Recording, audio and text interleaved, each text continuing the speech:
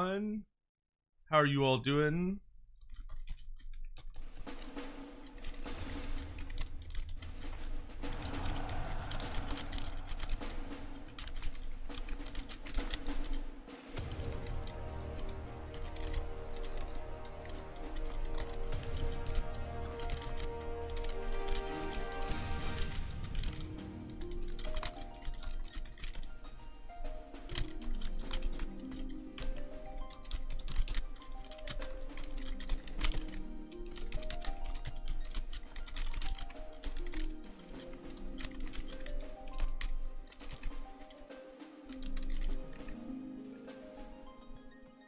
How is everyone? Hello, hello, hello, hello, hello, hello.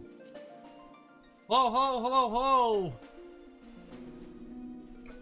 It is a lovely rainy day down here in Texas. I hope you're all doing well.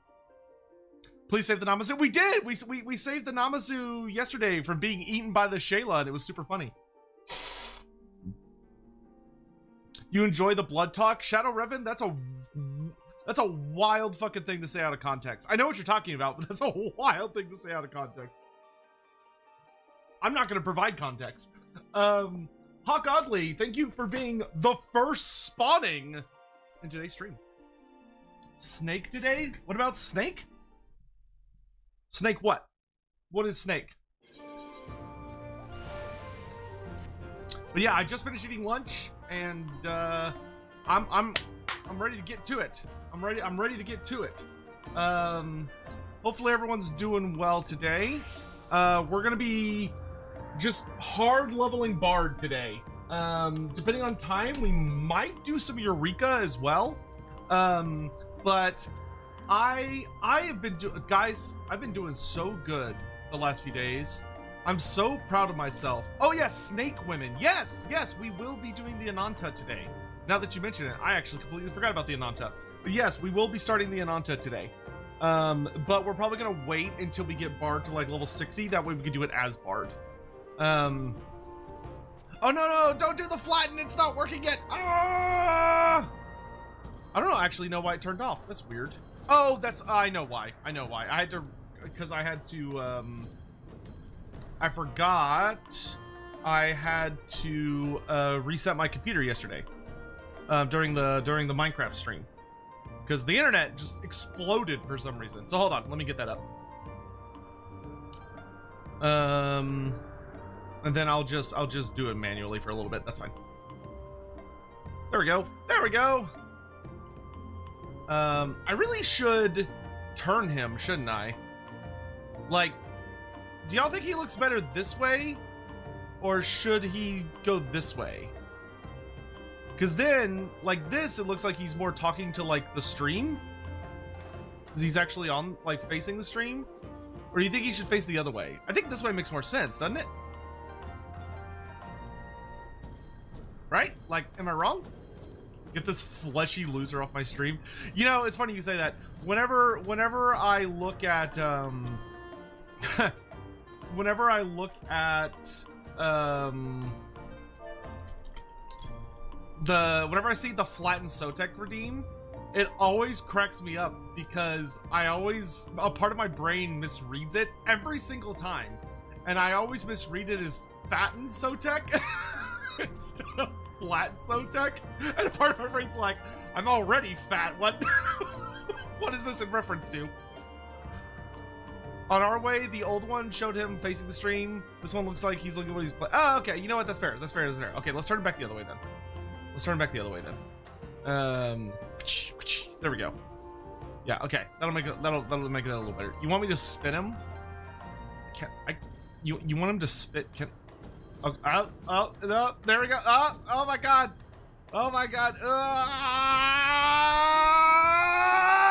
Okay, we got our start now.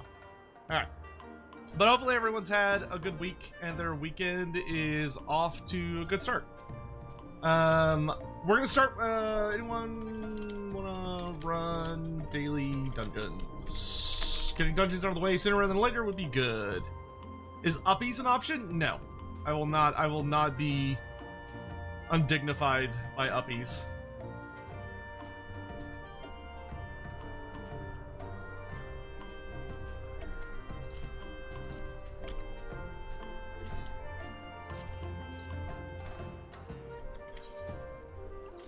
Yeah, it's weird, man. I'm done with the Vanu Vanu. We don't have to do those anymore. I mean, we still can do them. We get like lots of bonus XP, but I don't think I'm gonna waste any thoughts on that. Okay, I think that's everybody for right now, so we'll just go ahead and get going. Ready, check. Ready, checku. I'm gonna wait for a healer. That's good. Oh, never mind then. I was like, that's gonna take forever.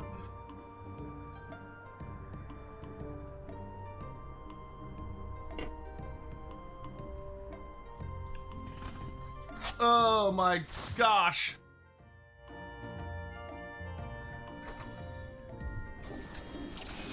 Supposedly, there's supposed to be some kind of old world announcement coming soon in regards to like minis or something. Because Games Workshop like put out somebody like asked about old world news on like social media, and Games Workshop responded with something along the lines of like, "Ooh, stay tuned." So really curious what that's about. But we don't have any confirmation yet.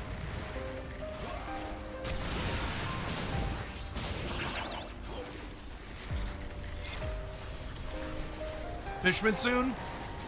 If we lived in a just universe, it would be Fishman soon, but sadly, I don't think we live in that universe.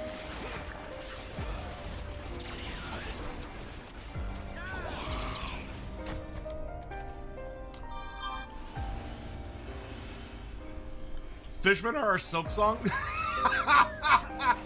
Yeah, you're probably right. Yeah, you know what? I think you're onto something with that. I think you're 100% correct on that one. That's so funny. That is our Silk Song. Every time there's a Games Workshop reveal, God, we need to get memes of that. Holy shit. I gotta get an artist to make us some memes of like all the Silk Song, like the clown art. You know what I'm talking about, where you like progressively, it's like the person like getting excited for Silk Song at every release show, and it's just them progressively putting on clown makeup and stuff. We gotta do that for Fishman shenanigans.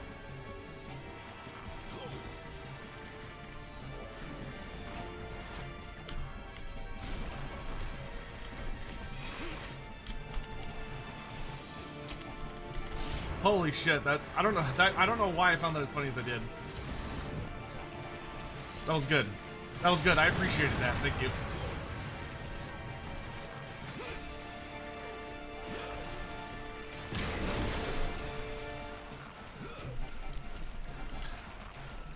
Serious question though. Can you give me the rundown, the lore of the Lords of the End Times? I know Nagash, and then, but the other ones you mentioned, I don't know. Okay, so yes.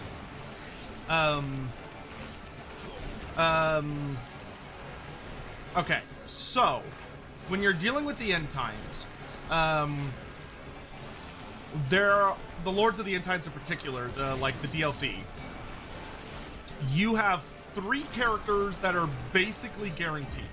Like, I'm not gonna sit here and like bullshit you and be like, oh, who could they all be? Like, I'm not gonna do that because that's silly. So obviously we have Nagash, who is the first Lord of the End Times. After Nagash, if you're going in book order, right? So you're going in the release order of the books, because obviously the End Times books followed a narrative release order where you're like, you know, following the storylines across the End Times.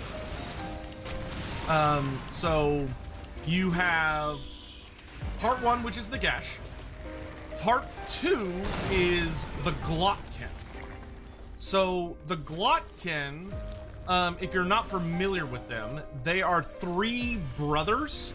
It is Otto Glot, Ethrek Glot, and Gurk Glot. Otto is the eldest brother.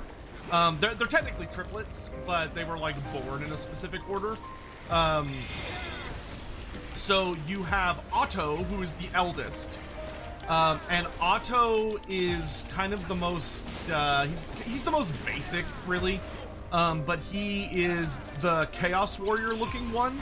So when you look at their miniature, the big fat guy that's standing on top of the big monster, who has a giant scythe, that is Otto.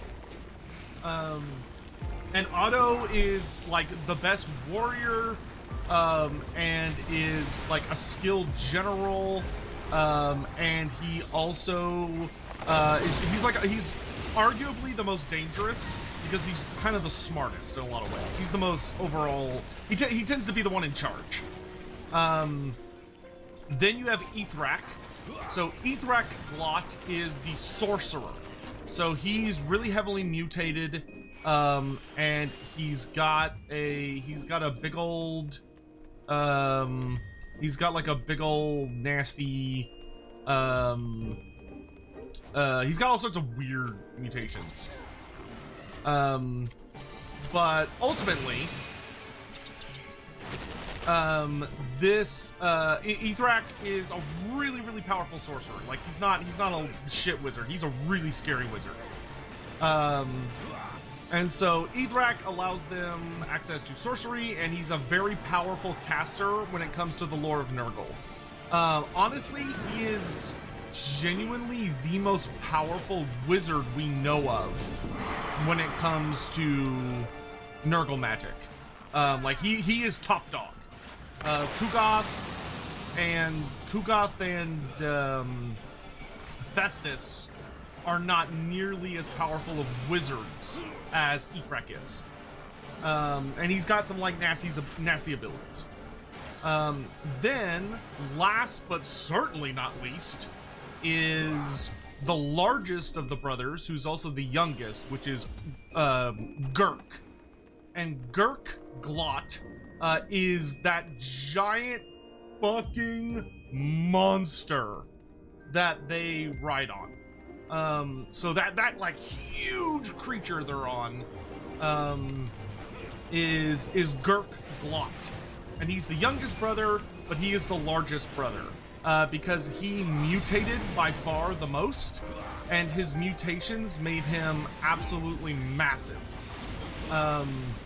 His most notable mutations being that he has like a giant tentacle arm that makes him, and he's just really strong. So he's super duper strong, and he's super duper big, and he's just a big nasty dude.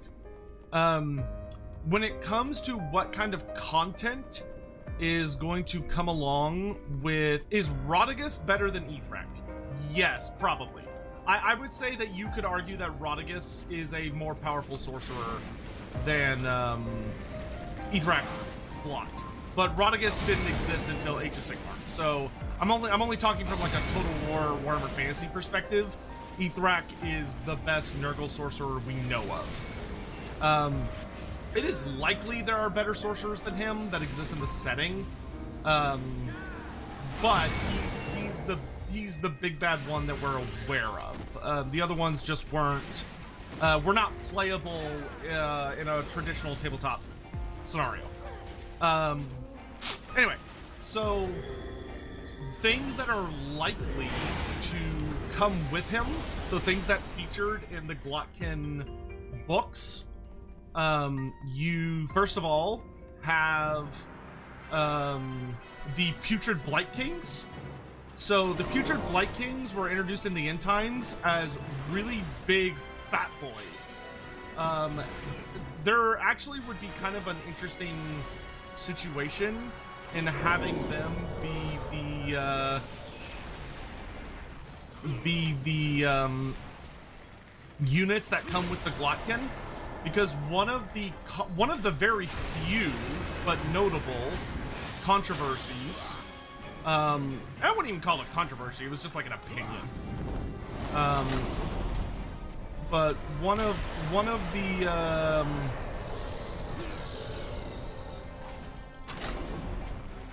I don't even remember what I'm doing here.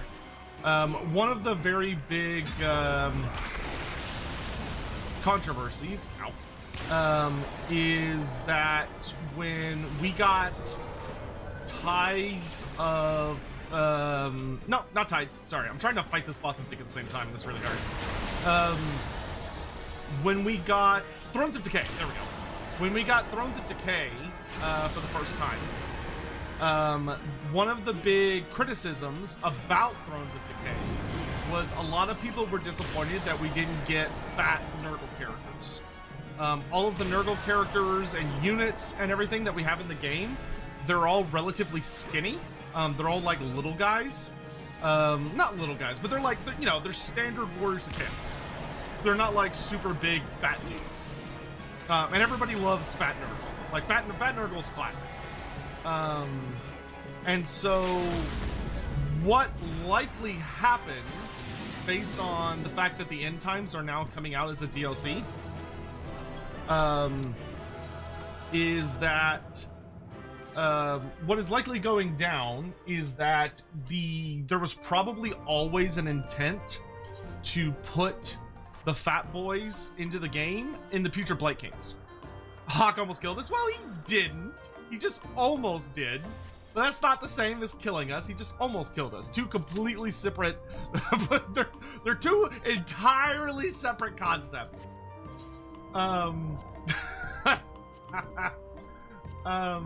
Anywho, so one of the big things is that we're probably going to see the future Blight Kings. The future Blight Kings are probably going to have a good number of variants, and it's likely that they are going to feature rather prominently as big fat Nurgle boys. Now, the one thing that's going to be really interesting is whether the Glotkin is going to be Warriors of Chaos or whether he is going to be Nurgle. Because technically the argument exists for both. When you are dealing with, what level am I? 55? Okay, I can do this. When you are dealing with the end times, technically, even though we got a lot of Nurgle stuff, so I think a lot of people look at that and they're like, oh, well, we got like a bunch of Nurgle goodies. So if we got a bunch of Nurgle goodies, then surely the Glotkin would be a Nurgle DLC, and that's not necessarily true, because the Glotkin's army was a specific. So when the Glotkin got introduced to the game, he wasn't actually a Nurgle army. He had a special army that he was a part of, and that army was, oh my god, I'm trying to remember what it was called. I think it was I think it was like the Host of Chaos or something like that. I don't remember the army's technical name, but he was part of this army that was, it was the Warriors of Chaos. So he was basically the Warriors of Chaos with expanded rules that allowed you to bring demons and beastmen into your army. And this would later get expanded again when we got to the last book of the when we got to the final book. That would give us the Legion of the Everchosen, which added Skaven on top of that. But that doesn't really matter. What does matter is that so I would guess that it would not make that much sense for it would not make that much sense for the Glotkin, in my opinion, to be a Nurgle character and instead to be as a Warriors of Chaos character. Because I don't think they want more than 3 characters per monogod faction. I think CA is doing a really good job nowadays of being like aware of the Total War community. And if there's one thing that the Total War community is really anal about, it's that a lot of people really want, as much as possible, there to be balance between the factions as far as like the number of characters. And I think CA is keenly aware of the fact that people want 3 legendary lords per mono god. And if they put the Glotkin in Nurgle, it would be really weird because it would result in there being 4 Nurgle characters, which would completely fuck that up, and would have everyone get super salty and be like, this is Nurgle favoritism, where is our, we should get 4 characters for all of them now, and they're not going to do that. So if they put them in the Warriors of Chaos, I think the Glotkin would actually fit just fine, and would just work as just a really big spooky Warriors of Chaos character. Which the Warriors of Chaos, I mean, they have mono godish type characters. Technically, we have 2 Slanesh characters in the Warriors of Chaos, because we've got Sigvald and Azazel. So if you put the Glotkin in there, we then have 2 Nurgle characters, with Festus the Leech Lord and the Glotkin, which I think would actually be, would feel kind of nice.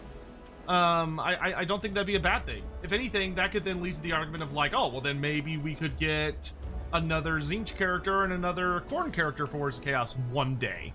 I'm not saying that should happen anytime soon by any stretch of the imagination, but I could at least see the argument. I'm just doing these little quests until the dungeon pops off. Wait, am I in? Did I do this? Son of a bitch! No, I didn't. Why can't we leveling dungeon? How do we not meet the threshold for that?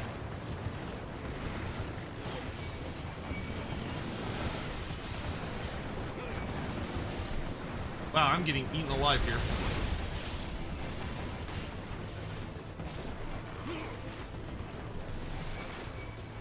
Because I didn't queue? I thought I did!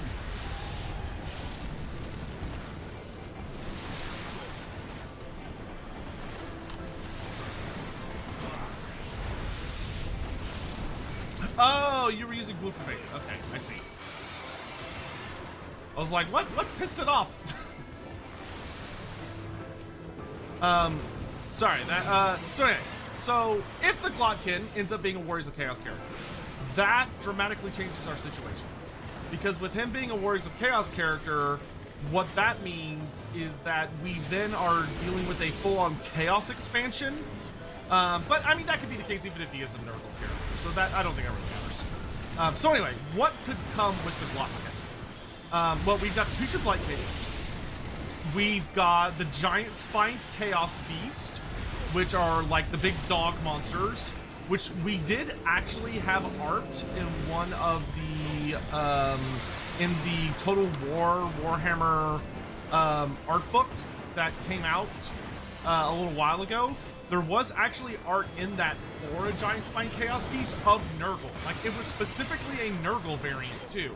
So I think there's a very high likelihood that we might see the Giant Spine Chaos Beast.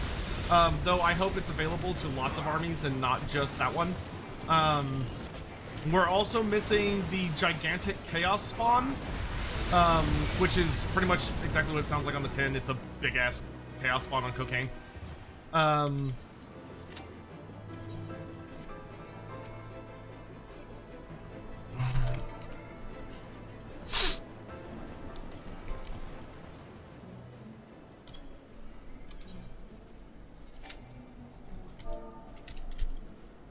Hawk, what are you doing?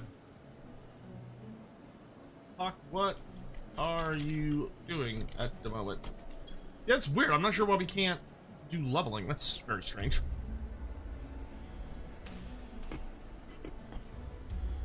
Oh, did he DC?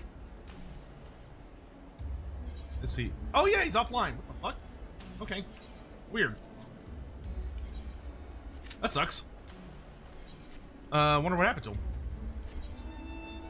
Hopefully he's okay.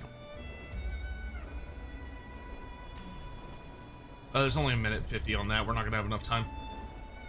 I guess that one's fine. They got him? Apparently they did.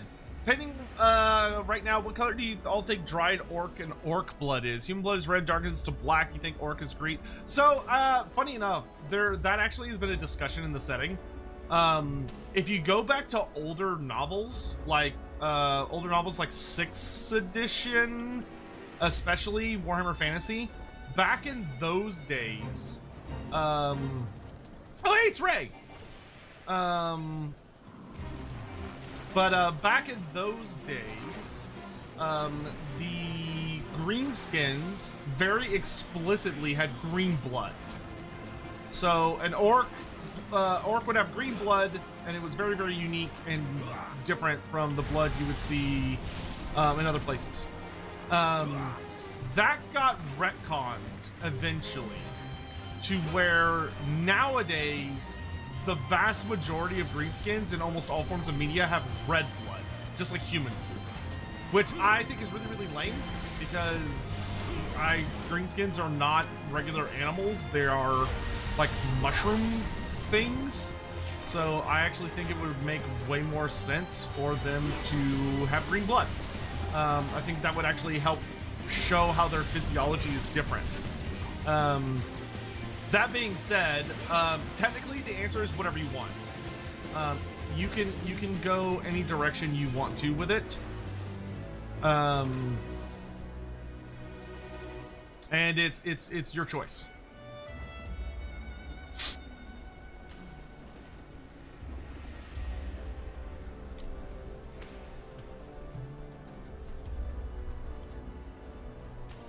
Come on, DPS, hurry up.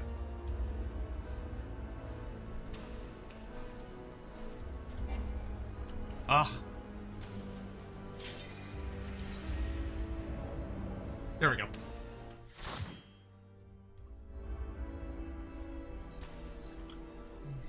Yeah, I think ultimately it ended up being one of those things where Games Workshop just kind of got lazy, especially with a lot of their adaptions.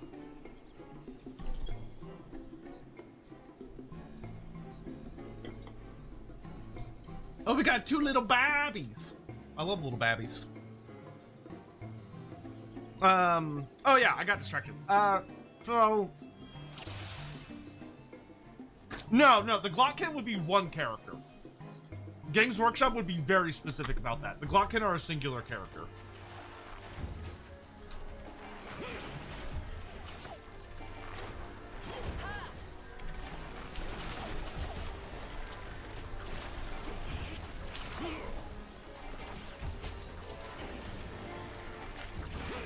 No, I only have one AoE attack. This is terrible.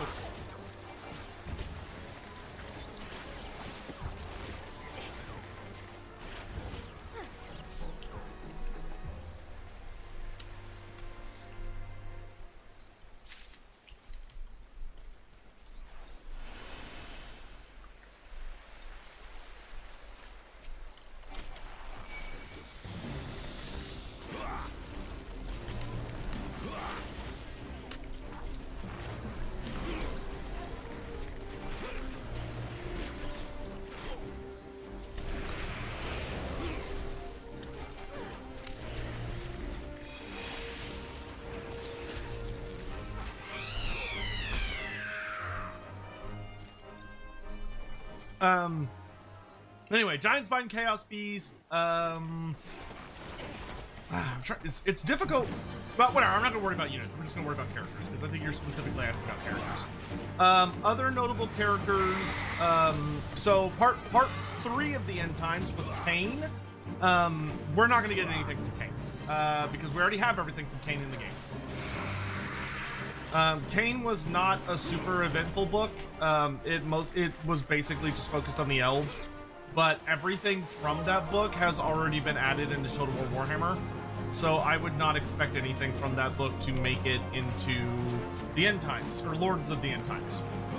So, with Lords of the End, so that takes us to Book 4, which Book 4 is about Thanquol, and we do not currently have Thanquol in game, so I would say that one's basically guaranteed. Thanquol and Bone Ripper, we're going to get End Times Thanquol and Bone Ripper, because it's Lord of the End Times, so it's gonna be, It's gonna be Bone Ripper the Mount, as opposed to Bone Ripper the Undead Automaton.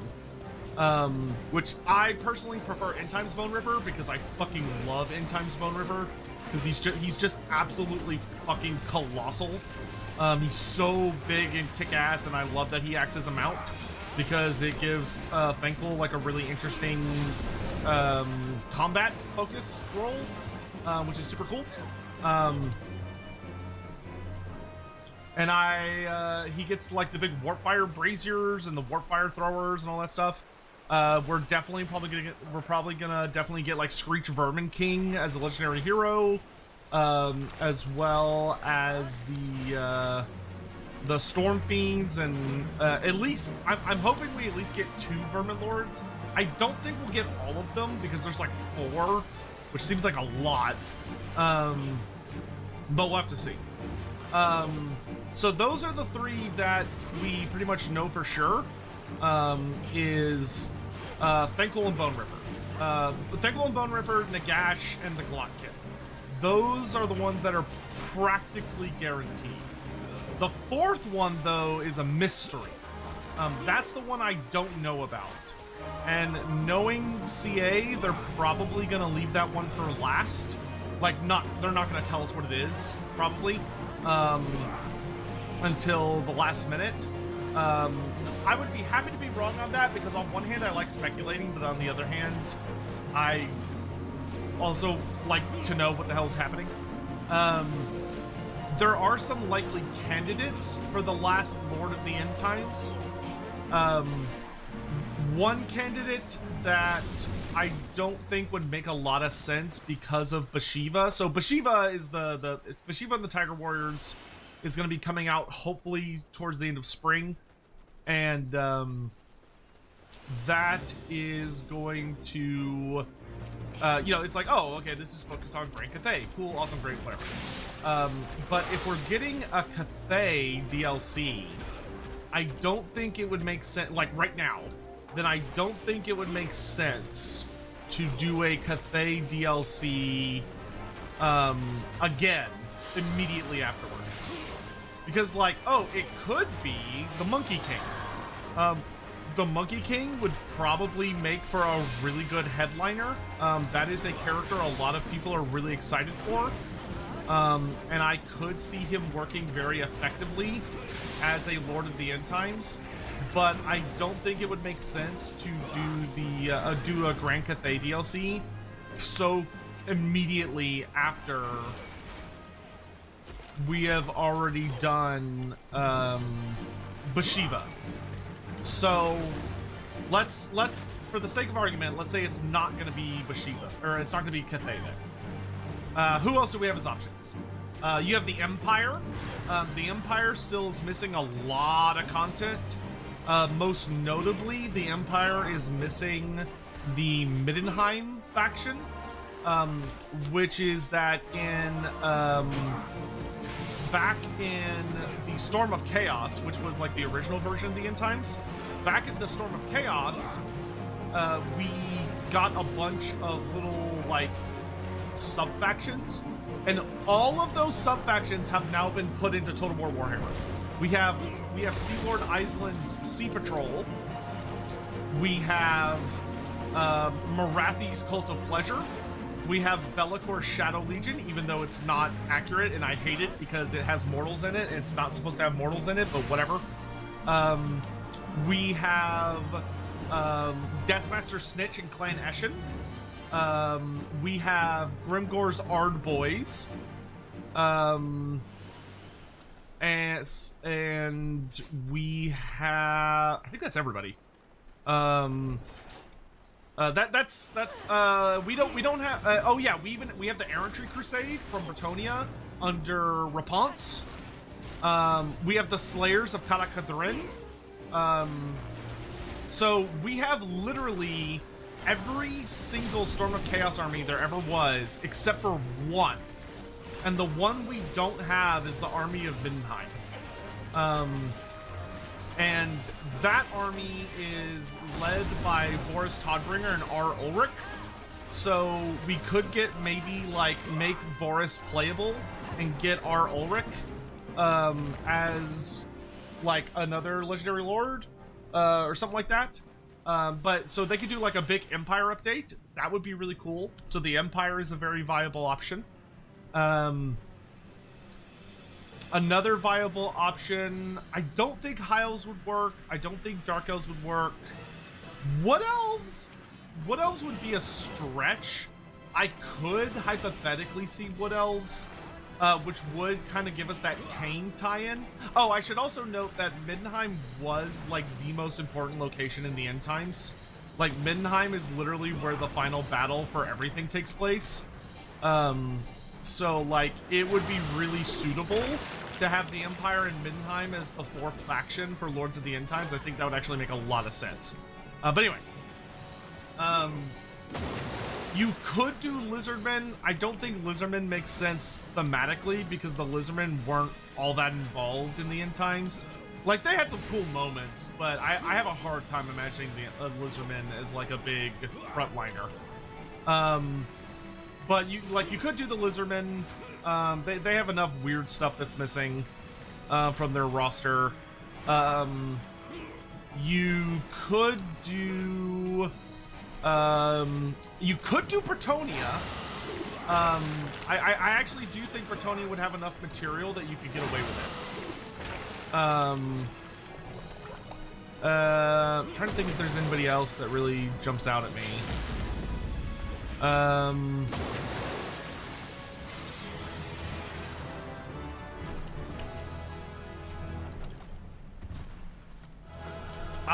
I could see Greenskins. Once again, I think it'd be a little bit of a weird pick, but I could definitely see Greenskins being an option. Like they have plenty of material that if you wanted to, you could do Greenskins without hurting yourself. And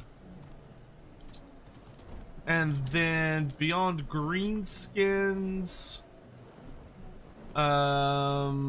so I would say Greenskins, Lizardmen, the Empire, Bretonia, Grand Cathay are all good choices for the fourth Lord of the End Times.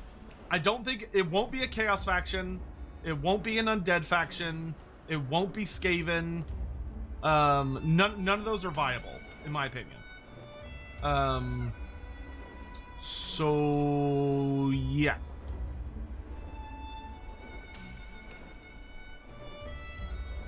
I really want Vardek Krom. Is there any chance he could be a generic character in Arcan's new mechanic like Ograx? Potentially. That one's kind of interesting because I think most people, myself included, but I think a lot of people would really want to see him as a. I think a lot of people would really want to see him as a legendary hero. Because he would make for a really good legendary hero. He's a rather iconic character when it comes to like the Legions of Chaos and everything that can come as part of that. So I do think there'd be a good argument for Vardek Krom. I don't know if he would necessarily come with the Glotkin, because the problem with the Glotkin, right, is that the Glotkin come from a book that is absolutely packed with legendary heroes. I mean, you've got Gutrot Spew. You've got all three of the Magath Riders. If they adapt that book faithfully, that is 4 goddamn legendary heroes walking out of one book. Like, that is so many characters. Like, I would love, like, in my opinion, you could adapt the Magath Riders into being more, like, generic characters. But, like, holy moly, if they interpret them accurate to the books, like, there's so many of them. So we'll just kind of have to wait and see on that one, because there's a lot of different ways they could go. Because, like, if I was in charge, I'd be like, I guess we could make them, like, generic stuff. That way they don't, like, take up too many slots. But I could also see Games Workshop being like, no. If you want to use those characters, you have to adapt them faithfully, which means that they are special characters. They are not generic. Like, generic characters are not an option.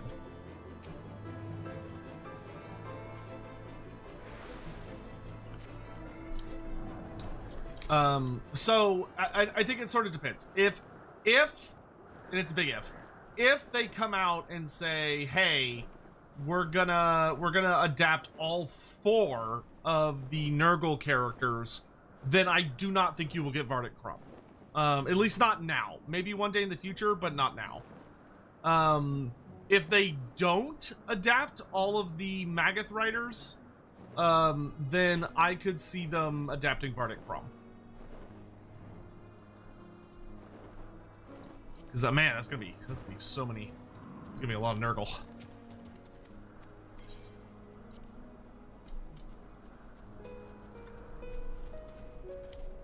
Where did Hawk go? I think his internet just went out. Oh, you know what? I bet he messaged me on Discord. No, he didn't. That's very suspicious.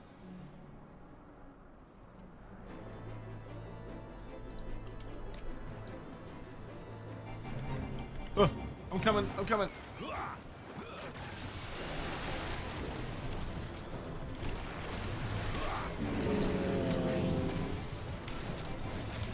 Skaven DLC win? Lord of the End Times, which is this summer. There's definitely going to be a Skaven DLC.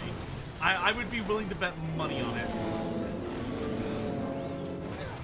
Ain't no way they're not doing a Skaven DLC for that.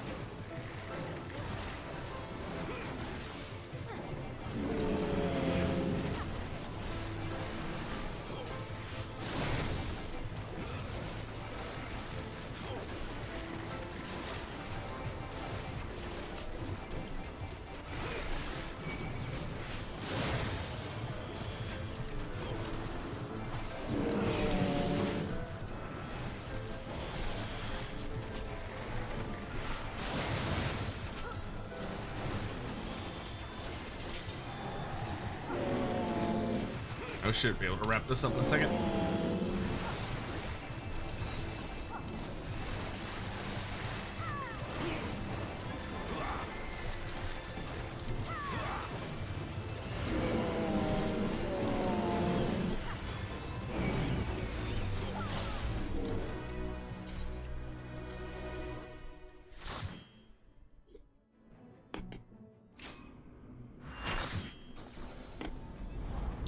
Oh boy.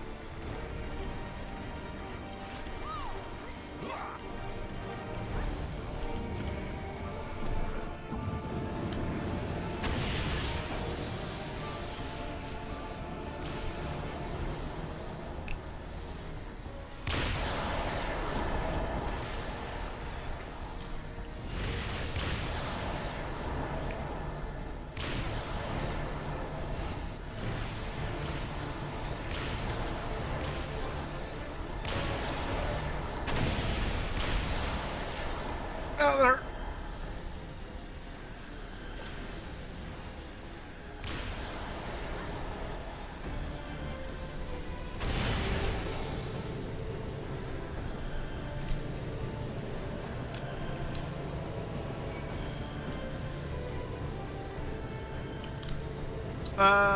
Who's the Cathay Zinx worshiper operating in Cathay? We don't have an official name for a major cultist figure in Cathay. Not that I know off the top of my head, which means that they either don't exist or you're thinking of someone from like really old legacy material, which could be the case. Because I do vaguely recall there being a Zinch culty or Cathayan guy, but he's from a book from like 1990 something. I would not say he's canon anymore. And like, I don't think Games Workshop remembers that he exists. And I don't think he's someone that CA would use.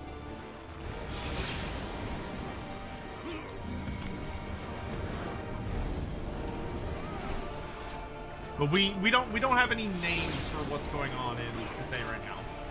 Like we don't even know what the if memory serves. Well, I'd have to check that short story actually.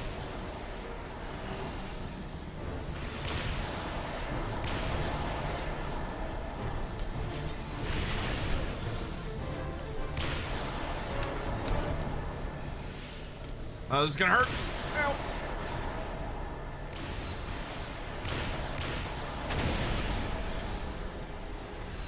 Oh! What? I touched it. What?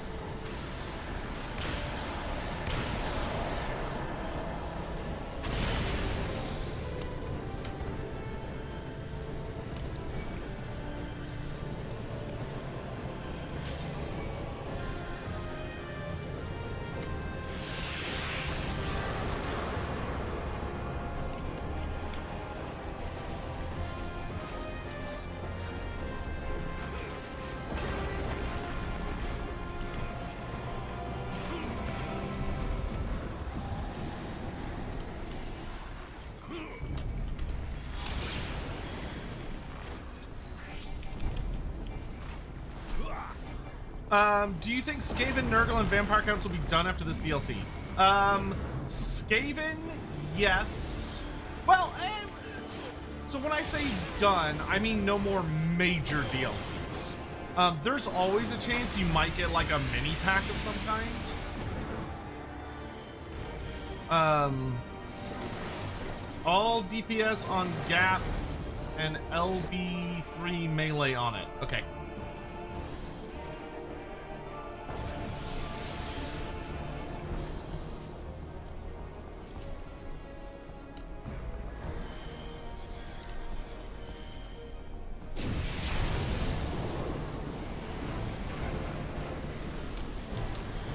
Where's the ding dang gap? There he is.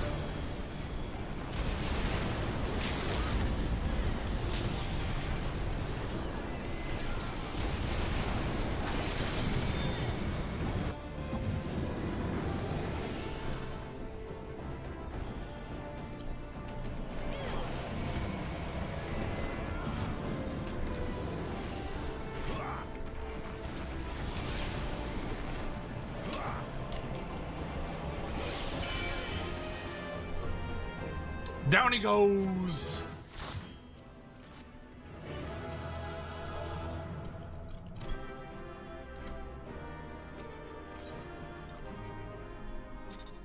He was having a cold base shy and being the Monkey King's right when the Monkey King was still Zinchi encoded. What? Okay, hold on.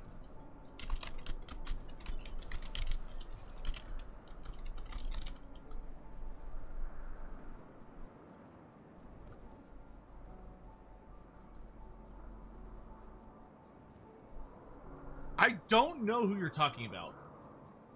And I can't tell if you're talking about someone that's like insanely old from like really old content, or if you're talking about a character that may or may not even exist.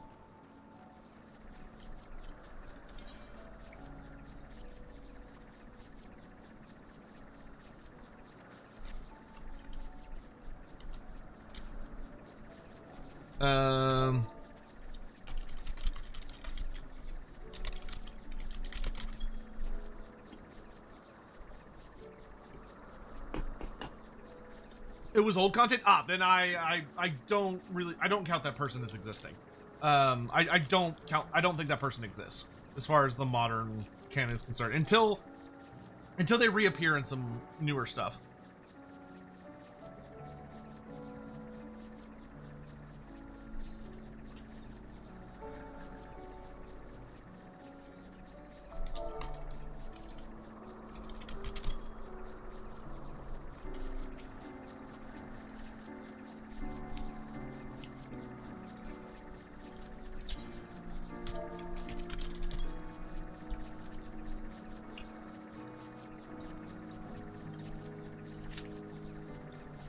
Oh, cool. We get to do the Airy next. see, 56. There we go.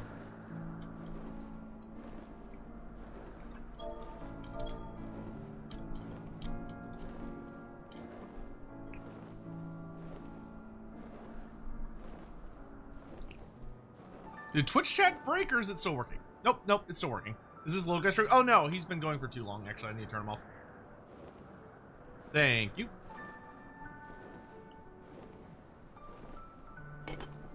I turned him on manually for a little while. End up splurging a bit for some old fantasy stuff. Old player that was downsizing and a bunch of old core demon stuff, including 4 of the 87 blood letters. Oh, that's fun. How am I today? I'm good today. I'm good. Put him back? No, you can use the redeem to put him back. Otherwise, there's literally nothing for you guys to spend points on these days. Looks like a big fat boy. Oh, I dig it.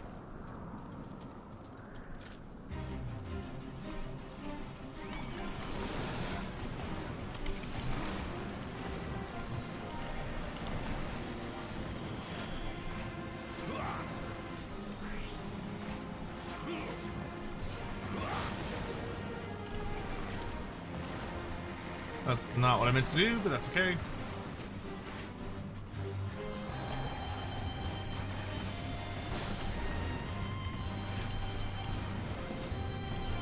Who claimed first spawning? Hawk, and then Hawk vanished.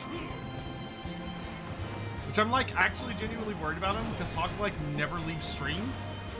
And he literally vanished without saying anything. Which makes me think that like his internet crashed. I'm hoping that's all it was, and that he'll be back. Ooh, this is a tanky boy.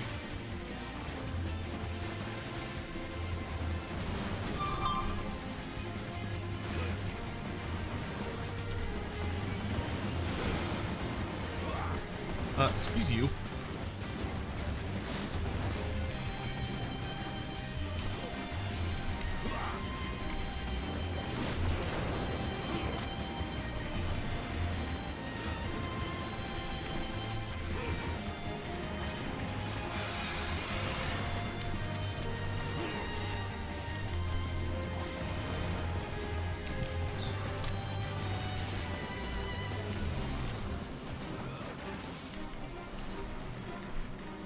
I'm shooting this fast buck as fast as I can.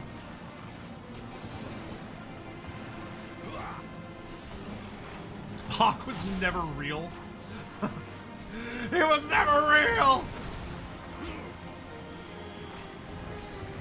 Nah, I know Hawk's real because he's terrorized me in tabletop too many times.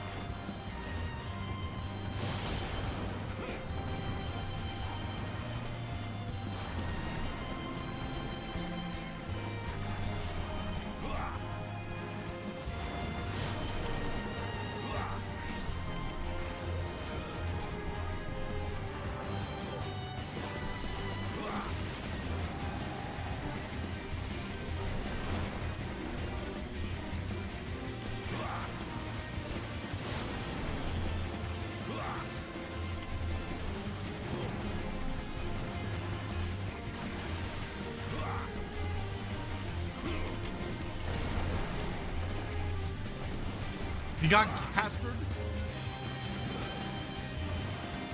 Oh my god. I can't believe they turned Hawk into a Tumblr sexy man. I can't believe they've done that to him.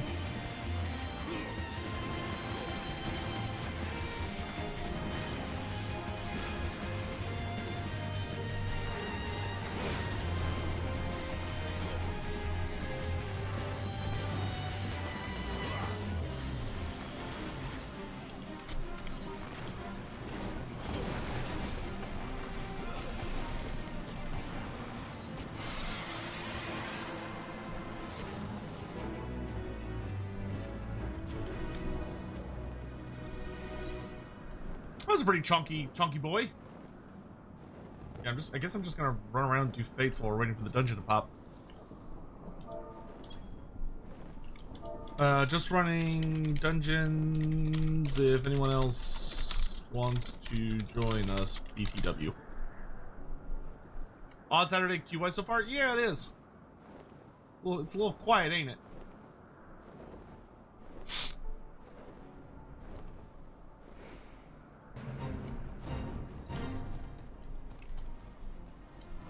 Dragonettes.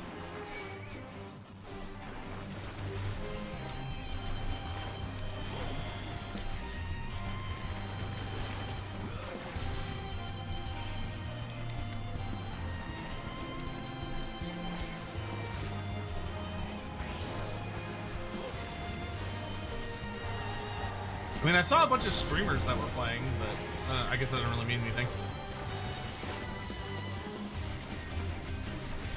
Do you think we'll get a battle for Archaon where they fight in the back of the big Shaggoth? That would be fucking hilarious if they did. Bro, if they make Krakenrock the Black if they make Krakenrock the Black into a battlefield, that would be the coolest fucking thing of all time. Like, that would be one of the coolest possible maps they could put in the game, is where you're just, like, fighting on his back. You cannot tell me that would not be fucking amazing.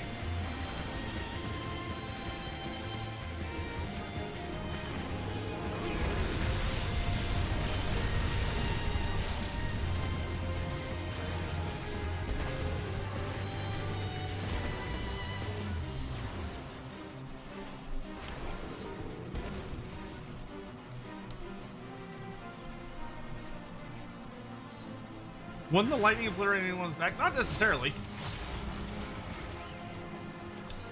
You know, like, it would be a dangerous battlefield, but it wouldn't be, it wouldn't be any more batshit crazy than several of the other places we fight. I mean, we already have a map where it's like a warpstone meteor shower.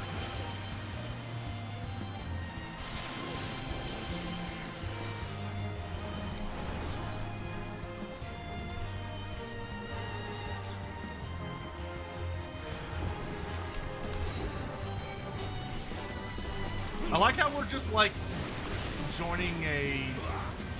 Oh, it's Vedrofnir. It's like, I like how we're just joining, like, a dragon fight for some reason for this one.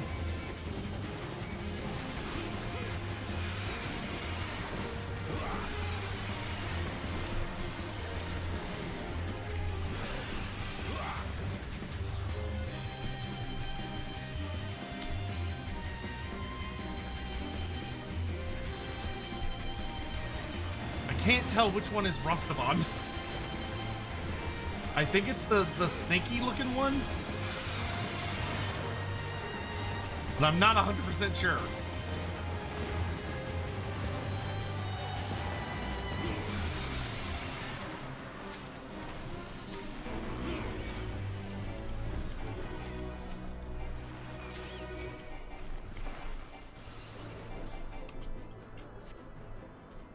Yeah, okay, it is the snake one. Okay, Vedrofnir is on our side. Okay.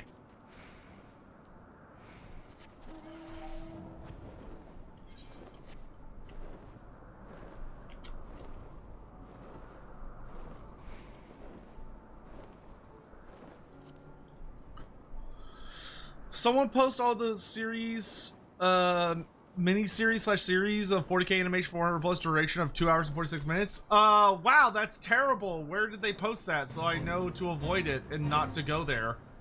I would hate to accidentally stumble across that in my personal time.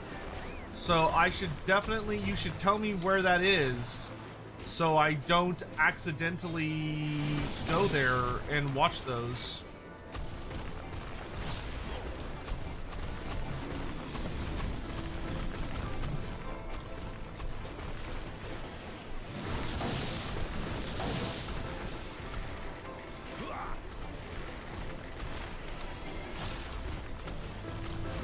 On YouTube? That's hilarious.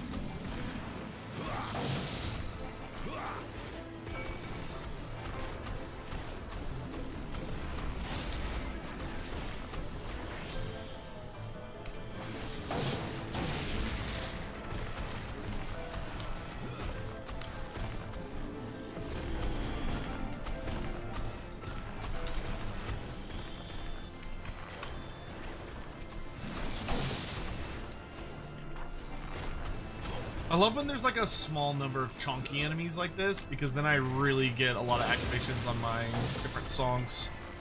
Because I get a lot of mileage out of my game server times. Eh.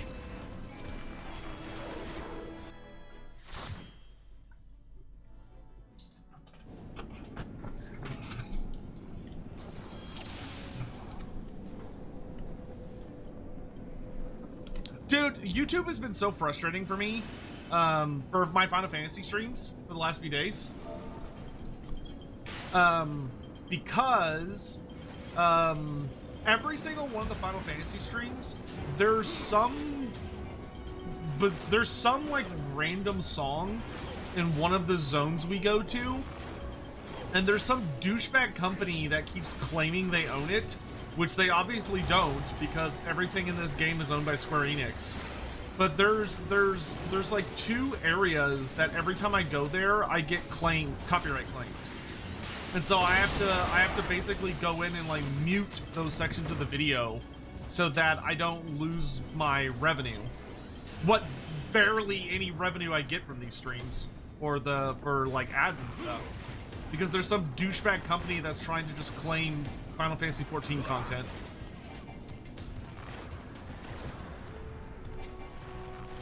Which is really frustrating. It's because like the YouTube system is so easy to abuse, and like as a content creator, there's nothing I can do about it. Because like if I wanted to argue their claim, I can't. If I do that, like I put myself at genuine risk. Which I don't want to deal with that.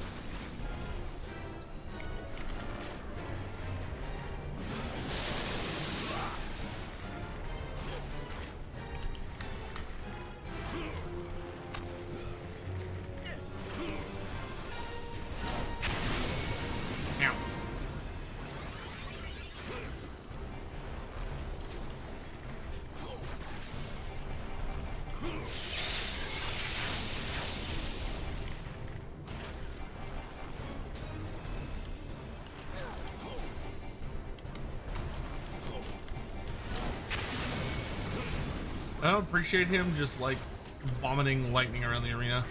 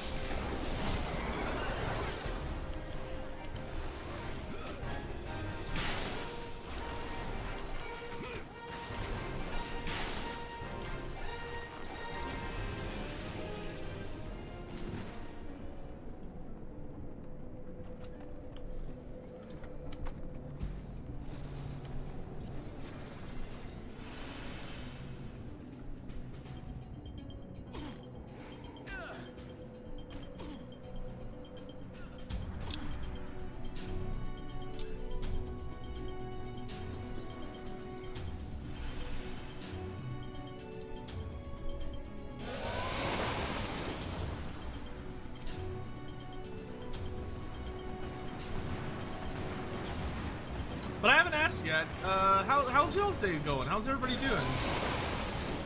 Hope you're having an alright weekend and life's not treating you too badly.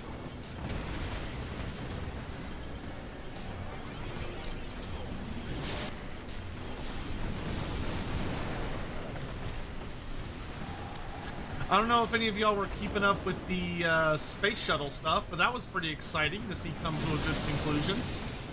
Glad they made it back to the Earth safe.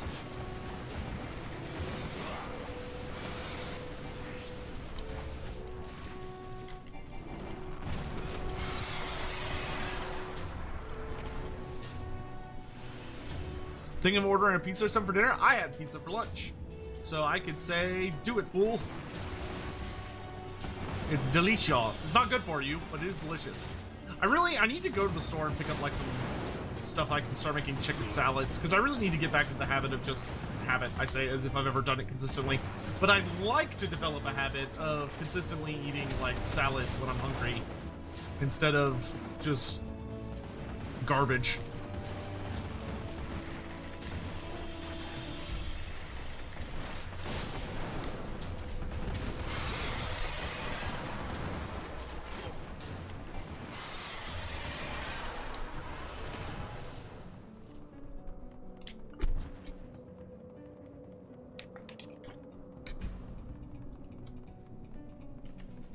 Watching the flat earth losers freak out about has been the best part.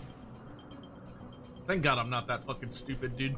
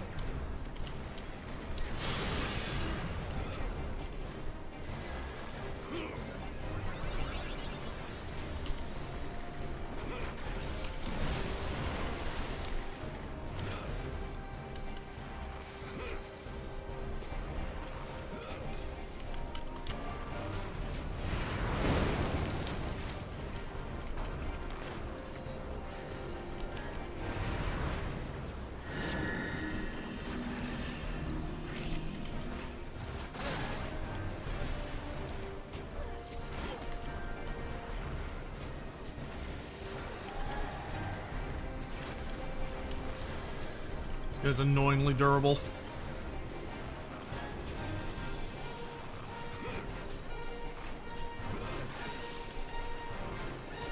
Yeah, dude, a lot of the pictures that came out of that were so gorgeous. Like a lot of the pictures of like the moon from the other side that we normally don't get to see.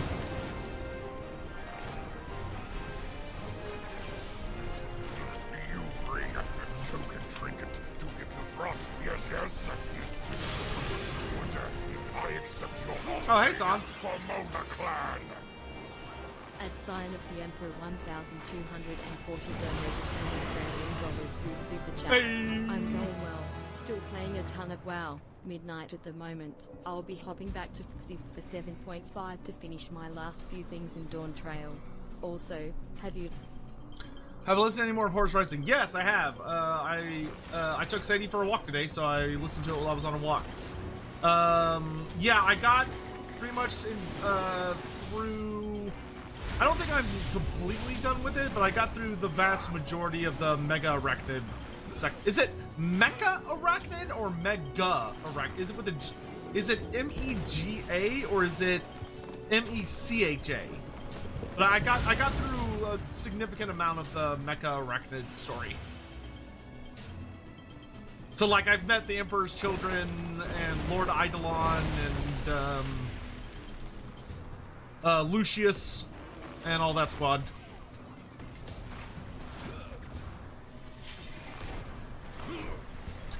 It's really interesting after all the build-up in the book. It's really interesting to finally get to meet like a Xenos that absolutely just curb stomps the fuck out of Space Marines. Like Jesus, those spiders are scary.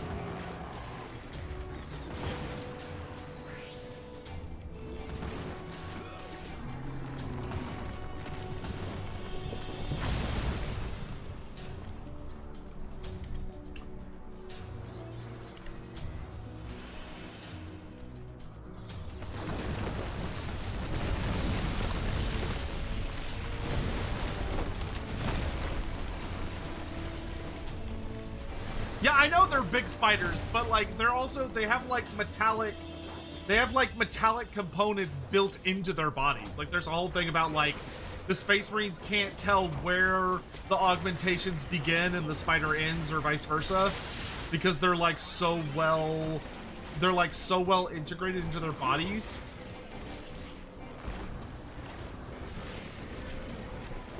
But because I'm listening to an audiobook and not reading a novel, I can't tell if the author is saying mega or mecha.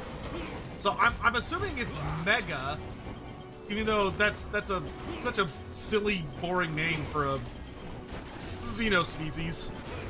It's like, oh, they're big spiders. Oh, okay, great.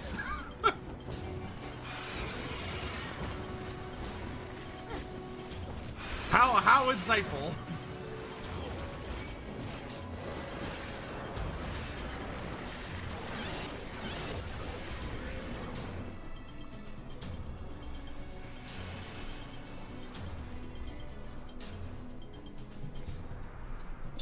But anyway, the mega arachnids are super fun. I actually really like them. Like the way they protect their planet by controlling the atmosphere and the weather, and they're also like just horrifically fast. Very fun creatures.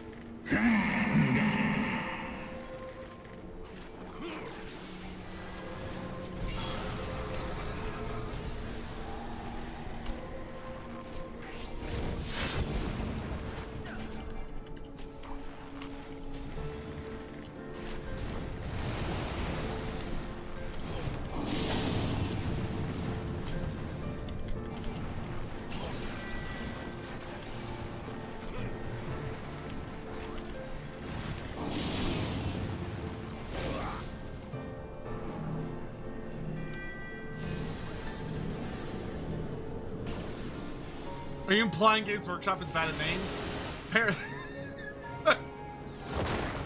Am I? Yes.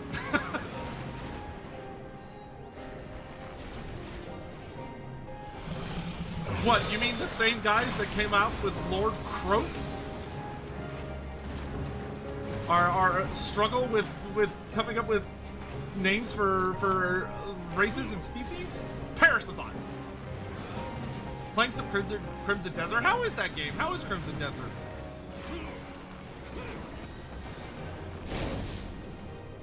I know Andy was really enjoying it.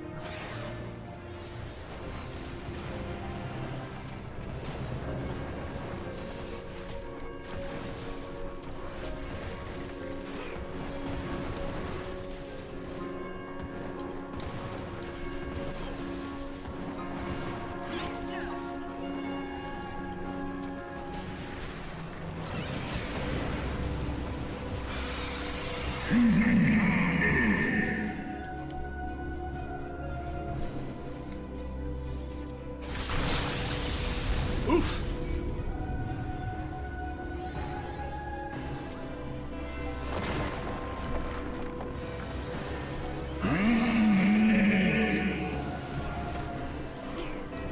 You're so loud, D-Dog.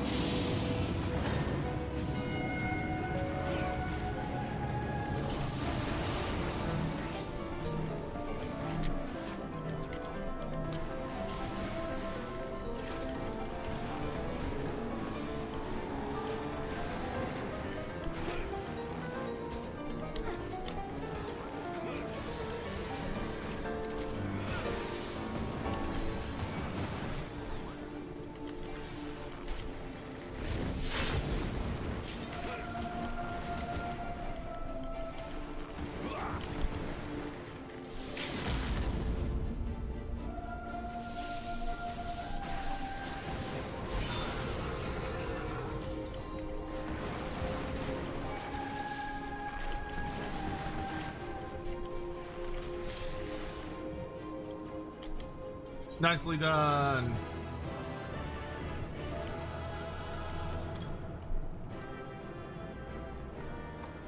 Ooh, music.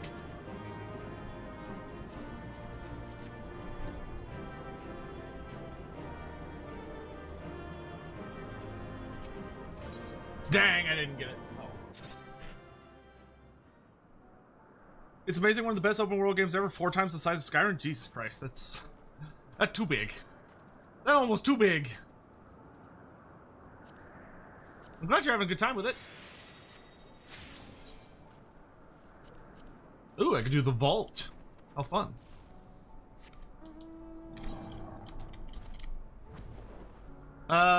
Okay, I'm bigger than this area now.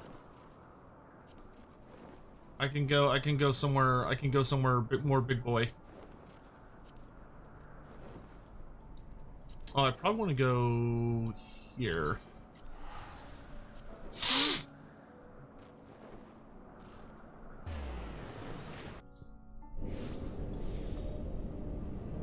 Should actually message Hawk.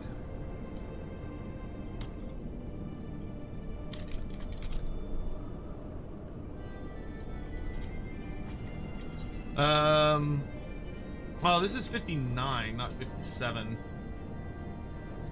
Not quite big enough for here. So maybe try Oxundu?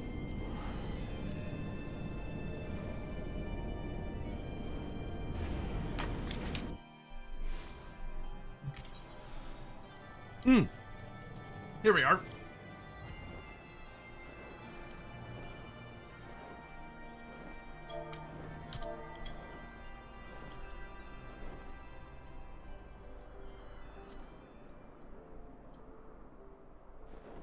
There. By the way, so Tech, when you talked about Mortkin, you mentioned how he's a minor character and all that, but at the same time, Mona Min is, if I understand, the roleplay game, but you think she should. Oh yeah, it's called being a hypocrite.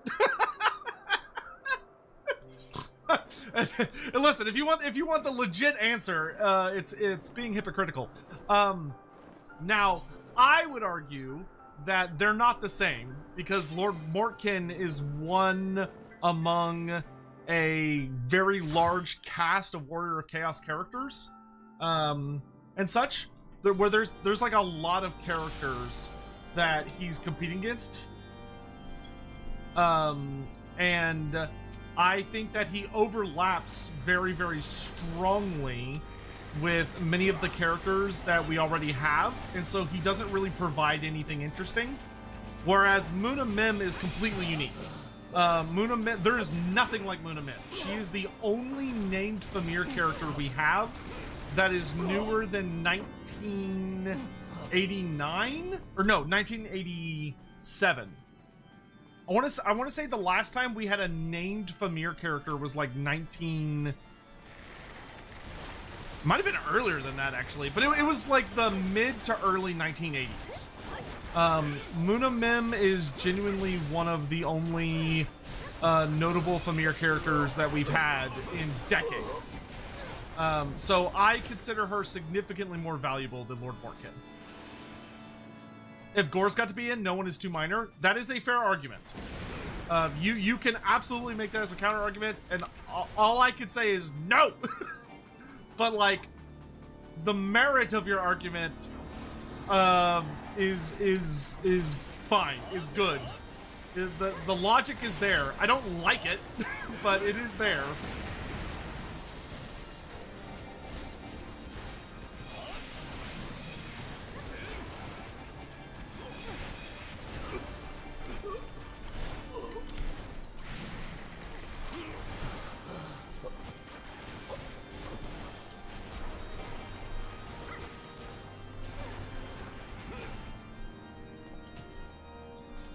I just want to know how you would address that argument. Oh yeah,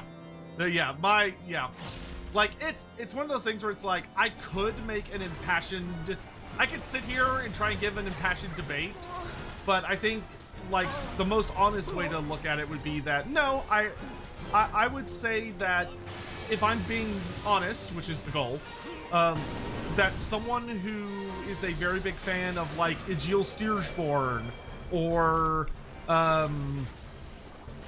Lord Mortkin, that their arguments are just as valid and reasonable as like mine is for Muna Mim. I think Muna Mim brings more of value to the game than either of those characters would. But if someone just really, really likes them and is like, well, I just think they're really cool and I would rather have them in the game, then yeah, no, I can't argue against that. It's just kind of one of those things where it's a matter of, oh, I'm about to die.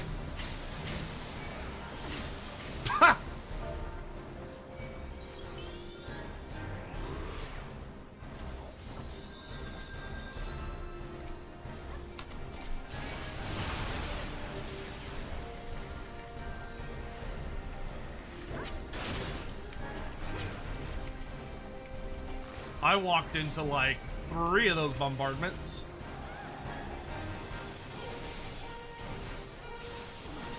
Stop targeting me!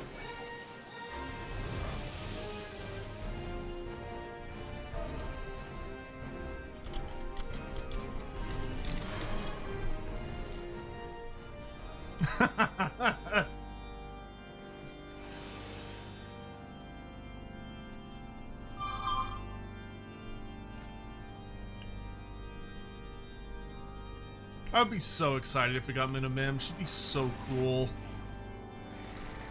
I don't think it'll ever happen, but God, I hope. God, I hope.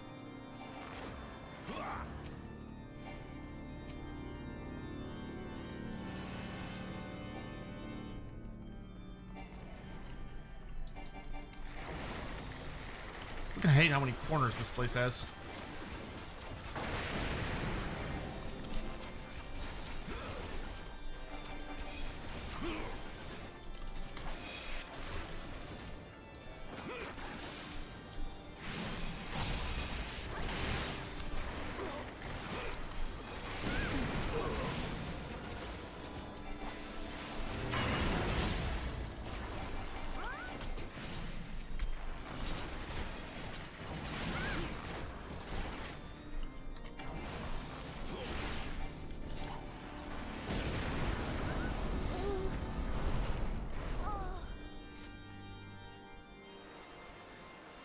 Simon, thoughts on the Emperor's Children showed up so far? Eidolon, Lucius, and Tarvitz.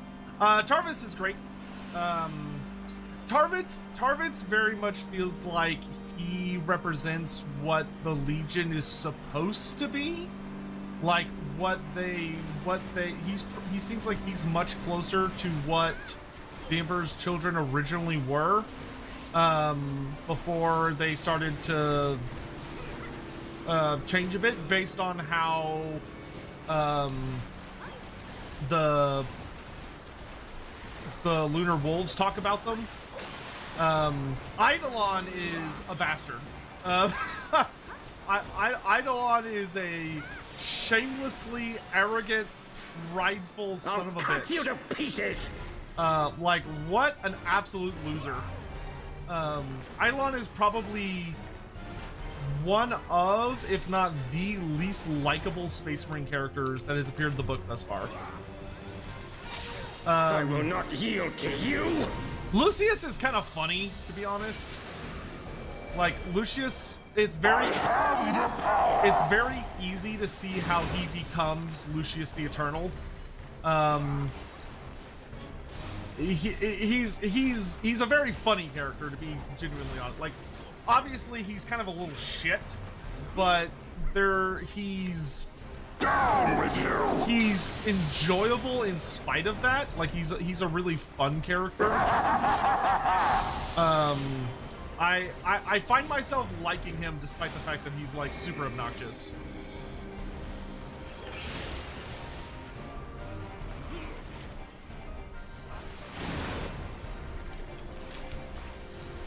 Hey, the Wolf, how you doing?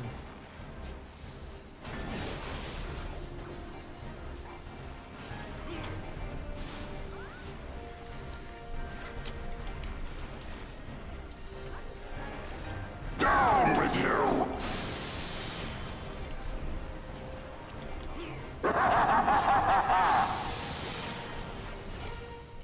It was very funny though, watching the Emperor's Children almost kill themselves. Because they're prideful little shits that they like threw themselves into spider hell and almost got themselves killed. Well, they did get themselves killed, but some of them, less than half of them, survived. All because they wanted to show off.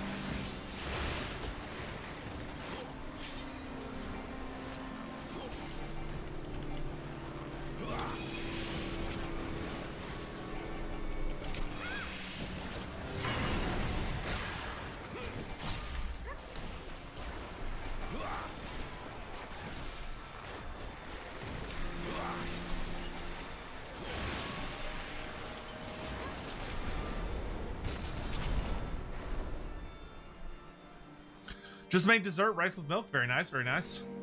That just sounds like Rice Krispies to me, but less crispy. Rice with milk, that's interesting.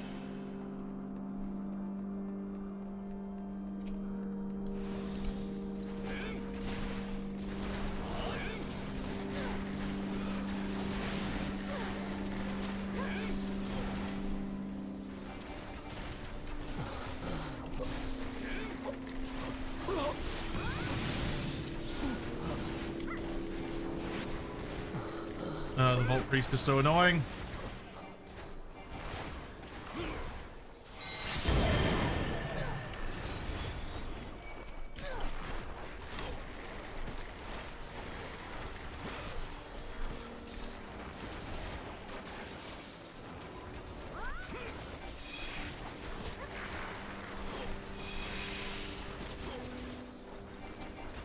More arrows, more arrows.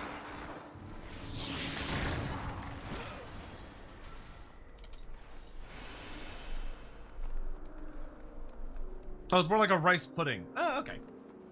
I thought you meant like you just took like a bowl of rice and poured milk in it. It's like... Filthy rats! Sure, man, if that works for you, go for it.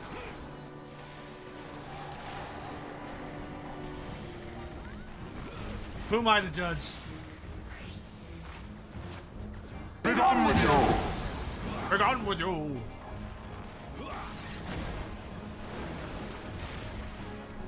I'll always hate this guy for killing Best Boy.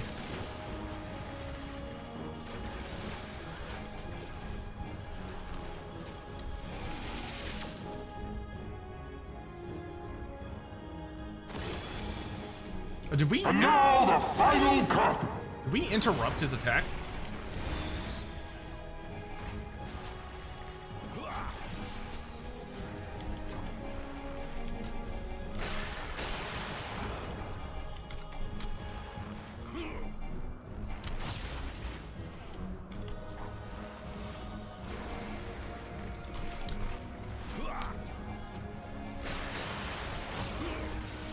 This shall be a mercy.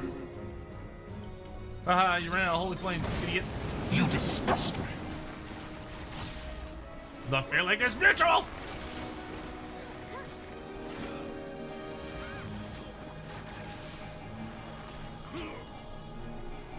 Sickness must be purged.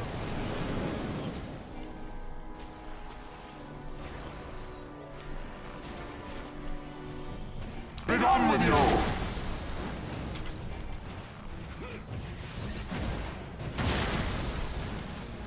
Uh-oh.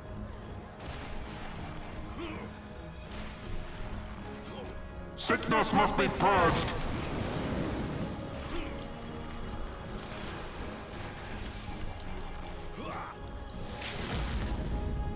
Get big shotted, idiot!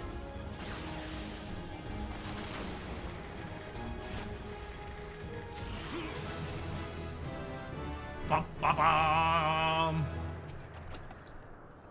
I already have that one.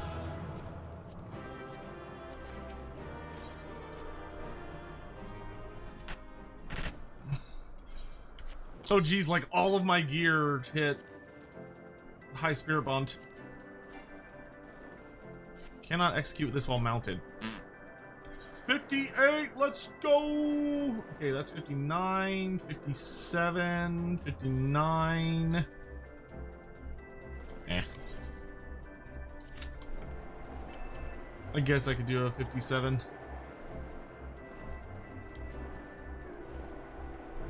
Oh yeah, do I have any new gear? Yeah, I got a couple things.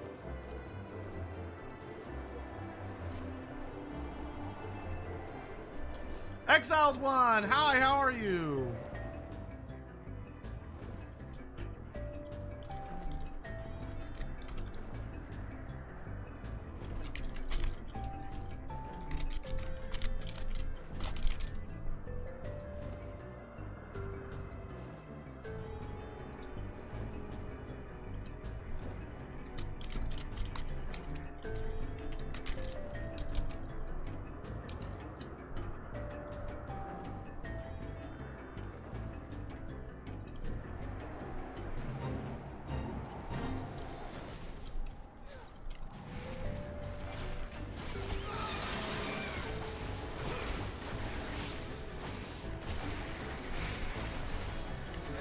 Oh, my food wore off.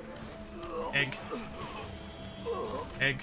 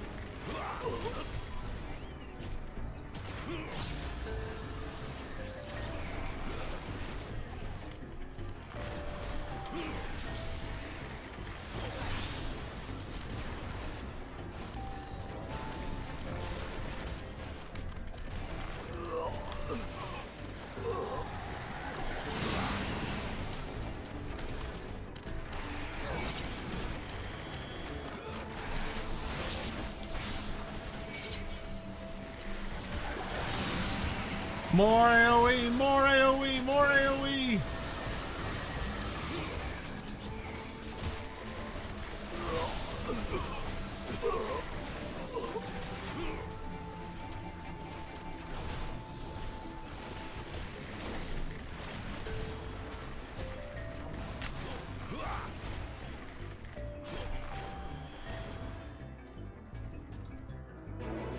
Nice. Oh, look at the timing on that. Look at the timing on that. I hope Hellsmiths will have a new release soon. Well, I love their release. I hate how their gun looks. I don't think I'm trying to think. I don't think I've heard. Oh, hey, Ray. I don't think I've heard anything about that.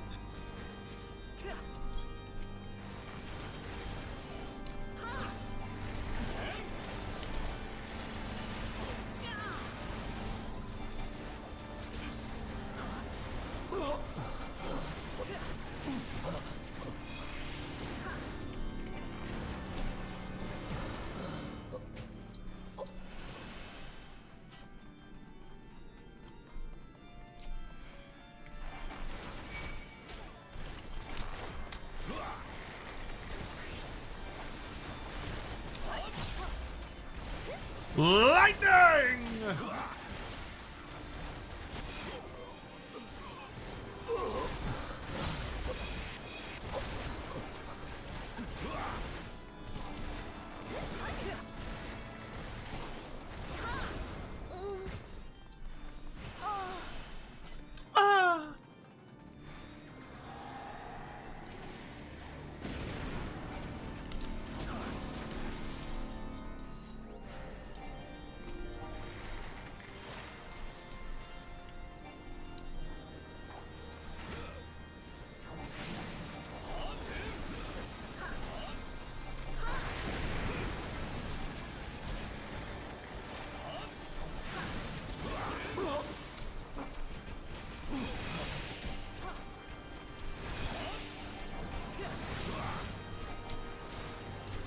Not doing too crummy, getting ready for my buddy's baby shower. Oh, that's exciting.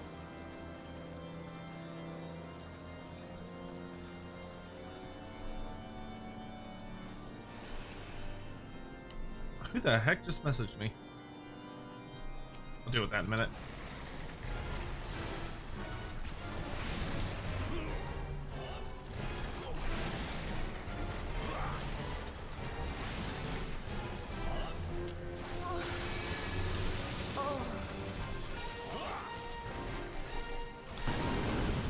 Strange to see you stream when daylight hours out. This is the time of day I'd like to stream. I just tend to either wake up late, or I usually am like doing things for my family, or I'm recording videos. But admittedly, I've had a really healthy sleep schedule this entire week. Like, I've been doing really good about getting like a good amount of sleep, but not like too much sleep. Like, you know, I've been sleeping for like 8 to 9 hours, then I'm up and I'm doing stuff. Hopefully I can keep it up. Okay, I'm not gonna get killed by that attack this time. Ooh, excuse me.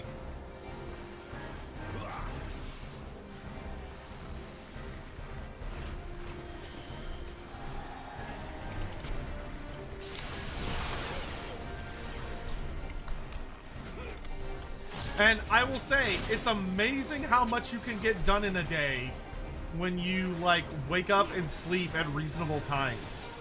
Like, instead of being asleep for 16 hours a day, I'm awake for 16 hours a day, which is better. I have, like, twice as much time for activities. So, like, I get up, I go get breakfast, I take Sadie for a walk. I've taken Sadie for a walk every day this week, which is great. Poor Sadie, she's sick right now, which isn't great. It's weird because, like, her energy levels are really high, like she feels fine, but she's got really bad diarrhea right now. It's not like I took her to the vet yesterday to get her all checked out, and like she doesn't have any parasites or anything, so like it appears to just be that she's like she just her tum-tum's upset. It's only been like the last few days, so it's not like super alarming. It's just it doesn't look super fun, but it's not like she doesn't.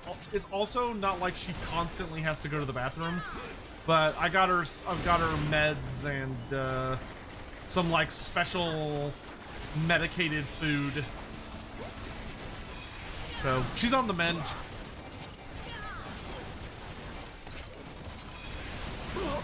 Jake, woo! Hey, how's it going, brother? Hope you're doing okay.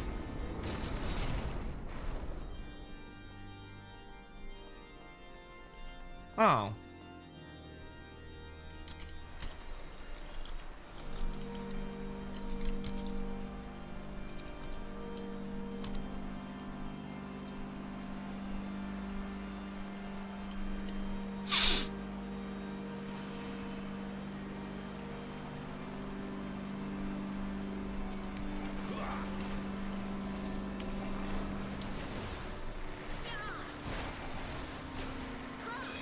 Oh, something that I can also... So I think I pretty much almost got everything, like rewards-wise and all that stuff for the Subathon in mind. So I think we're almost ready to launch that, which for that I'm going to be playing quite a bit of Total War Warhammer. Like, I'll play some Final Fantasy, but like I won't be playing as aggressively as I've been playing like this last week. Because I've been very aggressively playing Final Fantasy the last week or so. Actually, it's probably been more than a week, but which has been nice. Like, I've really enjoyed it. But I am probably gonna have to put it a little bit more on the back burner for some of the Subathon. Because the goal over the course of the Subathon is going to be to get all the way through my remaining Steam achievements for Warhammer, in addition to challenge campaigns. So, like, we have the Yeti challenge, which comes from community member Yeti 13, where I'm going to be doing like a full ice themed campaign. How long does Subathon last? So there's a couple different ways we can do it. The first way we can do it is that there's a timer, and as long as people continue to add to the timer, it keeps going. I don't think that one makes as much sense for the way I do things. I think that tends to work better for people that are like, oh, I'm gonna like come online and like stay online for the entire time. I don't know. I need to ask a couple of my streamer buddies about it, because that's like one of the last few things I have to figure out. But I'd like to run it for like a month. Would probably be my ideal. But let me talk to a couple people, because I'd like to start it either this upcoming Monday or maybe on like Wednesday, but I do want to start it like soon.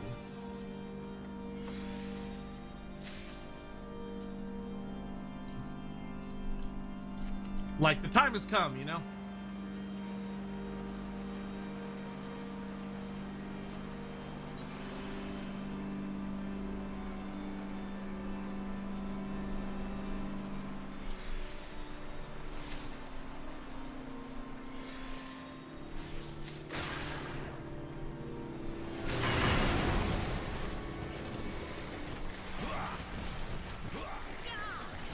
But I do think the incentives I've come up with, I think I've got a pretty fun list of ideas.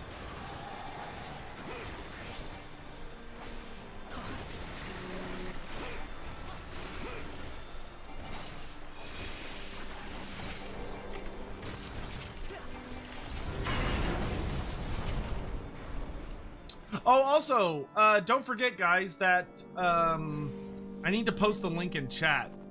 But I need to post that our stream with Pancreas No Work is tomorrow. So me and Andy are going to be hanging out with him to have like a big, fun, goofy chat about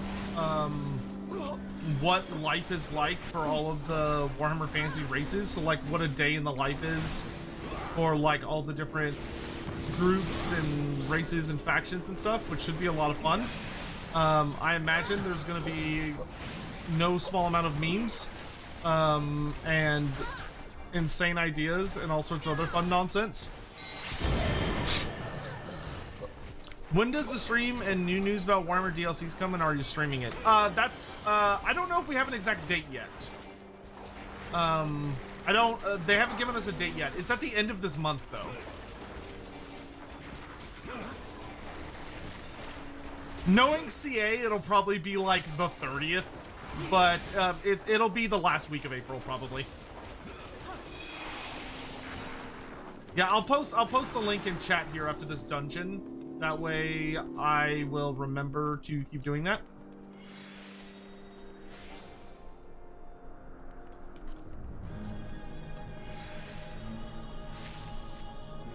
Because I completely forgot. Filthy rats!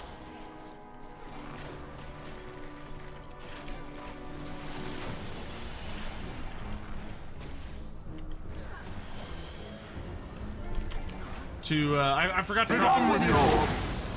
I just stood in that like an absolute fucking idiot.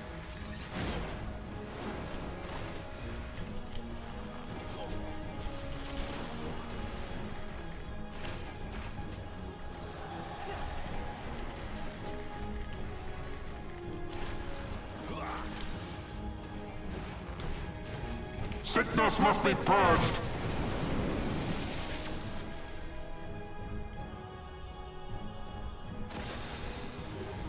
And now the final curtain!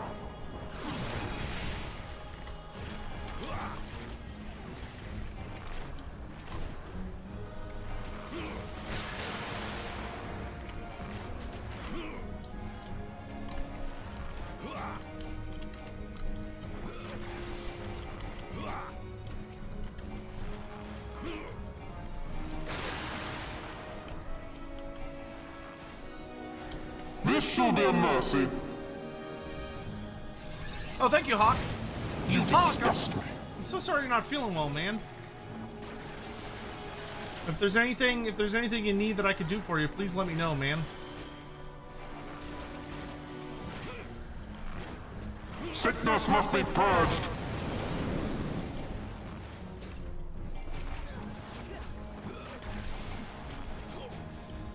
Be gone with you!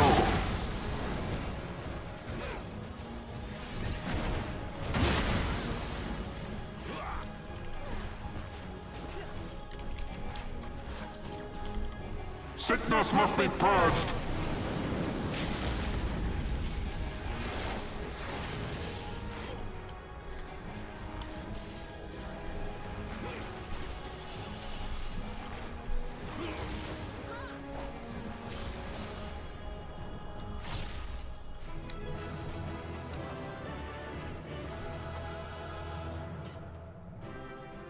No, that's good.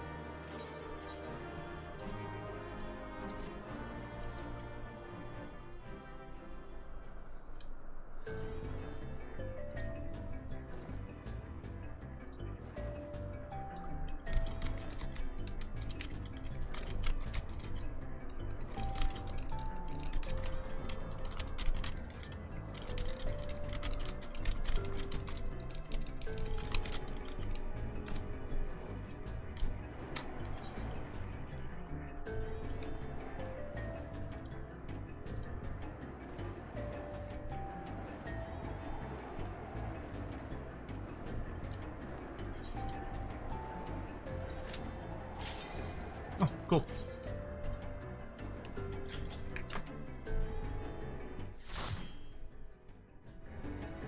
Thank you, Hawk, for posting the links on that.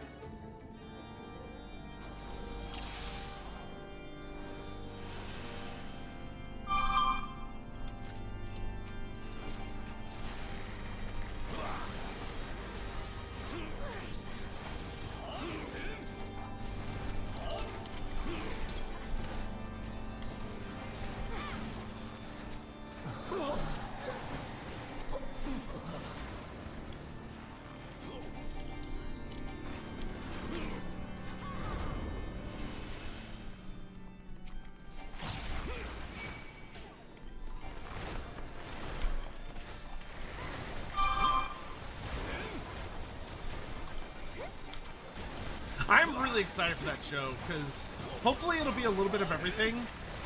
It would be really nice to see CA get in the habit of like maybe once every 3 months. But actually it might be more like every 6 months because I guess the last one was the show in the fall. But it'd be nice to see like every once in a blue moon, we'll say, for CA to be like, okay, we're gonna like come do a big roundup stream where we're gonna like call in everybody on announced projects, and we're just gonna show everybody what we've been up to. I think that'd be great, especially as long as they've got like some really nice stuff to show, whether it's like screenshots or footage or little sneak peeks and stuff. I think that would be really, really nice. It'd be a good way to allow people to be like, oh, that's what they're up to right now.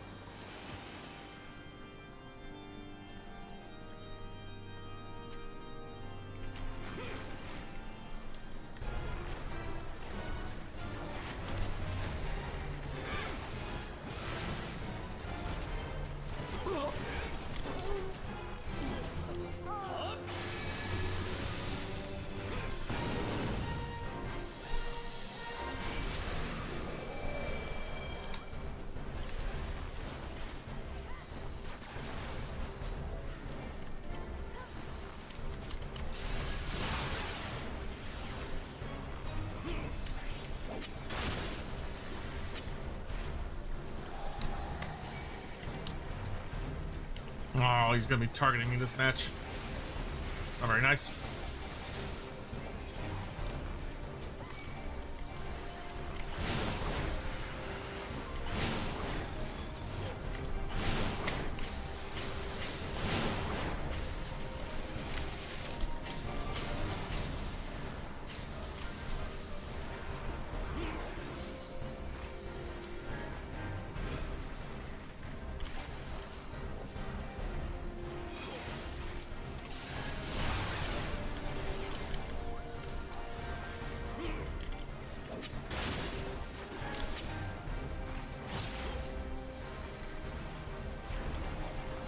Witness me!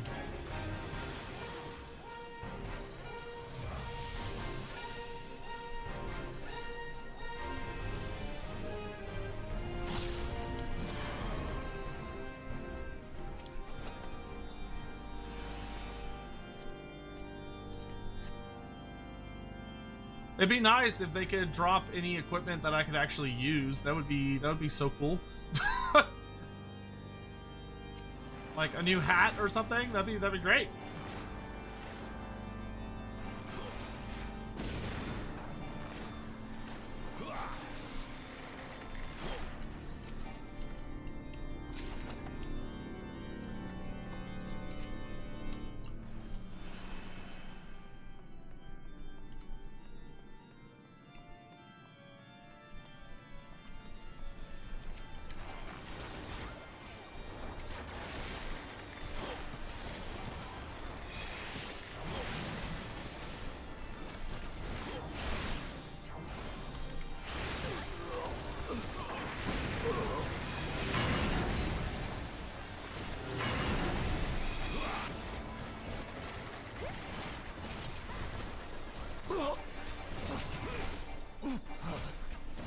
Yeah, we should definitely be able to get to 70 today on Bard, I think.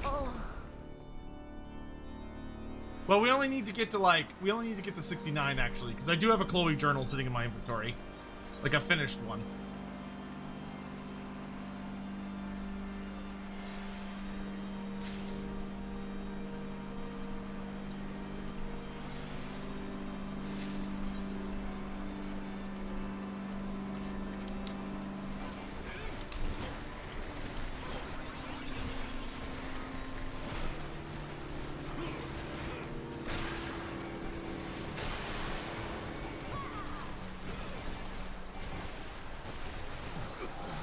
I'm just eagerly awaiting Bathsheba news.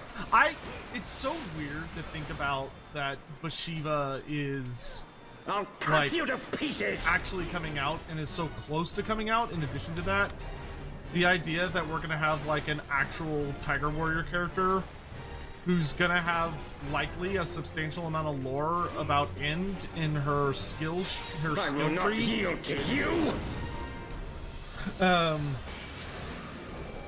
And like all the shit that's gonna be a part of that is absolutely bonkers to me. Cause like End, we're so adjacent to End now that it really feels like a matter of time before we get End as playable. Down with you. And that's gonna be such a dramatic shift. I mean, literally the biggest piece of lore since the Cathay came out.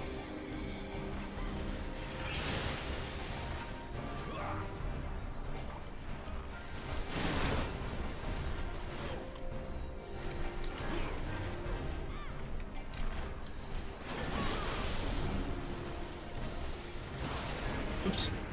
I'm silly, I walked right into that. Down with you.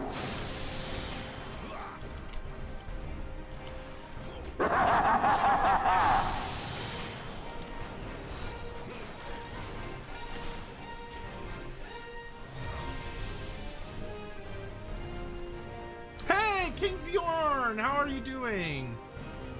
Also, Knuckle, thanks so much for coming by. I don't know if I said hi to you earlier or not. See, that's an okay belt. I'd wear that.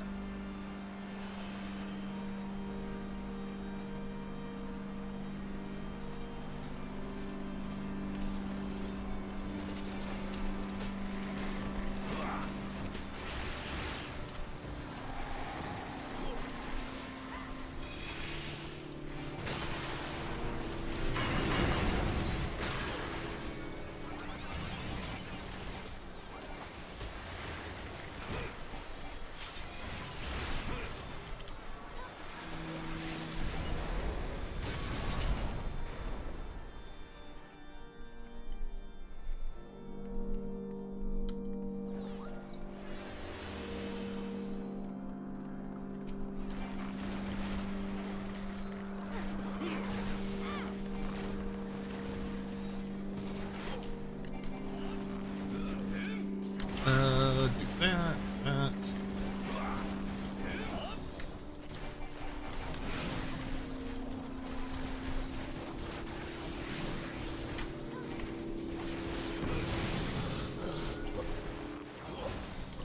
Time to die, priest.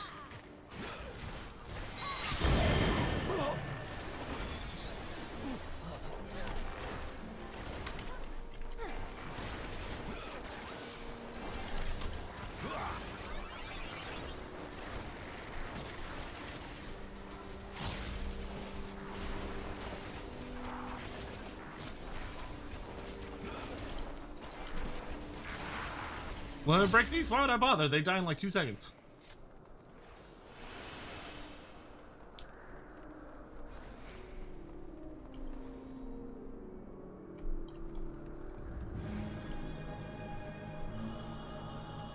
Filthy rats.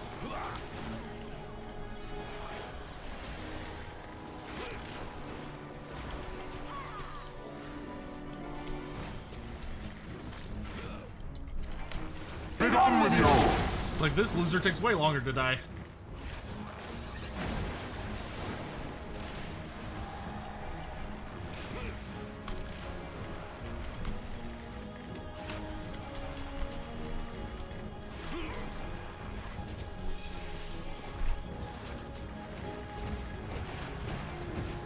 Sickness must be purged.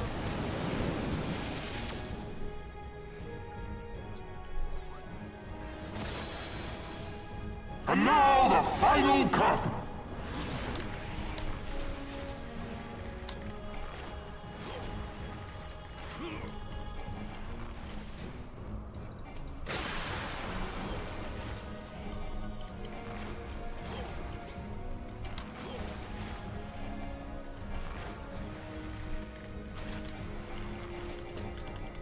This shall be a mercy.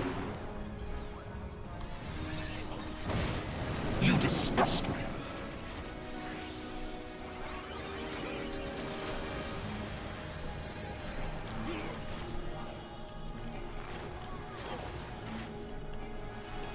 Sickness must be purged. So just throwing back up the deck, Gladstone takes a part on murder with the Mega Arachnids. Yeah, they're very, very fun. Be done with you.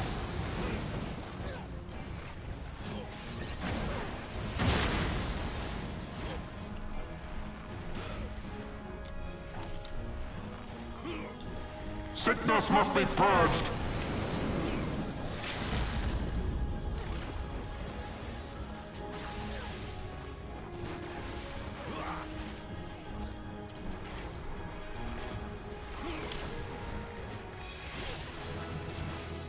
Yo, 59!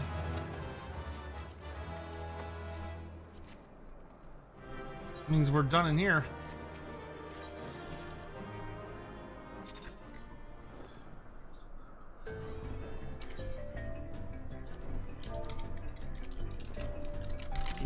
Nice. We should kill the ad since I'm mostly okay. I will try and keep that in mind for the future, I suppose.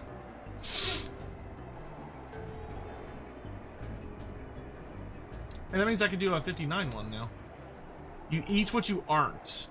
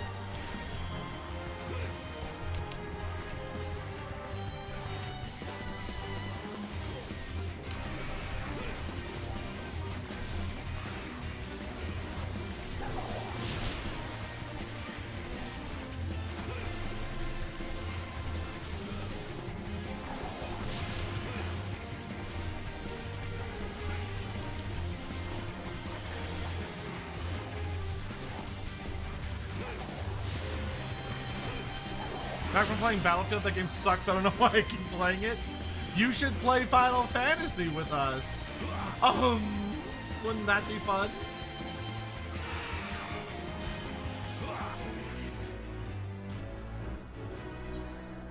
Maybe that's the secret to your happiness, huh? Did you ever consider that? Oh, I love good timing! You play WoW already? An inferior game. That thumbnail looks awesome. It does! You should thank Scion for that. Scion had some custom art made for us to celebrate us beating Stormblood, and it turned out gorgeous.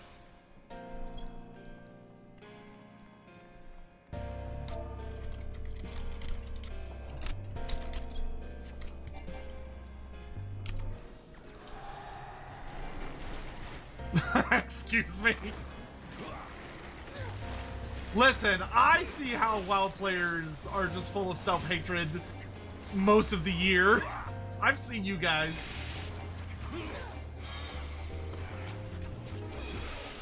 Are you enjoying? Hopefully y'all are enjoying the current content.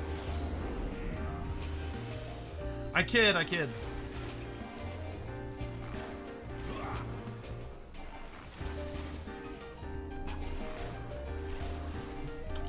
In the interview you guys did they mention they want to explore other end-time scenarios? What do you think that means? Like, what if Skaven won or what if Greenskins won? Do you mean for Total War?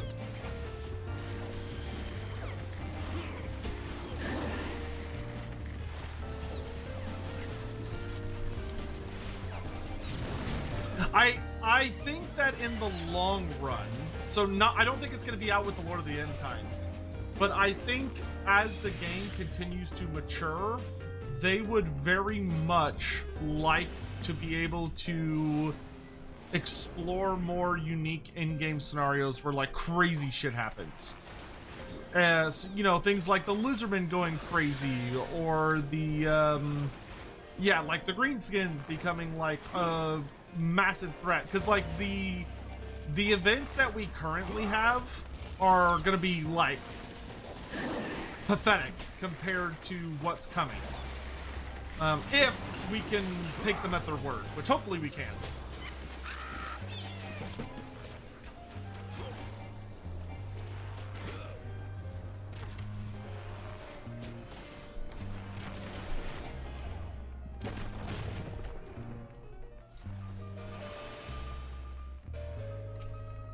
This fucker.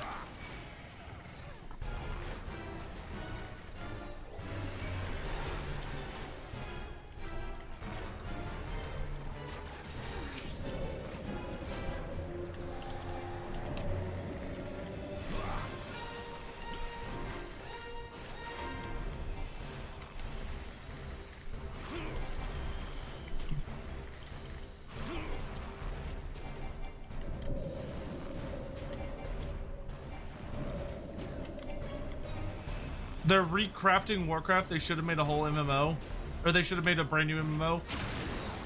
It's one of those things where, like, I don't know. It feels like they kind of need to take the players to like a new planet almost. Like to be like, all right, guys, we've saved Azeroth. We've done the full Azeroth story.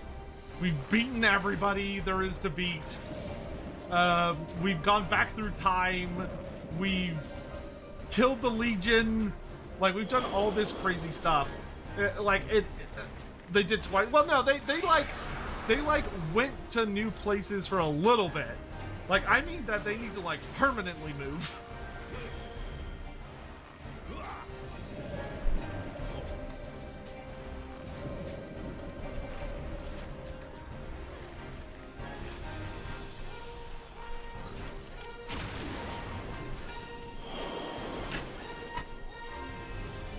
Or it almost maybe it's like they need to find a way to.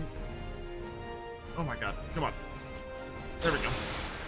Maybe they need to find a way to like dramatically shake up what Azeroth is. Like maybe Azeroth wakes up, but her waking up like dramatically changes what the planet looks like. And like throws a lot of things into chaos or who knows what. Because it just, I don't know. I don't know if there's anything else they can really do with the story. But I'm looking at it from a outsider perspective, so like, you know, don't listen to me. I have no fucking idea what I'm talking about.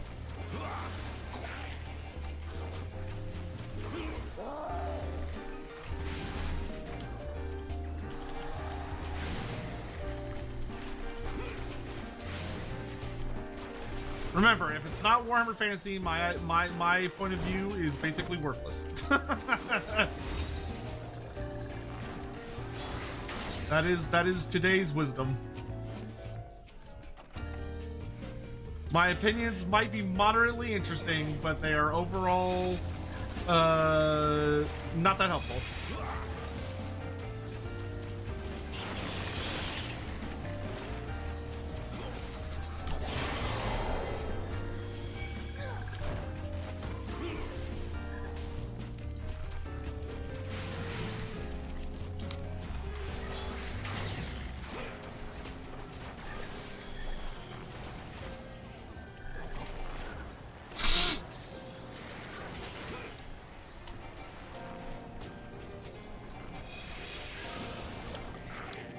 Do you ever expect to see Chaos Votan? Probably not, to be honest. I feel like Chaos is already a really oversaturated faction in 40k because of like all of the different Chaos Legions. And considering GW seems to be having a really fucking hard time just getting like the Chaos Imperial Guard into the game and the Chaos Adeptus Mechanicus, no, I don't think there's gonna be Chaos Caradron.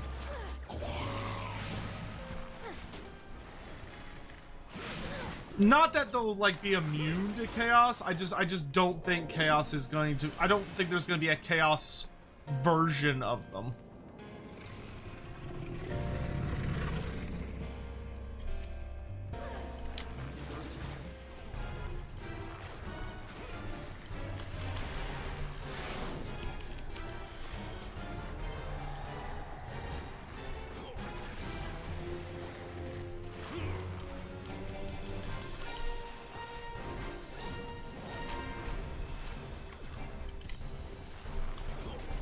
Oh, I should have a song going. Whoops.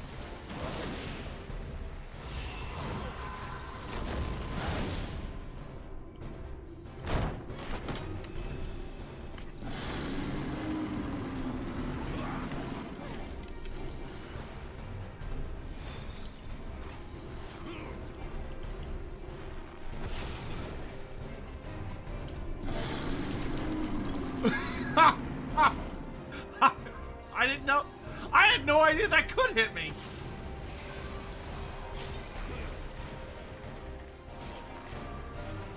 Learn something new.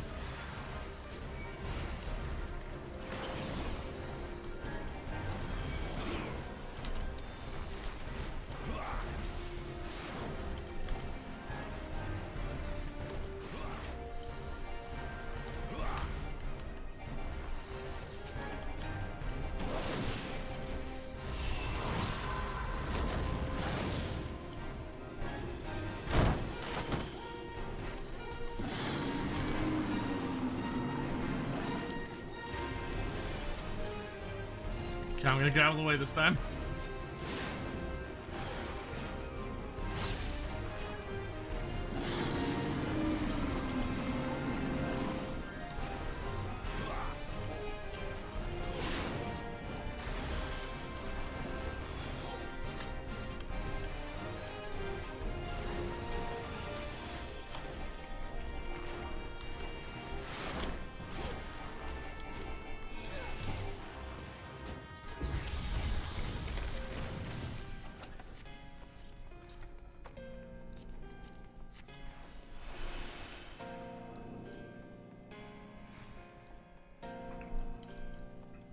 One of the weirdest things I learned about Blizzard lately, so like I originally thought, because like the relationship between Warhammer Fantasy and Warcraft is like really well known. Like that's a really famous piece of culture, literature, whatever you want to call it. The one that surprised me was that I had always thought for the longest time that the same was true with 40k. Like I thought that they were just really big fans of Warhammer properties, and so they were like, well, we've already made a Warhammer Fantasy game, let's just make a Warhammer 40k game. And so they made StarCraft. But it turns out that I was watching a thing from Jesse Cox where he was talking about interviewing one of the like the big original, he did like a panel where they chatted with like a lot of the big heads from OG Blizzard. And the thing that genuinely shocked me is that apparently StarCraft was like originally conceived as a Star Wars game. Not a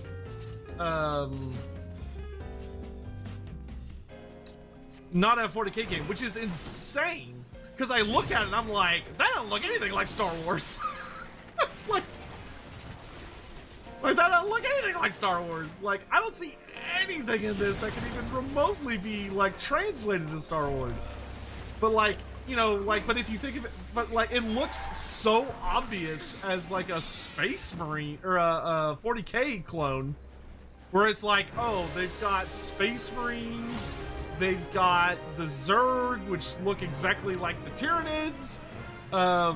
Though I think if I recall correctly, a lot of people talk about that the Zerg predate that version of the Tyranids. So like you had the original Tyranids, and then the Tyranids we think of nowadays, I think were actually post-Zerg, not pre-Zerg. But the idea that that was supposed to be a Star Wars game tickles me. That is so funny. Because I just look at it, I'm like, I don't see it. I don't see it at all.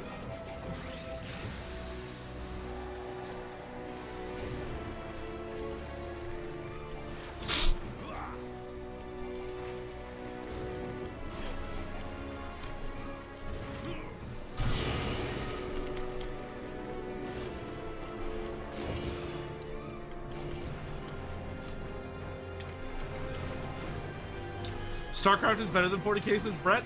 Hey, man. I don't know if I necessarily have an opinion on which is better. Like, I think StarCraft has a better overall storyline because it actually has a storyline, whereas like freaking 40K doesn't really. Like 40K just has 40K like has a storyline that gets you to the setting, but then it's just gonna have been frozen in place for years, which I hate. Like, I hate settings that don't move. To me, that's plain.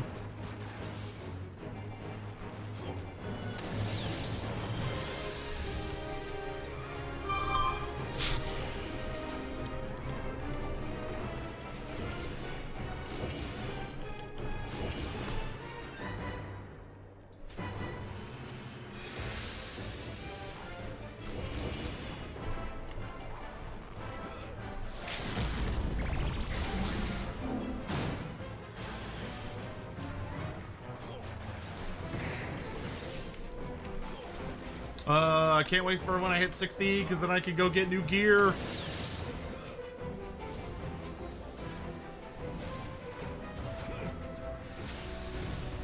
No, I'm just short.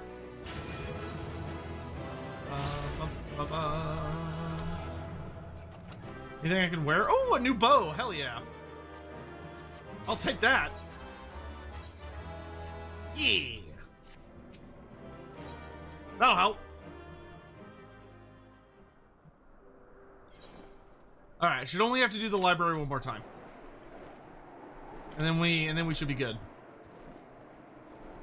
Ooh, 2 minutes. Oh, somebody's doing it though. Oh, if I hurry, I can join in.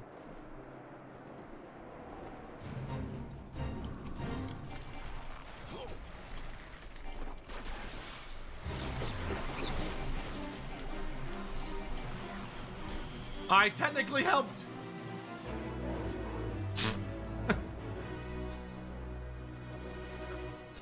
By the strictest of technicalities, I assisted with that fate.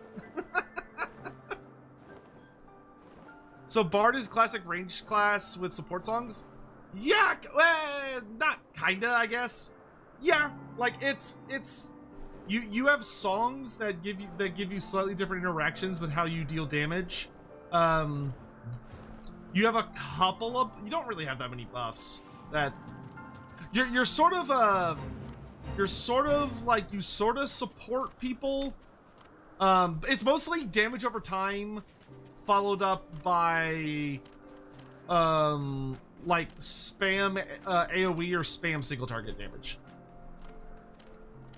Oh, the song does affect. Yeah. The song affect the groups, but the numbers are like really pathetic. Like, they're not useless, but they're not. So technically, it is a support range DPS. But the support part is brain dead. It's not that engaging, in my opinion.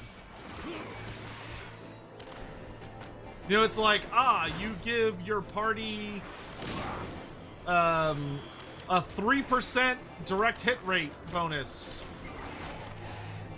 Great. Or you increase all party members' damage by 1%.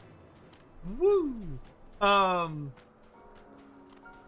Like, it is good. It's objectively good because you're buffing all of your party members and the songs last for a long time. It's just like interaction wise, I don't find it interesting. Like compared to support classes that I have played in other games, it's probably the support element. It is probably the most boring support class I've ever played in my life. As a ranged DPS class, it's actually quite fun. I like how busy it keeps you. And the fact that the songs give you like different kinds of buffs. So like when I'm picking my songs, I get some really cool, like there's some very interesting dynamics on like which song I want based on which situation I'm in. That's really cool. I don't, anyone that says, oh, it's a support class, I'm like, shut up. like technically it's a support class, but there's nothing, it doesn't feel like a support class, and I think the support element is really poor and brain dead. Like, it's not interesting or engaging at all in the slightest. But, the DPS aspects are actually really fun.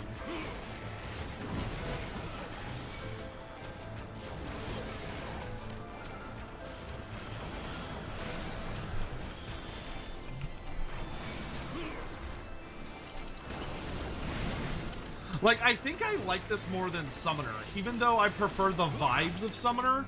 I think Bard has a better, like, it has a better cycle of abilities.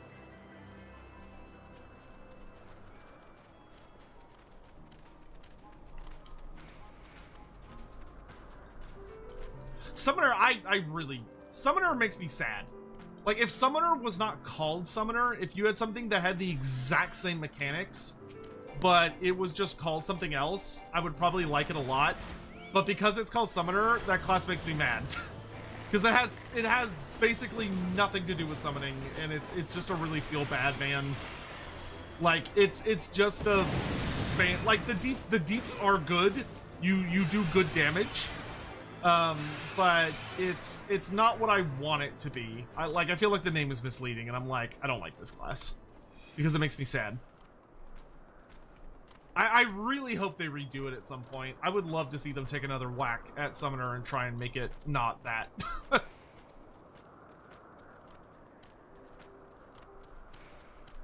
Like, once you get the Bahamut summon, Summoner is way more fun. Like, once you get Bahamut, it's genuinely a good time, but all the way up to Bahamut, it genuinely sucked. Like, I didn't like it. Why are they so far away?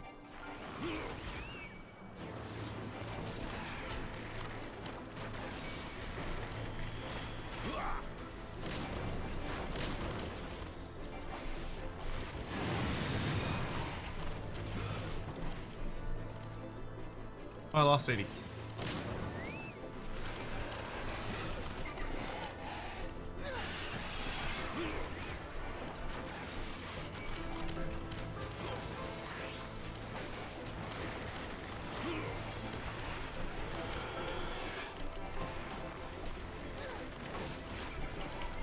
I will say, though, that the Final Fantasy XIV Bard is actually quite cool. It's a very unique take on the concept of a Bard. But it works. Like, it works really well. The little story they tell about, like, why Archer becomes Bard. It's like, oh, okay, yeah, that makes sense. So, thank you for the super chat. Dancer is way more of a sport class, as is Astrologian. Yeah, I can see Astrologian being pretty fun. Come on, give me, like, a good level 59 one. Nope. Oh wait, I'm 59. I can go to what's it called now? I can go to Helix. Because Helix is all 59, 60.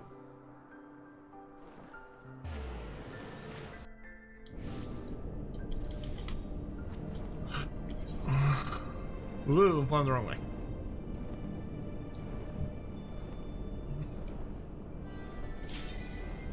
Oh, nope, don't have to. I don't have. Too late. Sorry, Helix. It's the Final Fantasy version of summoning, which usually means something different than you think. Well, to my understanding, the original version of it was much closer to what I wanted, which was that you summon little like versions of some of the primals, and it's basically like a pet class where depending on which primal you had out, it gave you like different abilities and different buffs. But I guess it just wasn't popular, or it had problems or something. I don't know what it was, but there was something about it like that the devs weren't fond of, so they reworked it and they made it into just like a straight DPS class. Where the only thing that changes is like the type of damage you do. So it's like, oh, you deal like Ifrit is like, oh, you're dealing like big single target damage. And then Topaz is like, oh, you're dealing a bit of AoE damage, but it's kind of like a mix. It's like a more of a mix between single focus damage and some AoE, and then Garuda or Emerald is like pure AoE. And I'm just not a fan of it. I don't like it. It's simple, but I think it's too simple. Like it's like a baby class. I just don't enjoy it. The Bahamut stuff is super cool, and once I hit level whatever that was, like 60 something, I was like, okay, it's like playable now. But I really wasn't a huge looking back on it compared to the other classes I have played, I was not a very big fan of Summoner. I like Scholar more than Summoner, which is saying a lot.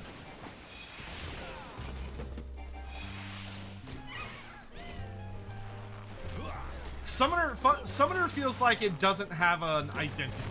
Like, Summoner feels like it doesn't understand what it wants to be.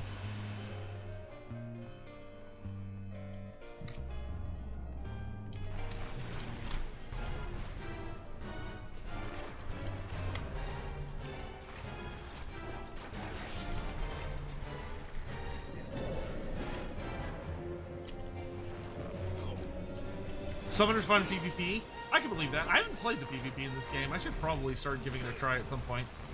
I hear it's actually a really fast way to level. Mel was saying she leveled really, really fast playing Summoner. Or, PvP, sorry. Which I think her community kind of screwed up by not maybe encouraging her to save the PvP until a little later. Because it seems like she mass over-leveled. And then she's now trying to go through a Realm Reborn content. So I think she's finding the Realm Reborn content to be like really boring. Yeah,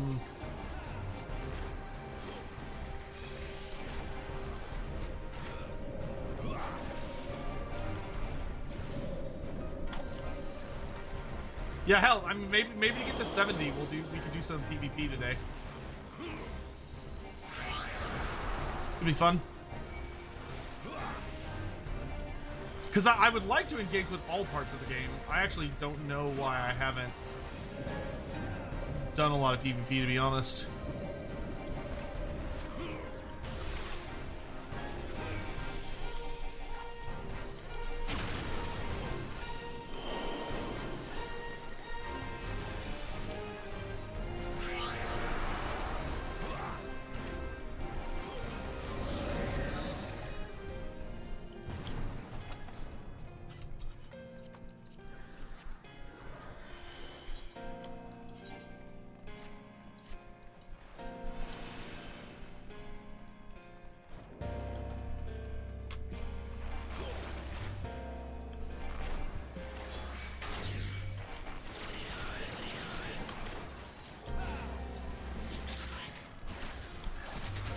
Oh, when I hit the wrong button.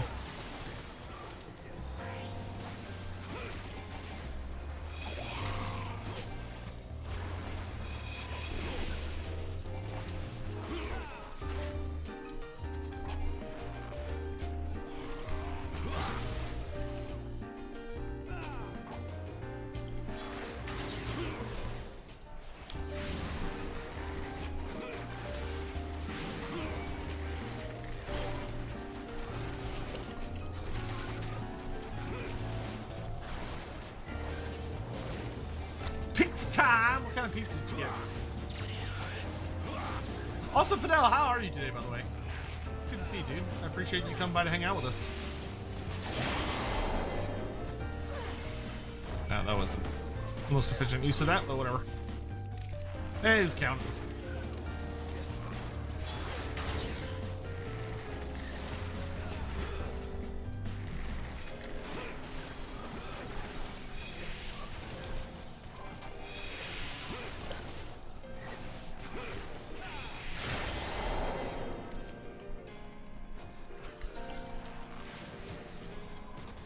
I still remember how sad I was when they nerfed my Dragoon.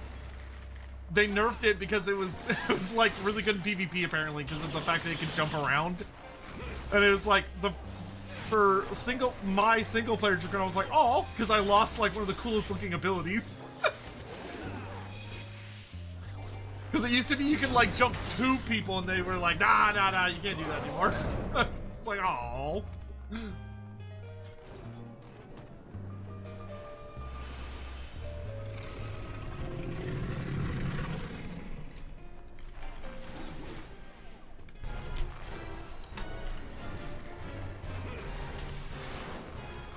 It's like, but I liked leaping through the air like a maniac.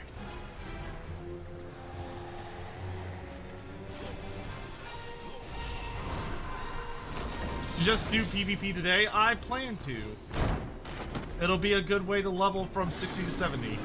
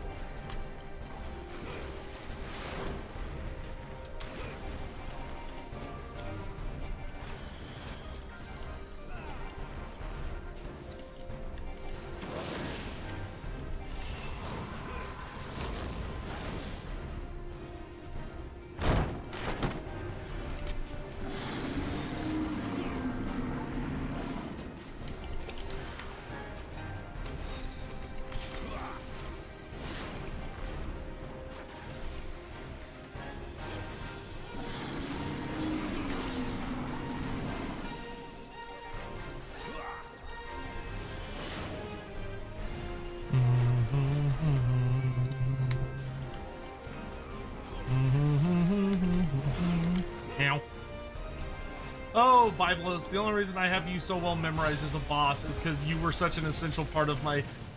Yeah, level 70! Let's fucking go! We got the big 7-0! Alright, so once we finish this dungeon, I'm gonna go do all of my bard quests. Oh yeah, 60, sorry, not 70. Still. After this, I'm gonna go do all my bard quests to get, like, my new armor set and everything. And then once we have all... That way we can get all the 60 gear. And then once we have all the 60 gear, and we've done all that, and I've started the next, all that jazz, then we can go do PvP to level up. Oh, though, actually, we'll probably do Beach Tribes first, because I need to go unlock the Ananta and all that jazz. And I'll be able to do that starting at level 60. So that will be very helpful.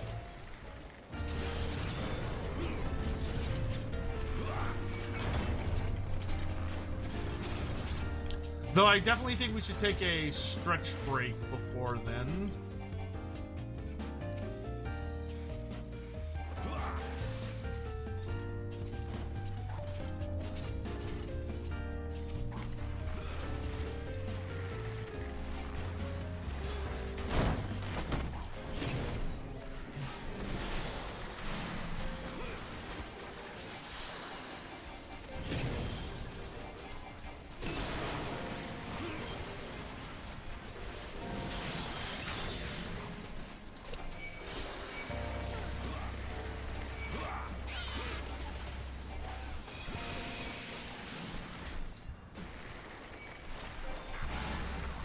Uh-oh.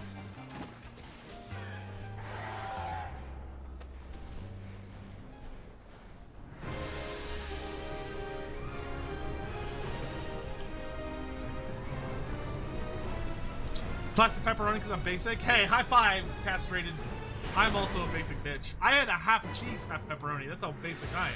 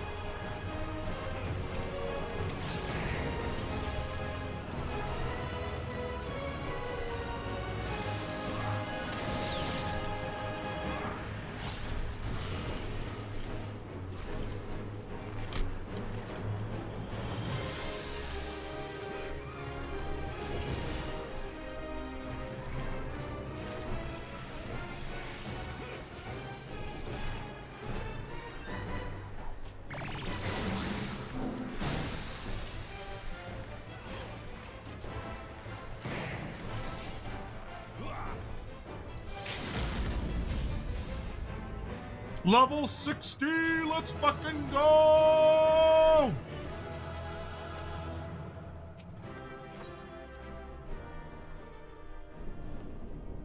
Been chewing on drywall because the StarCraft's TNG Starbucks starts shipping this time. Oh, that's awesome.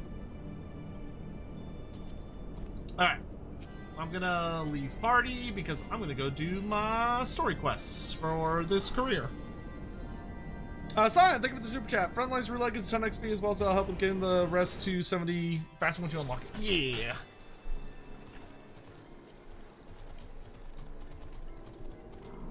Sup, nerds?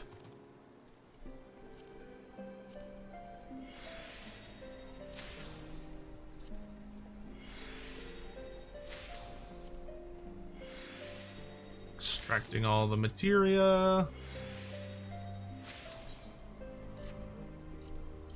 Alright. Iron Jaws. Ooh, cool. Just watch a video of the StarCraft tabletop game. Looks fun. Oh, I'll check that out. You come at a good time, Dalcarius. Silvio and his expedition are due to return any moment now. Help, for God's sake! Hear my tale, I beg you. A group of us were surveying ancient ruins when we stumbled into Nath territory. The creatures took us captive. I was the only one who managed to flee.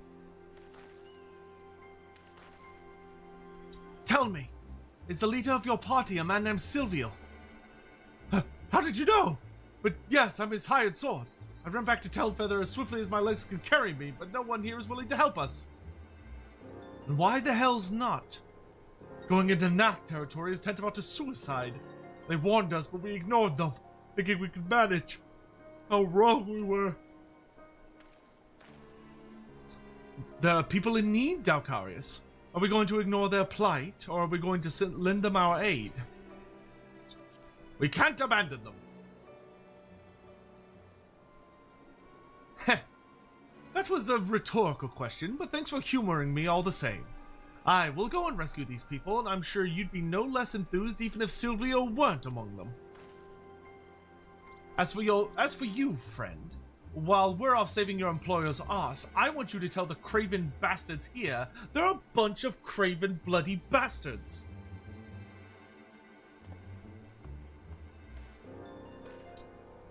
Needless to say, I am coming as well. Let us begin by scouting the entrance to Loth Asnath. I'm gonna stretch. Hold on. I'm gonna move around a little bit. Ooh.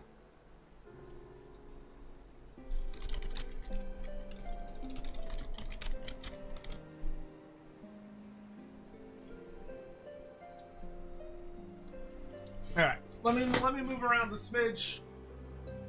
Move my legs, stretch, do some sit-ups. Just, you know, little things to make sure I don't get blood clots. I would recommend you all do the same. Limber up your bodies a little bit. It's good for you. Ugh.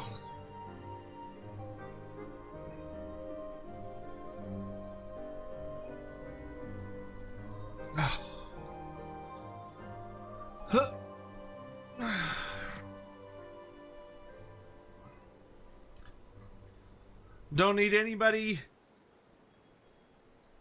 dying watching one of my streams.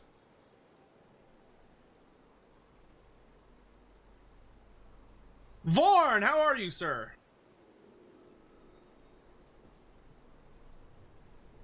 Do some squats here.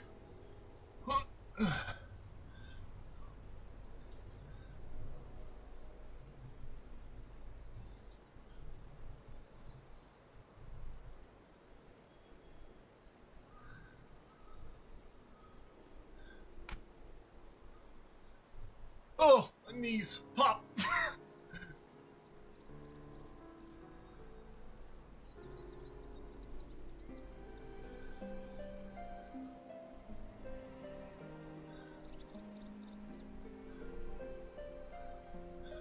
Oh. Okay.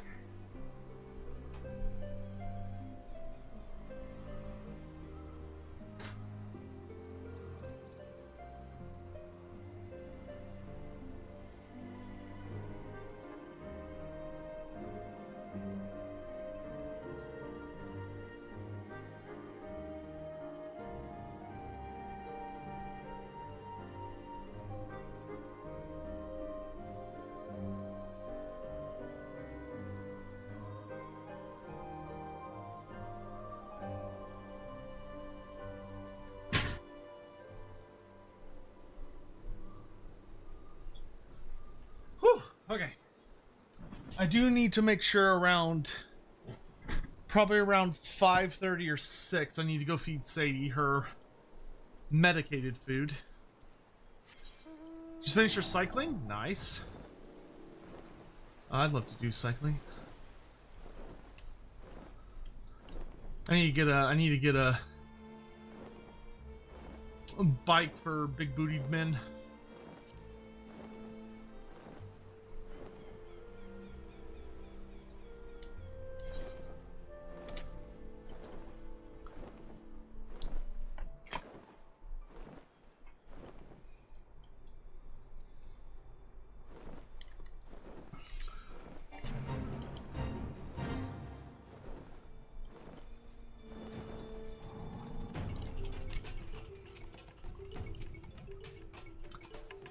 This man is Silvio's assistant. He managed to win free, but Silvio is still being held within. Let us go and extricate him. Okie dokie.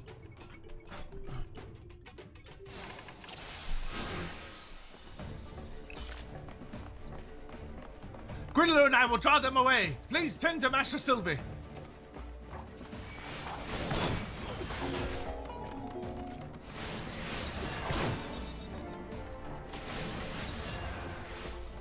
You are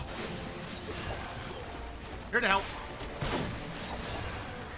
No time for the chit chat. Hurry on out of here. We'll keep the north occupied. You have my thanks. Intruders, to arms, to arms. Keep them away from Master Silvio!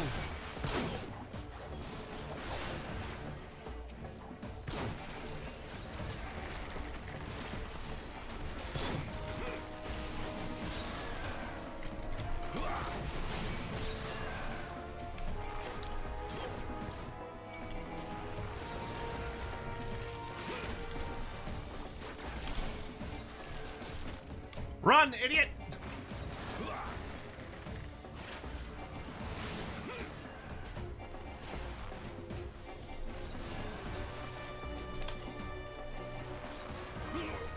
Thank you. I shall be fine from here. Let's finish up this lot and quit this place.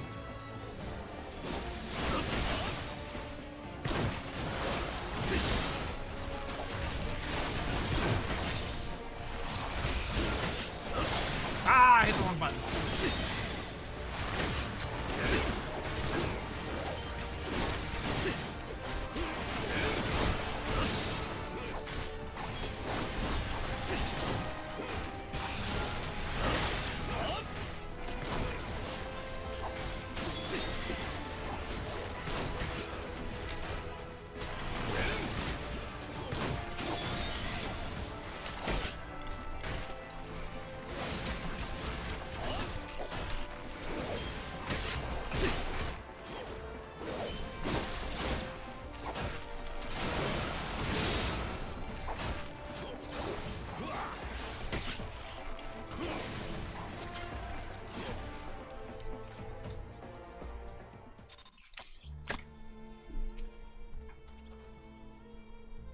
Are you alright, Master Silvio?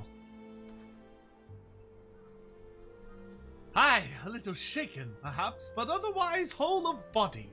A statement I am able to make thanks to your timely arrival. May I ask the names of my saviors? I'm Sanson, of the Order of the Twin Adder, and my companions are the bards Dalcarius and Guidolo. We three are on a journey to find a legendary song, the Ballad of Oblivion 'tis called. We were given to understand that you may have knowledge of it. But this is not an ideal place for conversation. Let us first return to Tailfeather.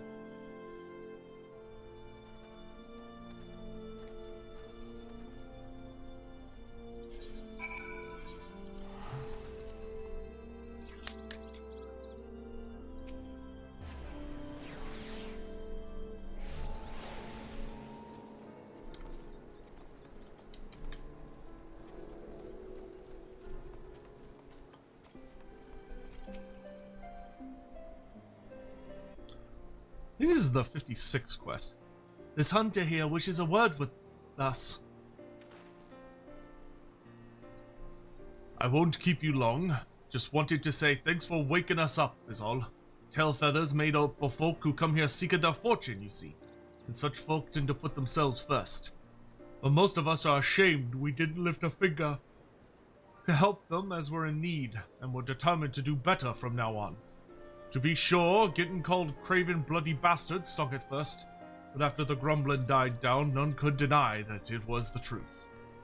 And that's all I wanted to say. They handled that well. You certainly have a knack for moving people, my friends, though I suppose it is only to be expected of bards. But come, let us speak of the song you seek, the Ballad of Oblivion. Corthan legend speaks of a saint of song in the heavens. This saint is an individual with transcendent mastery over poetry and verse, and 'tis said that he can bring a battle to its conclusion with a song. As for being in the heavens, I suspect it is a figurative expression, but I cannot say for sure at this juncture. I shall investigate the legend further, a small gesture of gratitude for having saved our lives.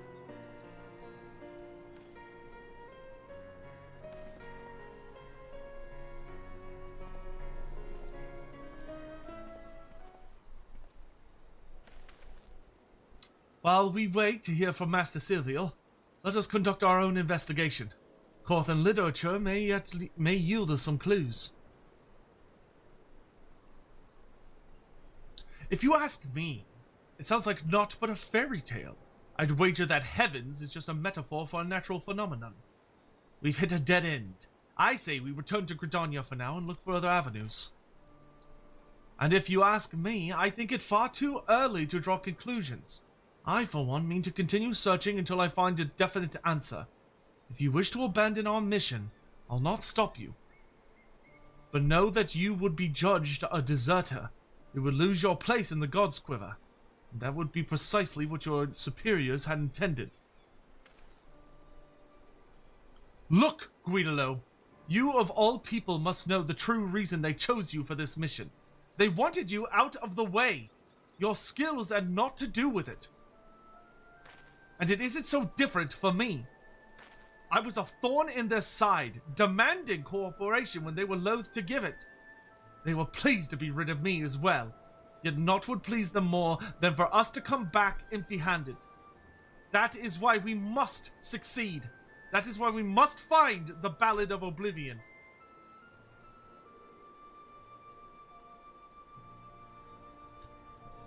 If you want to find the song so bloody badly, you can bloody well find it yourself.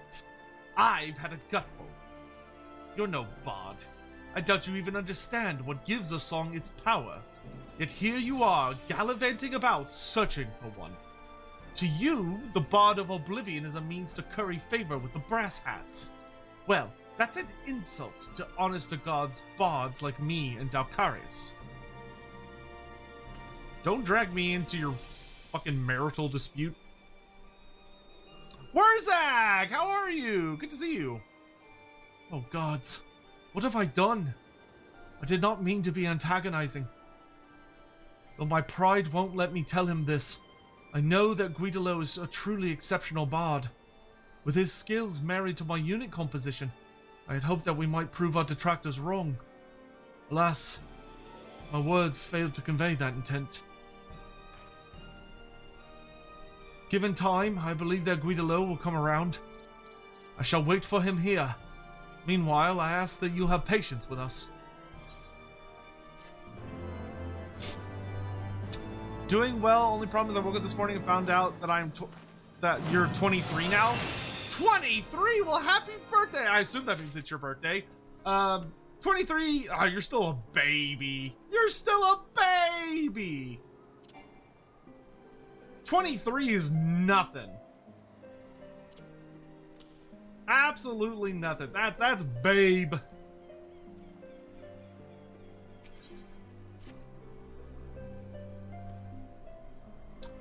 Ah, it's you, Arcadius. If you're wondering about Guidolo, I'm afraid I've not seen him since he stormed out. But I have spoken with Master Silvio. As promised, he looked into the Corthan legend, the song of the Saint of Song in the Heavens, and he came to share his findings. Apparently, the heavens is a reference to a voice from the sky. It is most likely some form of natural phenomena, such as thunder and lightning. Which means that Guidolo was right. After all, what else could a voice from the sky be? It isn't as though there are people who dwell in the clouds and love to sing besides. Yeah, there is.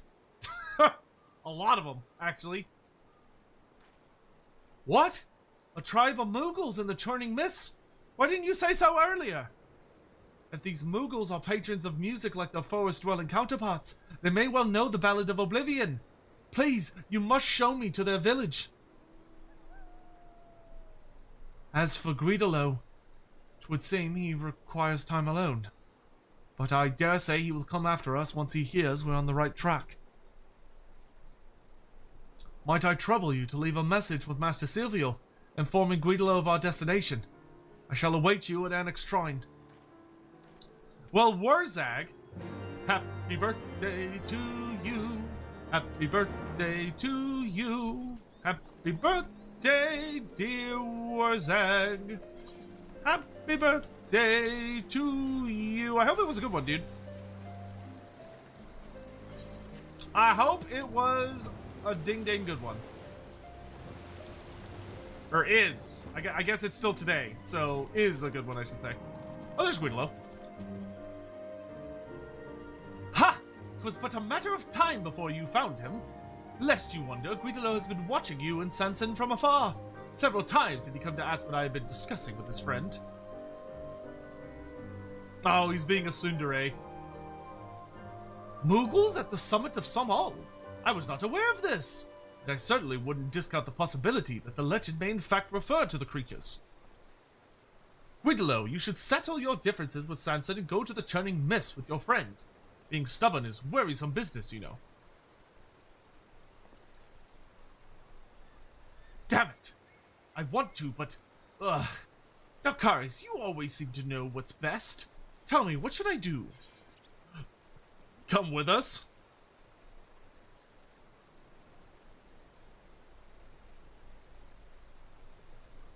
You reckon I should go as well, eh? I'll think on it.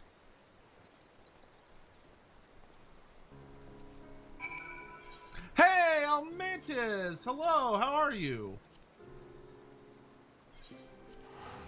It's good to see you. I'm not used to seeing you this early in the day.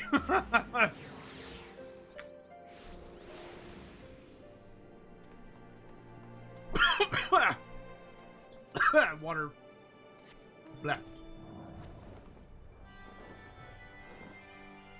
Channel not found.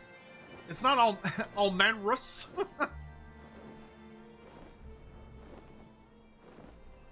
You fat fingered there. Thank you for the shout outs, Hawk. Hawk, I hope you're not typing. Such an imposing structure.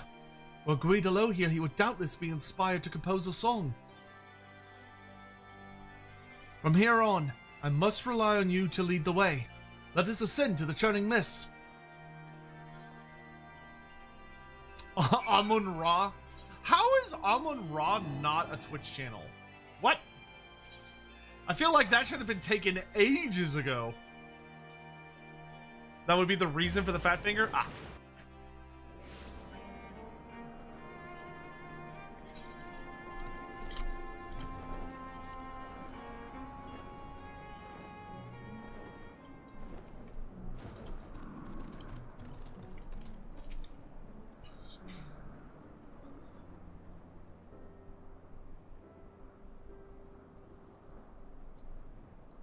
Push him.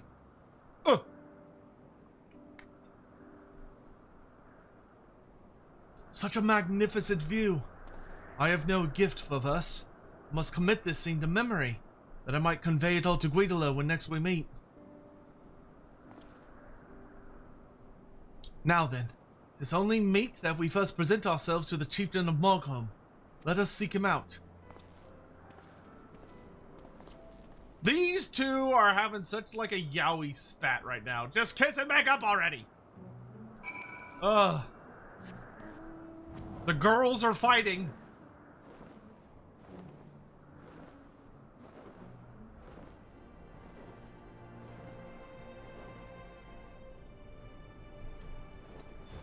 Sup, Moglin? The Ballad of Oblivion! I had not expected to hear such the name from you, Kupo. It is a terrible, terrible song. Hence, it is forbidden among Moogle kind. Why, just earlier I gave one of our bards a dressing down simply for asking about it. Ah, young Mogta, he was ever the inquisitive one. I hope he understands that I mean well. Lest you wonder, after being scolded, he flew off sulking, and headed north of Mogholm. That's Mogta, and to the north, Kupo. Why is he setting us up? Dalkarius, would you mind meeting up with me outside the village? Why is he acting like a... Moogles. Ah, yes, the forbidden thing. That you shouldn't go outside and to the left for. Outside and to the left. But it's really forbidden, so don't do that.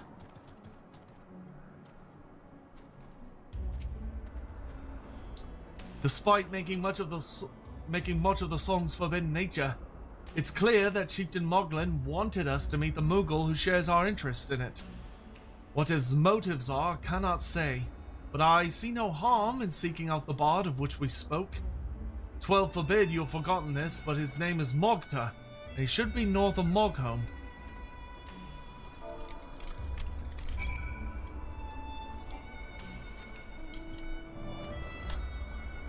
It's one of the biggest yaoi paint pairs among the cast. Delightful. I'm glad that everyone's in the same mindset as they should be. Yeah, pushes Samson. It'll burn since his regards. Foulism thing joins the red host. Cursed Sotek spawn. I claim this sub in the name of Citra. I'm sure Cetra will be well pleased to add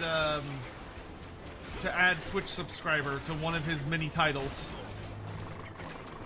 All of his emotes must be golden, or you will be hanged. So how does this? Okay, yeah, it's just a normal part of my rotation, I guess. Kind of cool. I just want to use it after Wind Bite. Or Venomous Bite. Okay, so I just want to stack it to just keep my stuff going.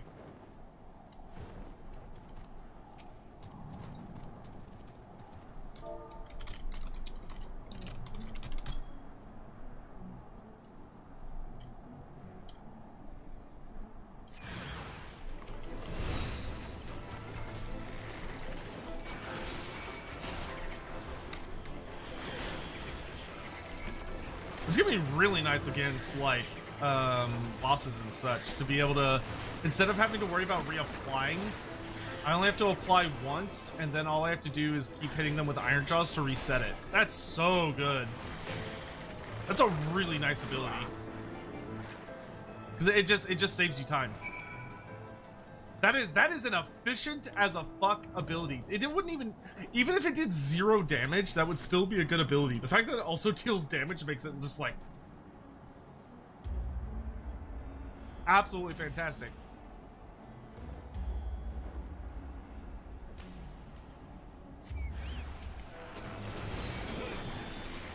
How many fucking dinosaurs I gotta murder?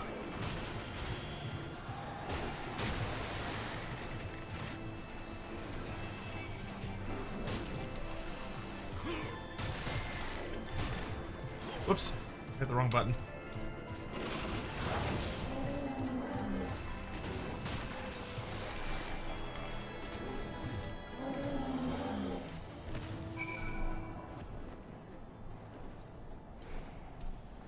There he is.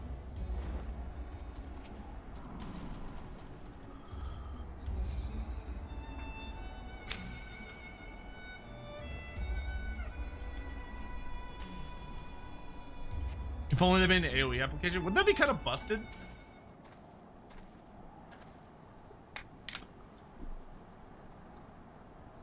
I cannot seem to find the little creature, and I was so certain that the chieftain had intended for us to seek him out. Oh, he's got a little hat!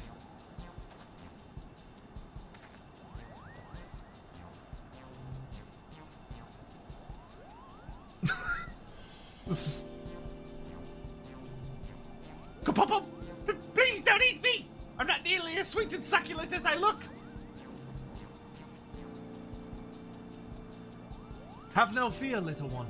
I promise we won't hurt you. Might you be Morgta by any chance? You know my name? Who are you?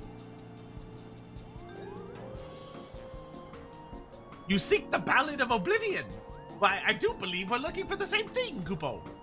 Recently, I learned about the existence of a potent song.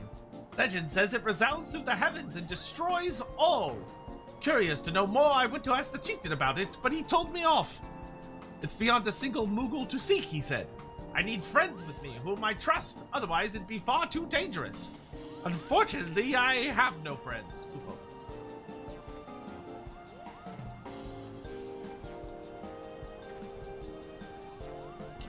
Though we have only met, we share a common objective. Might we not seek the Ballad of Oblivion together? As friends? You would search with me? Oh, joy of joys, I have friends! Let's return to Markholm at once and have the chieftain tell us all about the song, Kupo. Oh, so I guess we are allowed to seek it out, just only under very specific circumstances. You can get the Ballad of Oblivion on the market board? That's hilarious. I love the idea of the I love the idea of a bunch of people being like, it's too dangerous. Playing it destroys everyone. It's like, or you could just buy it on the marketplace for like 5,000 gold.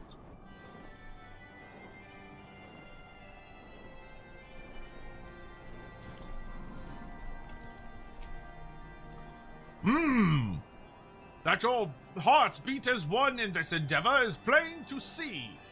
You are fit to look for the Ballad of Oblivion. Is what I would say, except you are still missing a little something. A small but vital piece. I can't quite put a paw on it, but your fellowship is incomplete without it, Kupo. He's talking about the Yowie. We don't have the Yowie, therefore we're not ready yet. Guidolo. He is our missing piece. I believed that he would come back, but it seems I was wrong. Nah, he's lurking around. Is this true? You caught sight of Guidolo here in the churning mist. This Guidolo fellow, does he love music, Kupo? Aye, that he does. Like you, he is a bard, and he loves music with all his heart. Then it's settled. Once Guidolo joins us, we'll embark upon our journey. Our band will be all the merrier for his company. If he's nearby, we're bound to find him. So please cheer up, Kupo. Until such time as your fellowship is whole, you may remain here as our guest, Kupo.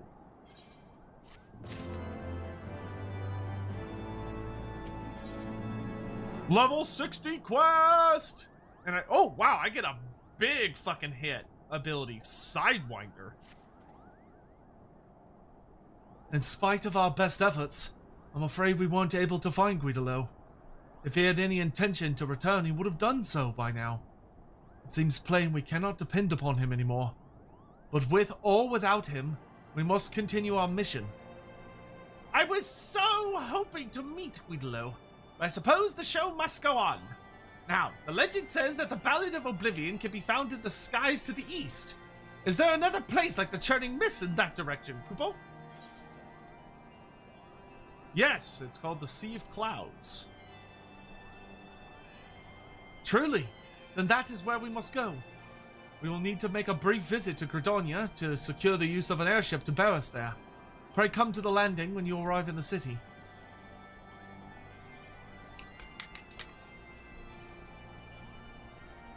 This is just between you and me, but I've actually spoken with Guidolo, Kupo.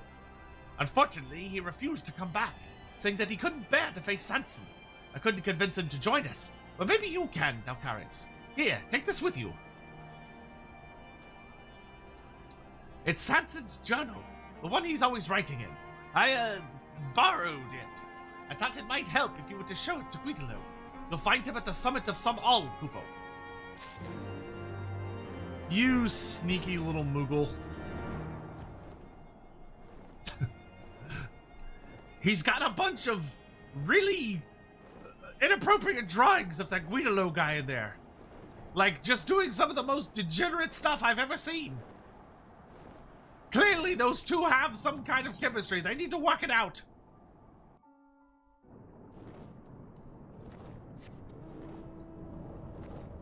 How do you say he's at the summit?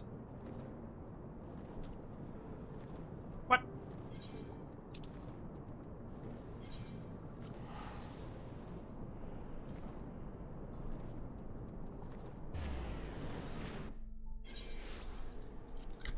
Just really degenerate stuff. Wow, wow. That's a lot of erotica. Jesus Christ, that's a lot of erotica.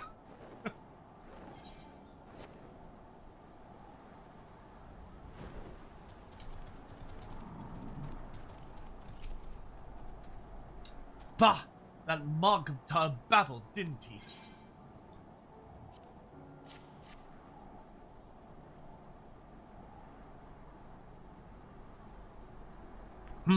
Sanson's journal, is it? It's nigh filled cover to cover with writings on song. Huh.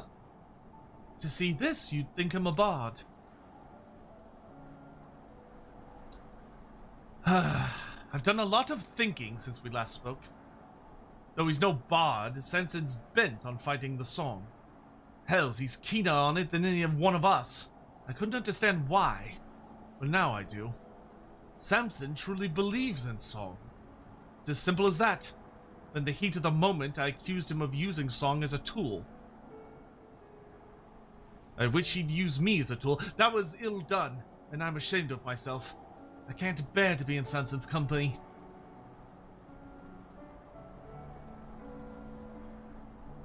You're off to the Sea of Clouds. Then I wish you luck. I can't go with you. I don't have the right. I need to be alone right now and take a long, hard look at myself. You'd do best not to expect anything of me. Yeah, okay, sure, whatever, dude.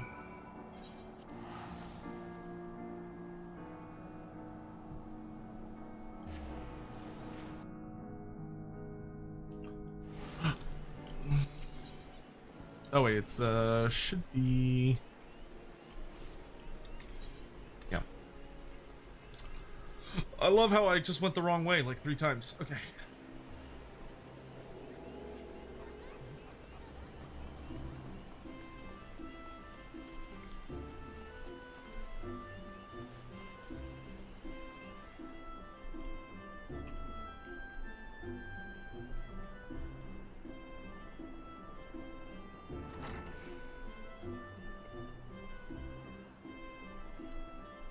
There he is.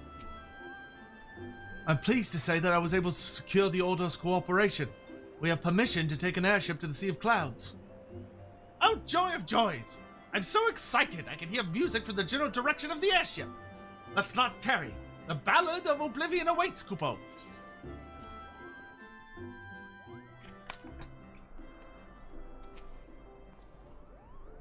Mogta senses that an eldritch power rests here, and it fills him with dread. It can only be the Ballad of Oblivion. Though this place is abandoned, such structures as remain are reminiscent of Mogholm. If Mughals once lived here, then we surely are on the right track. Let us scour the entire isle.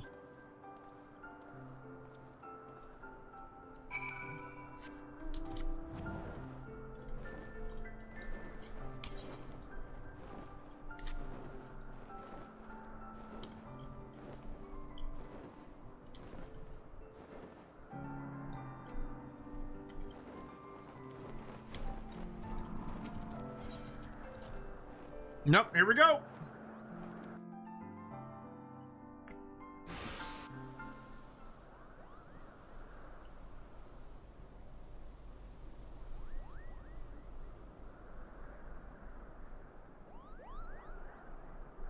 The stone. It calls to me. Oh, that's creepy. The Ballad of Oblivion is here. I've never felt so certain of anything in my life. Where have I seen such mockings before, Kupo? I remember now! This is a sealing stone, used to seal away baleful beings! You mustn't touch!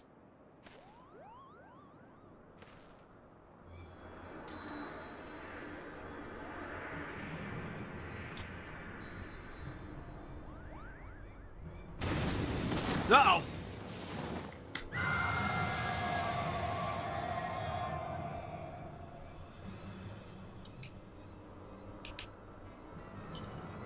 The long, cold night is ended, banished by the hand of a fool. Your dreams are mine to see, and your heart is mine to rule. I sing a song of love, and such love I bear for you. With all my heart I give it, and I know my heart is true. As once I loved creatures who upon this land did dwell, but they cast aside my love, so I sent them all to hell.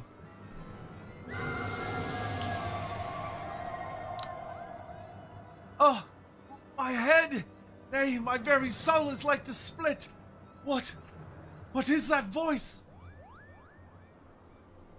Resounds through the heavens and destroys all! Oh gods!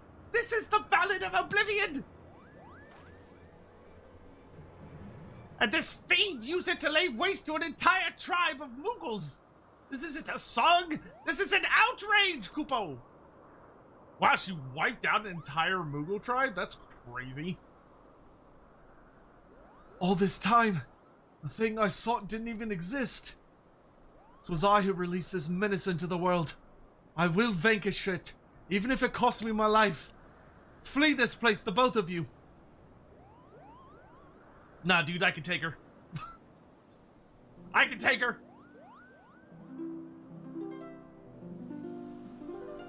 Who do you think you're trying to impress?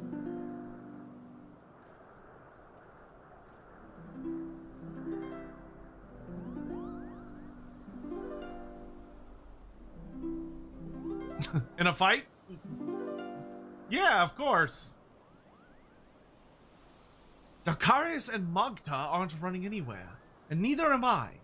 We're in this together, to the bitter end. Guillermo, why are you here?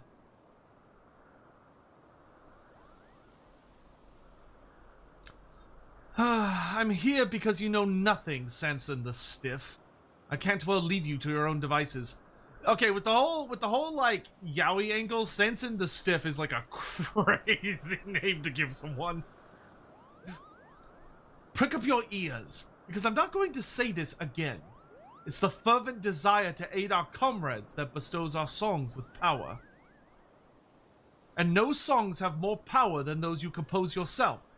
If there's no Ballad of Oblivion to be had, we'll just have to create it.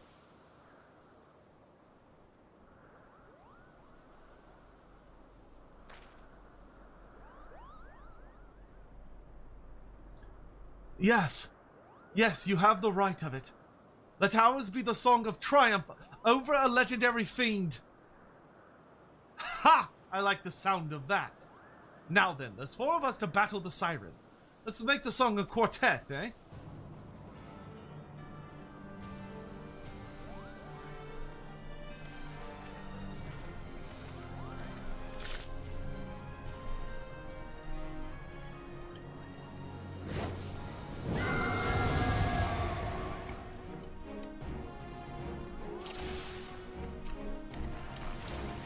Hush now, my dears.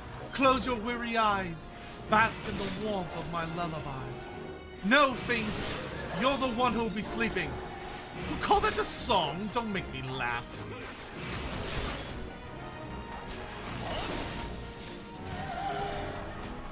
Why deny your feelings? Why keep your love from me?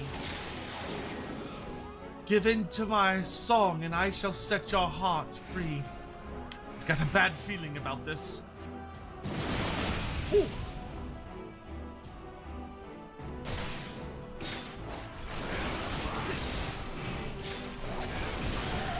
He's called Guido the Spent? Oh yeah, he does. What a bunch of horn dogs!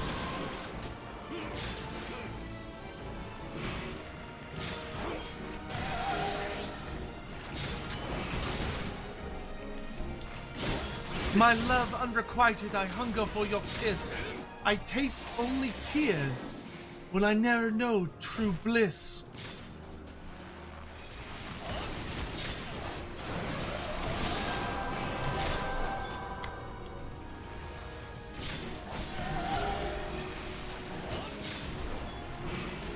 It's so nice only having to apply my debuffs once. Oh, it's such a good ability.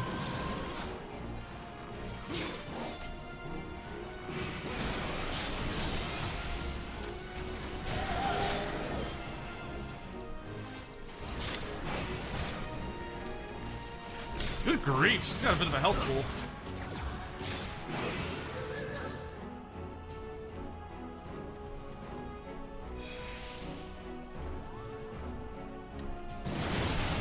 Jesus.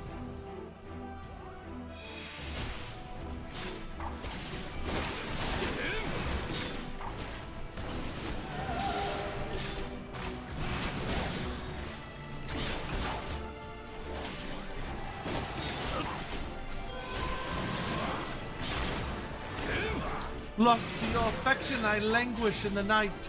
My salvation lies in your love's precious light. Just a little further, Kupo!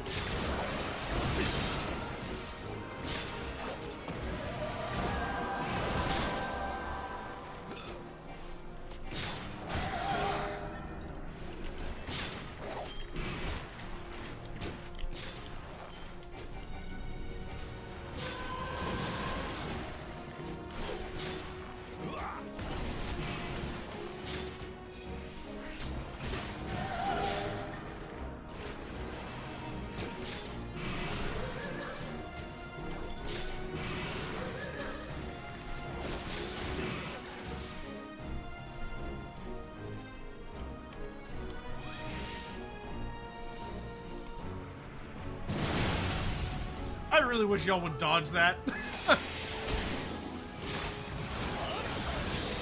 Hey, down she goes.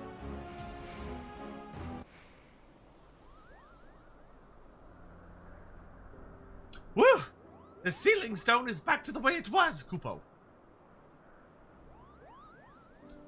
You were with us aboard the ship, but there's scarcely any room to... Ugh, never mind that now.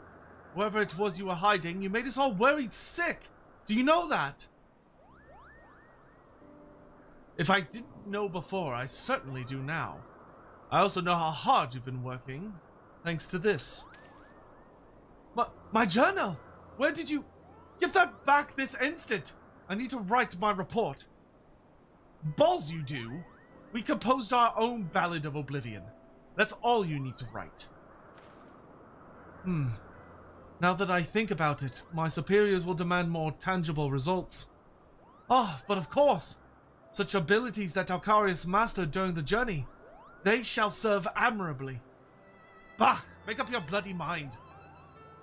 When I return to Mogholm, I'm going to tell everyone that we created our very own Ballad of Oblivion, Kupo. Speaking of returning, I'd best get back to being a quiverman. And who knows, I might even try to behave myself from now on. But whatever I might get up to, know that I won't rest until I surpass both Jahantel and Alcarius. I look forward to that day. I look forward to the day that you do. Remember, my plan can't succeed without you. Please send me word when the unit is formed. I'll come and pay everyone a visit, Kupo. You shall be the first to know, my friend. And on that note, let's get everyone home.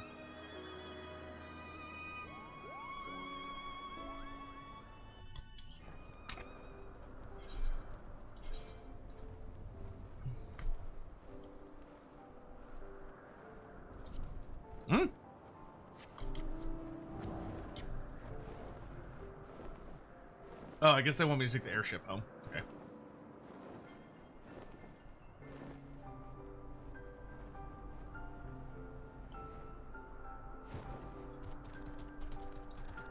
I guess that makes sense. Upon returning to Gridania, I must report to both the Order of the Twin Adder and the God's Quiver. While I attend to business, might I trouble you to pay Jahantel a visit?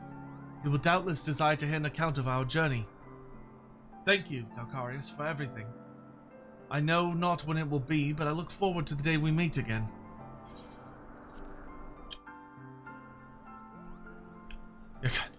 Please bring the ship back!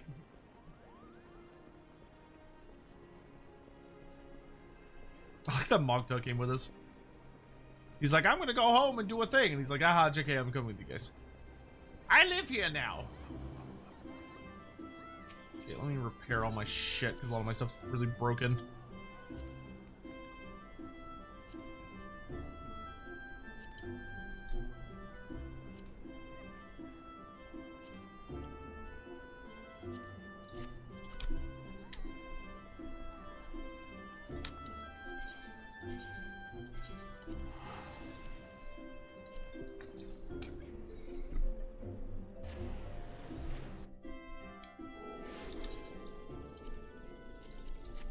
Egg.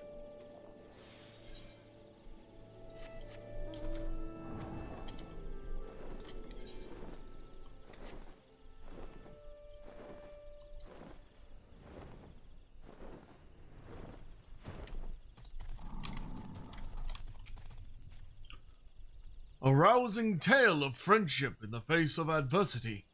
I thank you for watching over Sanson and Guidolo. When Sanson's plan begins to take shape, he may count on me to aid him in whatever way I am able. As for you, my friend, it's plain that your experiences have raised you higher as a bard, as I had expected they would. I pray that you shall ever be a paragon of our art, enriching the hearts of men with song. Hooray! We have finished the Heavensward Bard storyline. The fervent desire to aid your comrades awakens an ancient melody within you. I like how instead of learning the I guess the Ballad of Oblivion, the whole point is that it's not actually a thing. So this is an instant cast ass slapper. You love to see it. And we got new gear. If I can find it. There it is.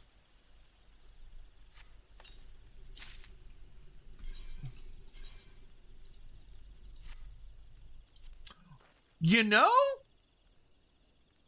that's actually not a bad looking set. It is significantly cooler looking than the Realm Reborn set. This is like infinitely better than the Realm Reborn set as far as like appearance goes. This is actually pretty slick looking. Yeah, that don't look too bad. That actually looks really good.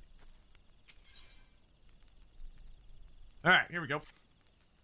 Ah, my dear Dalcarius, good of you to pay me a visit, and a timely one at that.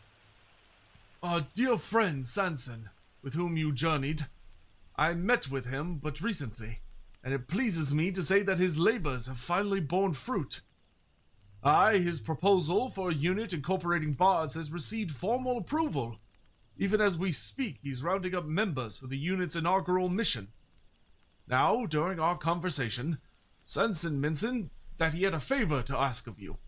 In case you haven't heard from him, mayhap you could seek him out first. You'd like to find him at Quiver's Hold. And because of the die channels instantly unlocked, that's really nice. That is like easily the best looking bard set I've seen so far. Like that is like so much more, like I like that so much more than anything else we'd seen yet.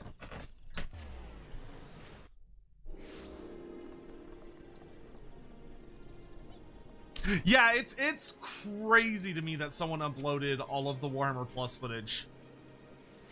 That dude's gonna get in so much trouble.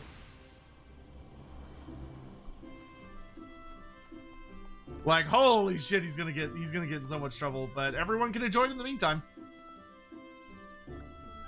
Dalcarius, it's so good to see you. Our hard work has paid off, my friend.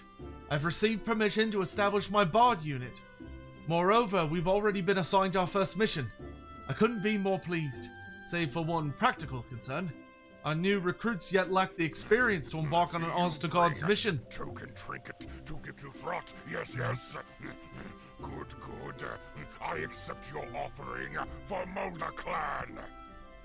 At Sign of the Emperor, Hey, Sign, thank you for the super chat. 140 donated 14 Australian dollars and 99 cents through Super Chat. One Spard is at 70. Will you be starting the Subathon or will you do the Four Lords and Rathalos trials first and starting Warrior once the Subathon is done? It depends on what time we do it tonight. I'm not gonna not play Final Fantasy during the Subathon. I want to be really clear about that. It's like we're still gonna be playing Final Fantasy 14. It's just not gonna be our main focus. So like we're still gonna play Final Fantasy 14. We're still gonna be working on like leveling and doing some stuff. It's just gonna be, we'll probably mostly be focusing on games like Total War, but like we'll have a mix. When does the Subathon start? There's a couple people I need to ask for like some thoughts and opinions on a couple things, but I'm thinking the goal will be to start it on Monday or Wednesday this upcoming week. But like there will be some Final Fantasy mixed in there. I'm not gonna just be like purely doing Total War. I'm gonna mix it up a little bit. Oh, Tai Haku, thank you so much for the raid. Hello there. Hi, thank you. Mods, can we get a shout out? What were y'all up to? Hello, hi. I'm gonna remember to do my intro earlier this time. Hello, hi. If you don't know me, thanks for the raid. I'm Lore Master of Sotek. I'm considered one of the premier authorities on Warhammer Fantasy lore and literature, but I also do variety games. Like, we've been playing a lot of Final Fantasy XIV, and we're working on Final Fantasy XIV today. But you likely know me from somewhere in the Warhammer sphere, if you do know me. Oh, y'all are playing Warhammer 3. Nice. Awesome. What campaign were y'all doing? In seeking to fill our ranks, I immediately thought of you, Dalkarius. You are an exemplary among the bards. I should be greatly heartened for your participation in our maiden outing. I've also taken the liberty of requesting Guidelo's transfer to the unit. With your combined experience and skill, we are bound to leave a splendid first impression. Now then, I will go to receive my orders from Commander Hello. Might I assume that you will join me? May I say that I, too, have a vested interest in young Sansan's success. I should be personally grateful were you to lend him your aid, Dalkarius. I was playing Tyrion. They forced me into war with Ostankia. Oh no! You're playing a co-op campaign? That's awesome! Wait, who was your co-op partner, and what did they do to force you into a war with Ostankia?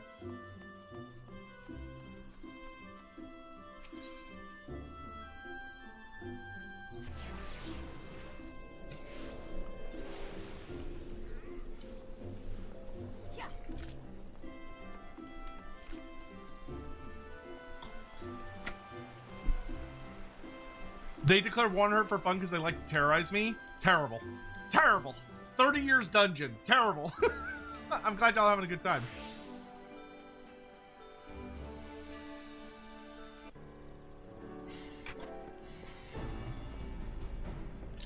Kemler, Belagar, and Aranessa. Oh, gee, are you playing with 4 people? Bro, that sounds like the most chaotic campaign. Oh my gosh. If it isn't Lieutenant Adracia, by all accounts, you were instrumental in the success of Captain Smith's previous expedition. We are glad for your cooperation. Now then, allow me to brief you on the mission. Our order has received an anonymous letter, one that makes certain claims. We would have your unit verify the truth of it.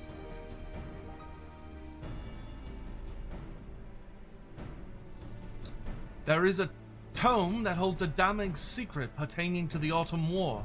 Should you desire it, send your most capable to 9 Ivies. I will be waiting. The war between Gridania and Alamigo. But that ended 100 years ago.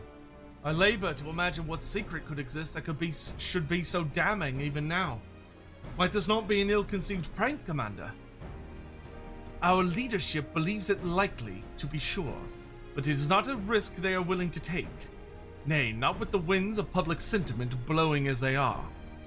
You all know that our order is involved in the Alliance's relief efforts for the recently liberated Alamigo.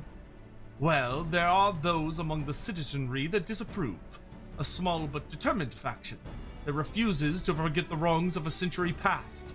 They still view Alamigo as the enemy, and ardently oppose our reaching out a hand of succor. Not potentially incendiary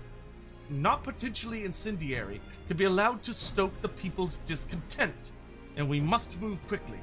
Your mission is to make contact with the letter sender and ascertain the nature of the secret. Do you bring a token trinket to give to Throt? You call that a mission? A bloody errand, more like.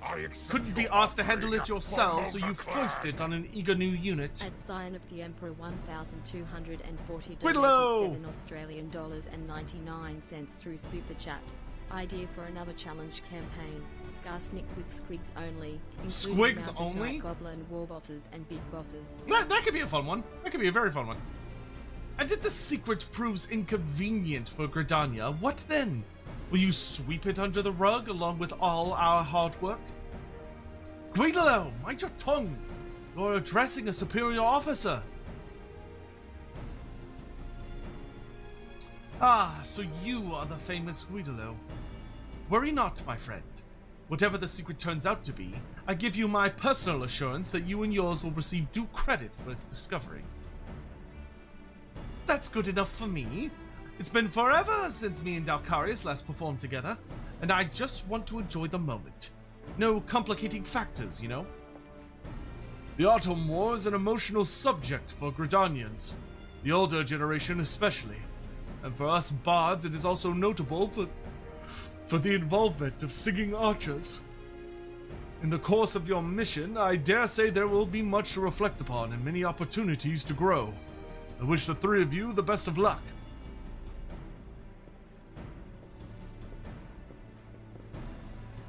Without further ado, let us make haste to the Nine Ivies, before Guidolo can exercise any more indiscretion.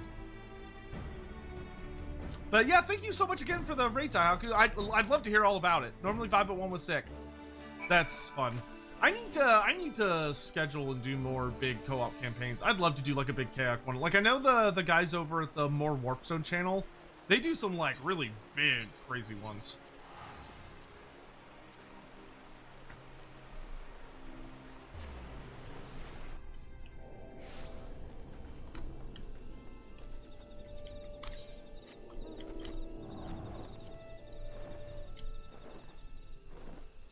I looked so bad, but it's quite late night. Have a wonderful stream. Well, thank you, dude, and thanks again for the raid. I really appreciate you dropping by and hanging out with us for a bit.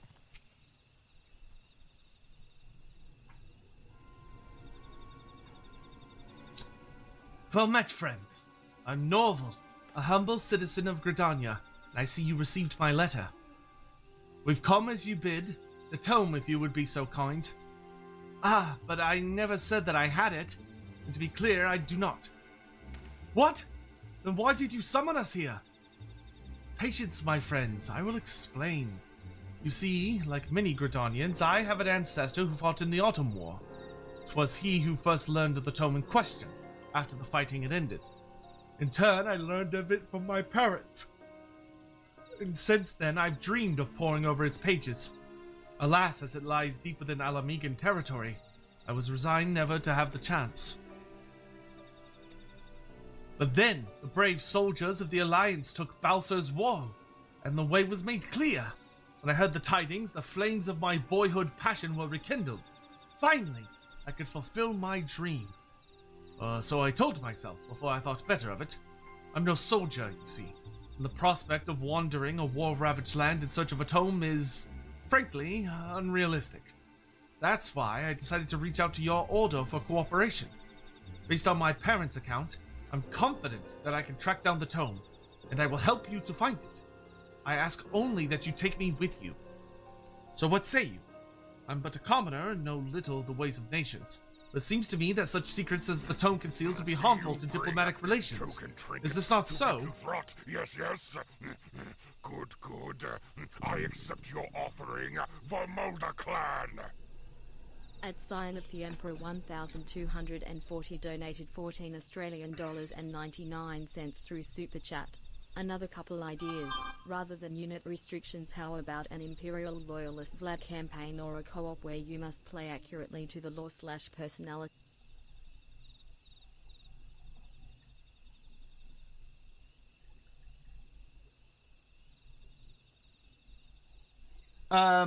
With a couple ideas rather than playing unit restrictions, how about an Imperial Loyalist Vlad campaign or a co-op? Oh yeah, we'll do some like fun votes during the subathon. Like, I'm intending to have quite a few votes as we go through the various streams. So like as we finish a campaign, we'll do like little community polls about like which should be the next campaign we go into, and stuff like that. So if we wish to find the tome, we must agree to your company. Quite a demand to make of your nation. Ha! You've got stones, that's for sure. I like it.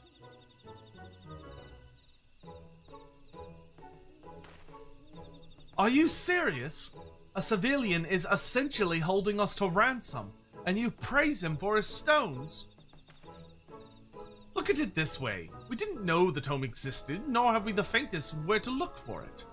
Better to have help than to fumble around blind, I reckon. Come on, Dalcaris, back me up here. He sure has stones. I don't know why we're talking about balls so much, but... You too, Dalcarius. Our appearance is truly that important to a bard. Setting aside this talk of stones for a moment, I'll not deny that we would struggle without Norval's knowledge. Very well, we agree to your terms. and here is ours.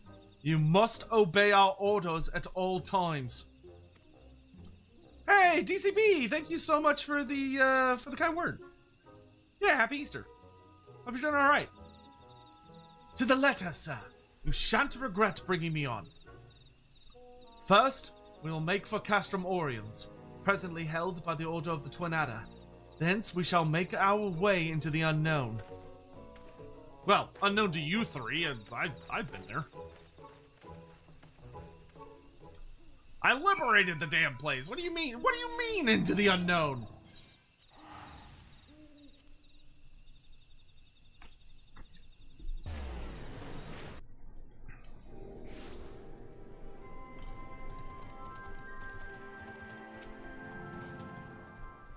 Stones is a white mage ability? Oh yeah, I guess it is. Does that mean white mage are just like fondling balls at people?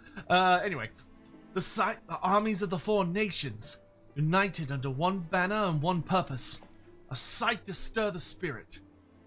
Well, where to now? Pray do not be hasty, Master Sanson. Before we venture into the wilds of Gia Albania, we would do well to acquaint ourselves with the lay of the land. As a serpent captain, it should be a simple matter for you to secure permission for us to remain here, just long enough to get our bearings. I suppose it would only be prudent. Very well, I will request permission of command. And I'll get right to bonding with the locals.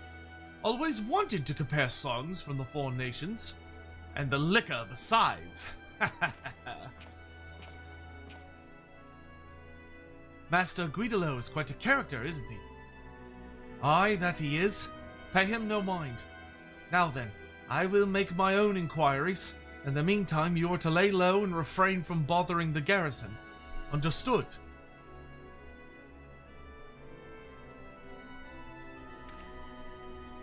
Dalcarius, Guidolo and I shall tend to business here. Pray take your ease until we are ready to depart. That means it's PvP time! Oh wait, never mind. It's questing time. Going to do Beast Tribes now. Alright, let's go do Beast Tribe stuff. I'm gonna knock out the ones I have first, and then we will go do Snake Ladies.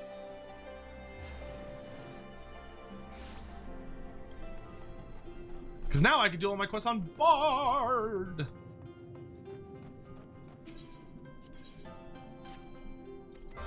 How am I doing on tomes? Okay, I do need to tome dump soon.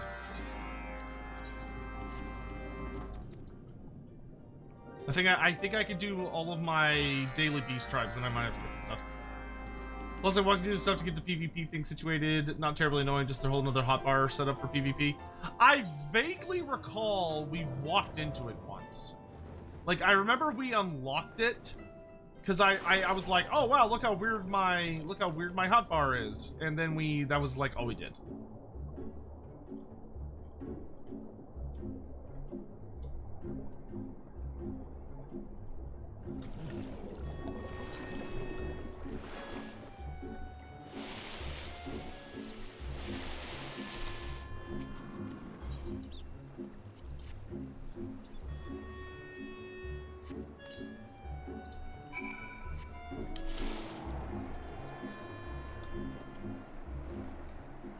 Man, they really like giving you this quest over and over and over again.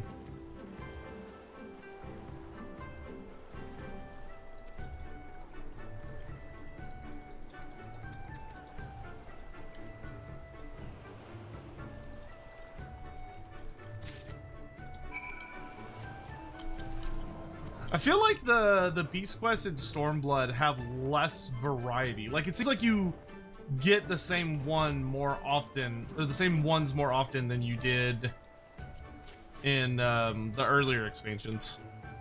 I don't know if that's true, but it feels that way.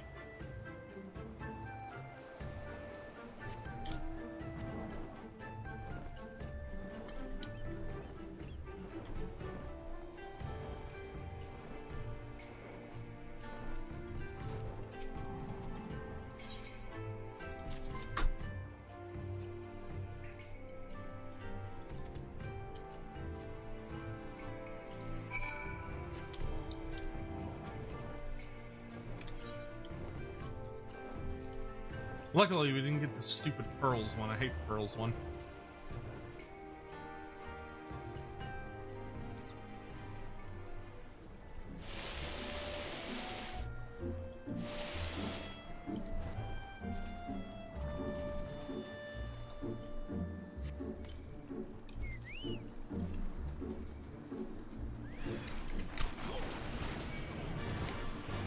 Sidewinder!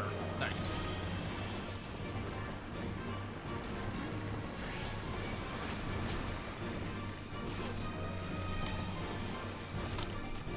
Damn.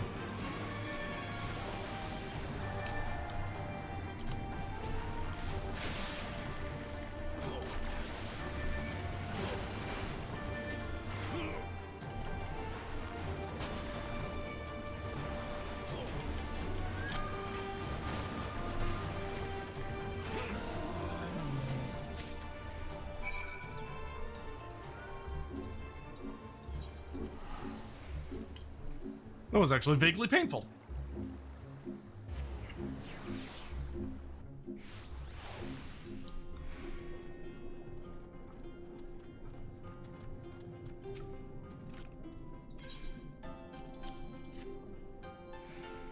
There's your bag of fragrance. Good old ambergris.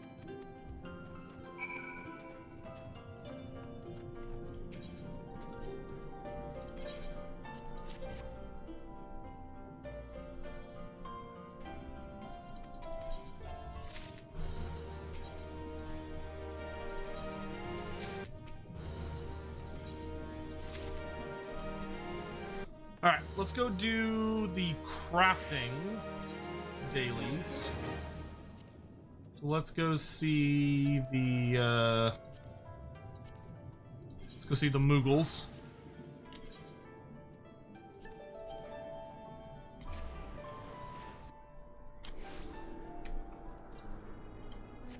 It's crazy we're done with the Vanu. Like, oh my gosh. Still not over that.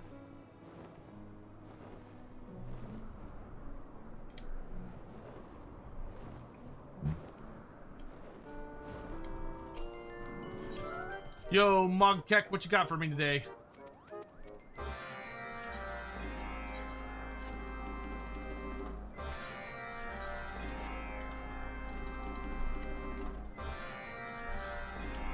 You know, honestly, I'm so glad they didn't go evil. They could have gone so evil with the crafting beast tribes. They could have made it where it was like, oh no, you have to have like the specific job that relates to whatever it is they're wanting you to do. Like, oh, they want you to do a food quest, you have to be a chef of the appropriate level. Oh, you want to like build something made of wood, you gotta be like you gotta be a carpenter. You want to do something made of metal, you gotta be a smith. Like, could you imagine how horrifying that would have been? It's so nice that they're like, ah, nah, as long as it's like as long as it's a crafting career, it's whatever, it's fine. Which, thank the gods.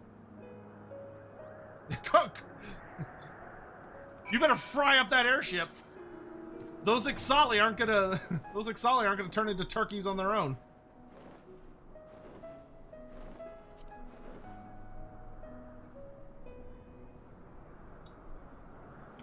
That job restriction is only for deliveries? Yeah.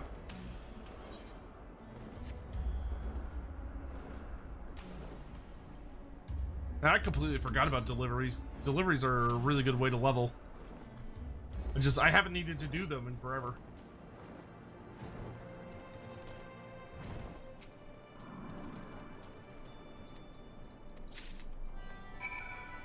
Hup. Hup.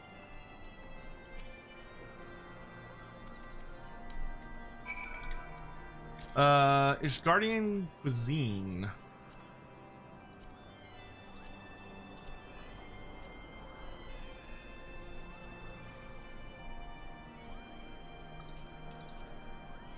It does not need to be fancy, just functional.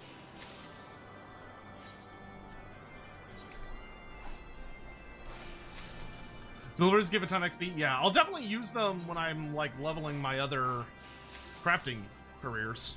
Which, God, that will not be for a very, very, very long time. Many moons shall rise and set before before we start leveling other crafting careers.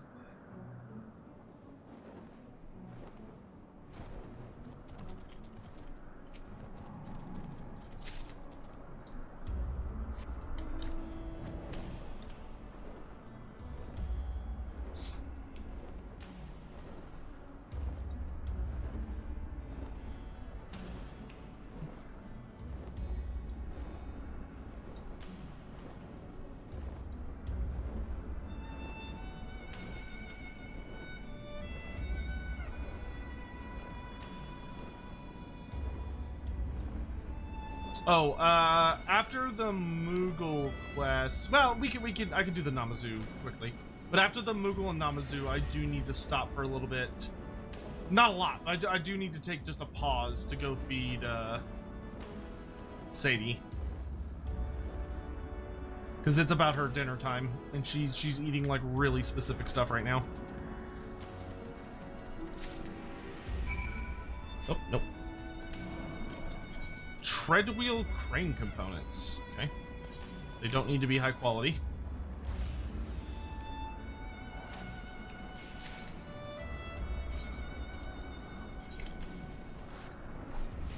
We need a city emote? I know. We need a lot of emotes. Finding a new emote artist is spooky.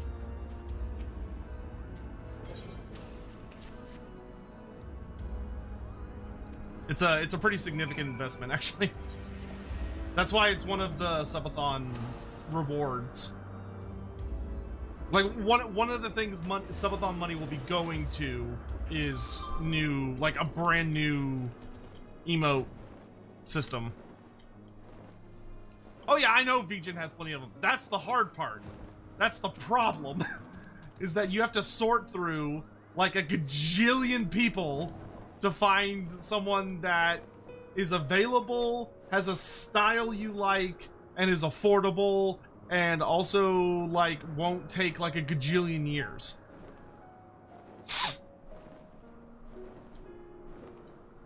And then sorting all, which that you may be like, oh, well, like that sounds hard. No, it's actually really easy to find someone in that category. Because then the problem is you have to narrow it down to one. Where's the community emote artist? Sadly, we don't have any. We don't have one of those these days. We don't have a lot of active artists in the. Well, I don't know if that's true. We don't have a lot of active artists that are just like, here, have this random thing. Which, not saying that I mean, I want to make sure people are compensated properly for the work they do, but we don't have like casual artists on hand. We do in the Lorebeards community, kind of. We have some like really scary good professional artists in the Lorebeards community. But they're always doing, they're usually working on like random Lorebeard stuff. Like I saw one of them, oh my god, I can't remember his name because I'm really bad with names. But I saw, somebody was working on making Face Flaya from like the Lorebeards verse.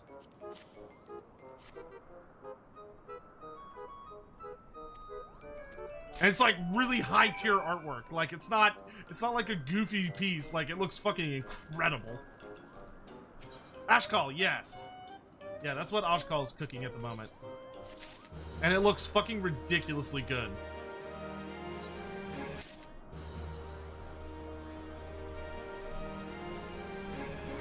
These people have been dancing since I left. Those poor bastards. They're just Oh my god, did they get that Ulgu spell cast on them that makes them dance until they die? Oh god, oh jeez.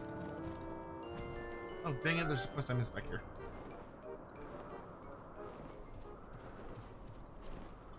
They're gonna dance until their bones snap and their muscles tear and their bodies break. Oh, the humanity.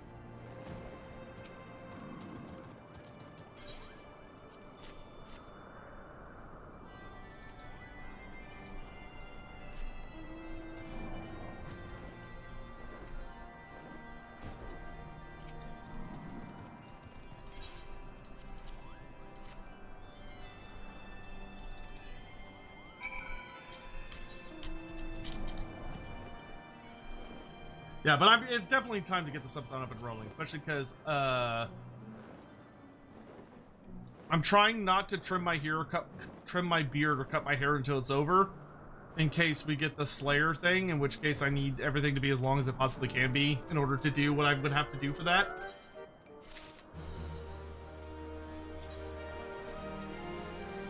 Okay, let's go. Okay, we're gonna knock out the Namazu quest real fast, and then after the Namazu, we're gonna take a brief break. I'll just put up the BRB screen for that, but we'll take a brief break, and then I'll go feed Sadie for dinner, and once she has been fed, I'll come back, and then we'll get back into it.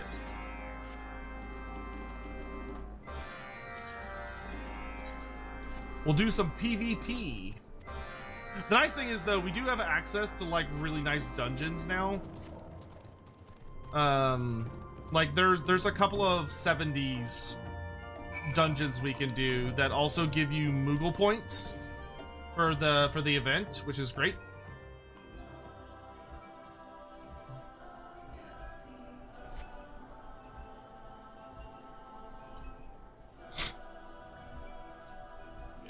Yeah, because it's... Yeah, Never Reap gives Moogle points, so we could just, like... sorry, 60. PvP also gets Moogle tomes? What? Well then. I guess we're just gonna do PvP.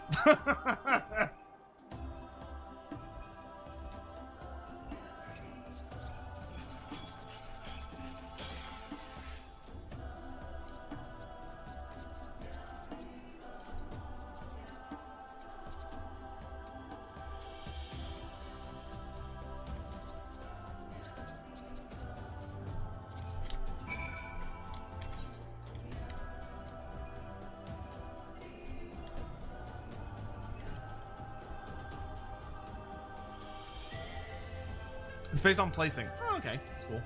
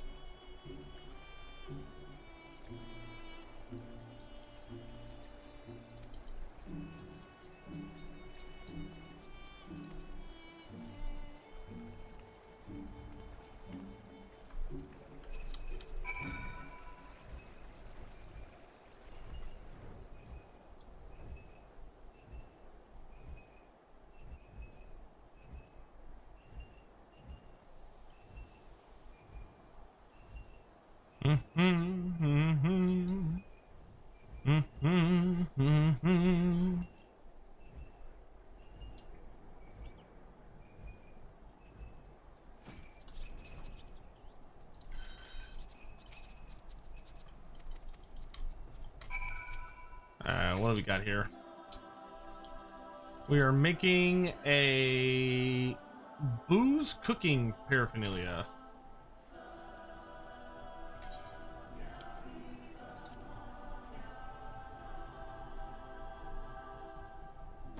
I want booze. Booze sounds amazing. Does not need to be fancy.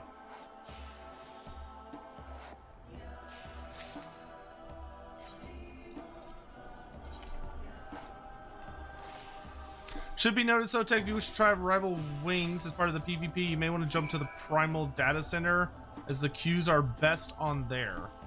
Okay. We will cross that bridge when we get to it.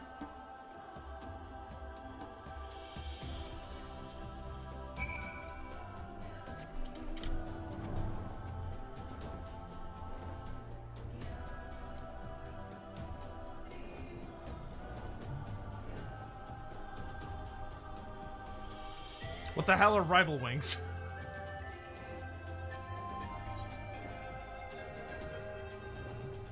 Is that like ranked mode?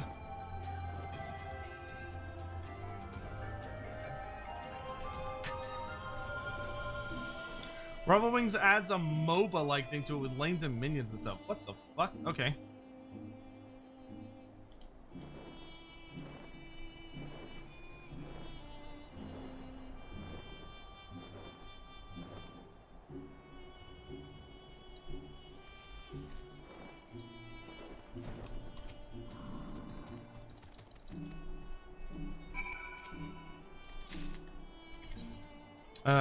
Tea paraphernalia.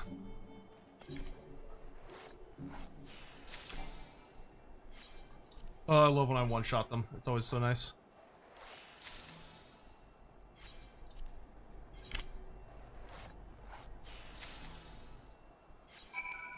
Okay.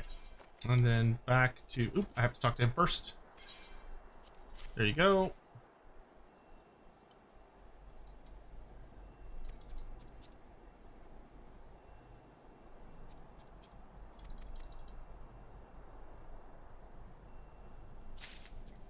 Okay, now we can go back.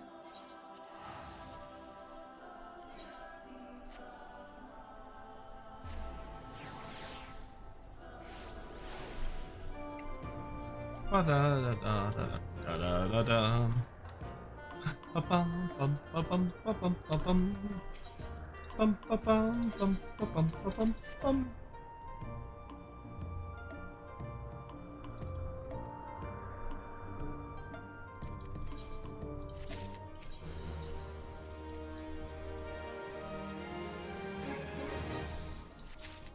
Okay.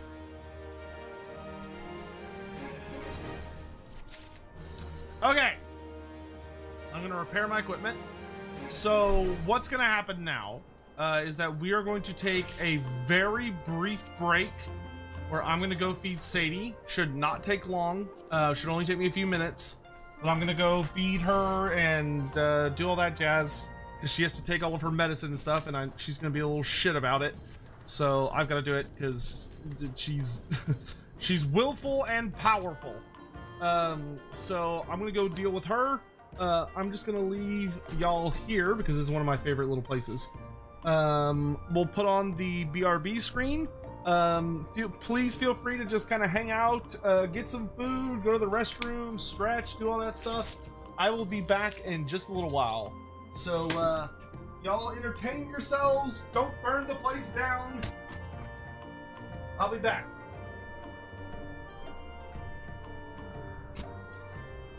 Sadie.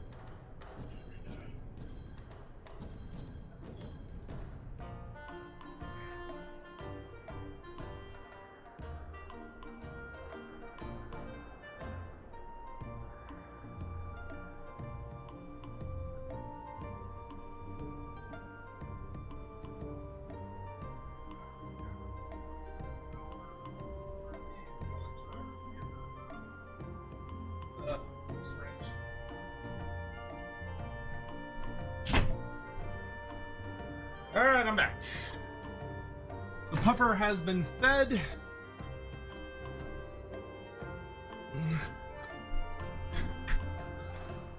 Oh.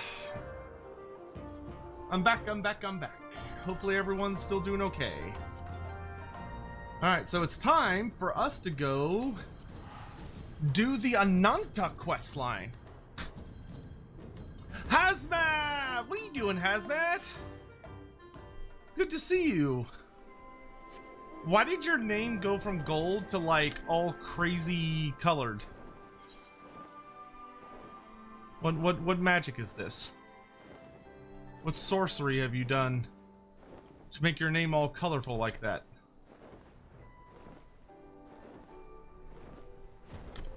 Alright, so this is the quest line to get us into meet the Ananta, which has been a long time coming. Oh, BRB's still up, thank you. Sunburst after? Oh, gold before 7TV. Ah, okay, 7TV stuff. I feel like nobody in my chat knows what 7TV is, because I have it enabled and like nobody uses it. Alright, swaggering seeker of the sun. You're that adventurer that's been sauntering about the village. What do you want?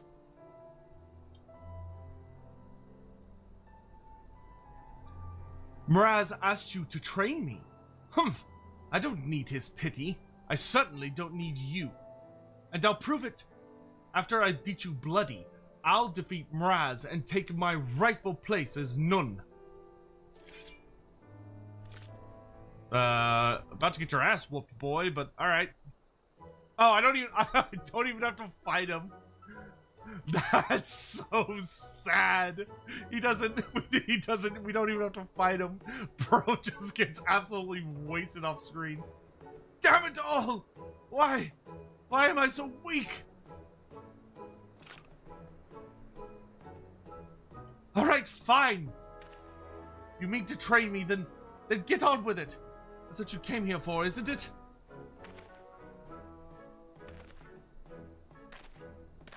Good! After a few lessons from you, Mraz will wish he never sent you to me. I refuse to end up like my father. I will become stronger, even if it means accepting help from my enemy. Where were we? Ah, I should probably introduce myself. You can call me Mizette. Now, how about you show me what you can do? Hold on a minute. I didn't mean I want to fight again. I want to observe, preferably from a safe distance. You bring a token trinket to give to There! Yes, yes. What's up? How you doing? Good. I accept your offering for Molder. Thank you so much for the super chat, dude. How you been? At Vale_7 donated 200 Swedish krona through super chat. How hard do you think Andy Hazmat, how's your day going, by the way? Kurt Hellborg into the End Times pack? Smile, I remember that he was his most wanted character. Also, why do you think CA has not made more Empire DLCs? When they're so popular. Okay, so first, do you think Andy Hell's gonna try and get Kurt Hellborg into the End Times pack? If the Empire is one of them, then yes, I can see him doing that. Trying to get him in. I don't think he'll succeed, but I can see him trying.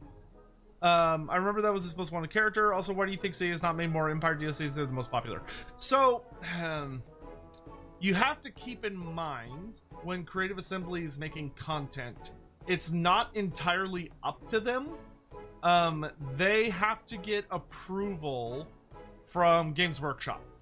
So whenever they want to make something, they have to go to GW and be like, hey, here's the thing we want to make. And GW will be able to approve it. And there's only so much they can do from the Empire. Like, if the Empire gets one more big fat DLC, it will basically be done outside of, like, a couple of characters and, like you know, noteworthy regiments. But it would mostly be done. Lord Gron, thank you so much for the 45 months. Thank you. I really appreciate that. That's a long time. Thank you, sir. but I would guess they try to space out the Empire DLCs, partially because they're so popular. Like, if they're the most popular product, you don't want to do them all at once and like blow your load, and then the rest of the DLCs you have are like much less popular ones, because that could actually lead to declining sales and that could kill the game. If I were them, I would be very strategic about when you release Empire DLCs, because if like, once I've released DLCs for every faction in the game, if Empire DLCs are consistently making the most money, then I would be very careful about releasing them very spaced out, to ensure that they're like these really good fat injections of support into the game. If you do them all at once, you'd be front loading, and that would cause a lot of problems. So I think it's very smart that they keep things spaced out and fresh. Plus, that would really suck for people that are not Empire fans if like they're just sitting there getting like slapped in the face over and over and over again with DLC. I will be eternally glad that for the chaos cycle of DLCs, we got all 4 of them, number 1, and number 2, all 12 factions were completely different. Like, we didn't have any repeat races. Thank God. I will always be really upset that they dropped the ball on that in Warhammer 2. Warhammer 2 should have gotten one last DLC that should have been Dwarfs versus Skaven. Instead of Dark Elves. Well, sorry, there should have been 2 more DLCs. But get rid of one. So instead of Skaven versus Dark Elves, which was dumb as fuck, that was an objectively stupid fucking DLC, it should have been Vampire Counts versus Dark Elves and Dwarfs versus Skaven. And it would have been super easy to do. Like, I would have done Malice Darkblade versus Zacharias the Ever-Living, and then I would have done Thoric Ironbrow versus Deathmaster Snitch, and those would have been fantastic.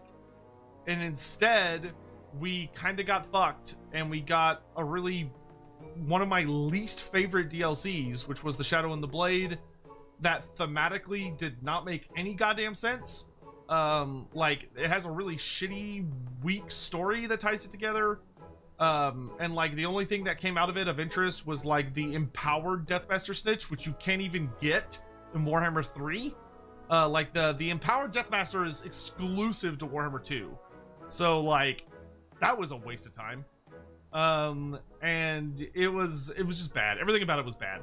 And then we got Thoric Ironbrow as a free LC, which he had a cool campaign, but the fact he didn't come with any other units really blows. And the Vampire Counts have also just been languishing leading up to the end times. So I was really disappointed with that series of actions. So I'm glad that they seem to have wisened up, and they've been keeping a much better spread to make sure a lot of factions are getting attention. Yeah, man, I added way more information than was needed for that. I'm so sorry. Alright. A gazelle would make for a good fight, and they graze nearby. Let's be off. I'm very curious how this is going to lead to snake ladies, but okay. This feels more like a cat people questline.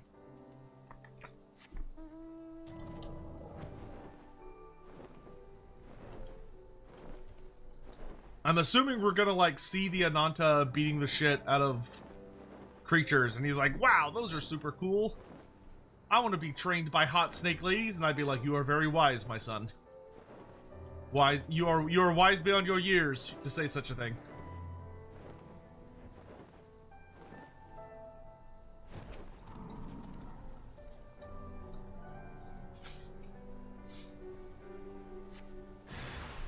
Oh, hello. But then again, I think about like how convoluted the fucking Moogle storyline was to get. Like, good God, that was a nightmare.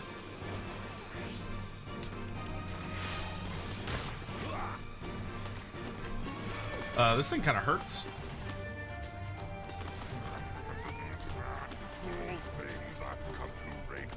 Save me!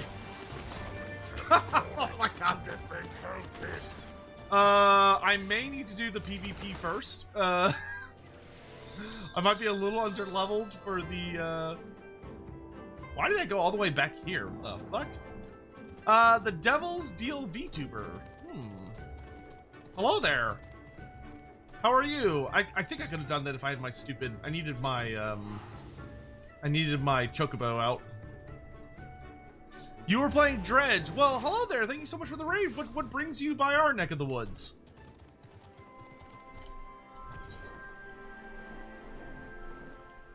Hope y'all having a lovely night. If you don't know me, by the way, hello, hi there. I am Lore Master of Sotek. I'm considered one of the premier authorities on Warhammer Fantasy lore and literature that you'll find on the internet, especially here on Twitch. We've been playing through some of the glorious Final Fantasy XIV storyline, which has been a super fun, good time. And hope that you are having a lovely day, and don't feel like you gotta stay. If you've gotta grab some rest or stretch or get some food or any of that stuff, then feel free to head on out. But yeah, I hope you're doing well.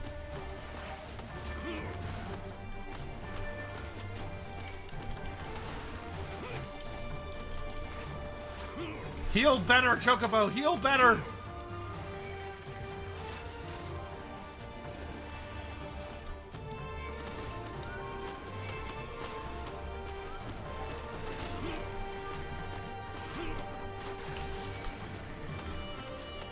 Oh, that's the wrong one. In fact, I'm just gonna change it.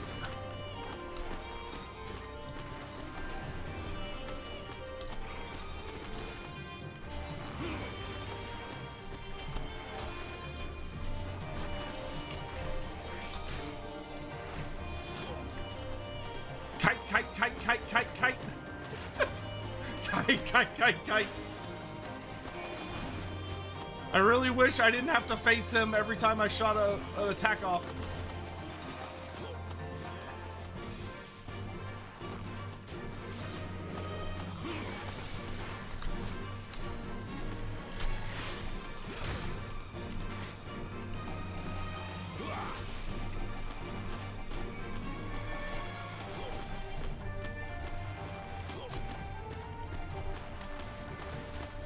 Oh, that's the wrong one.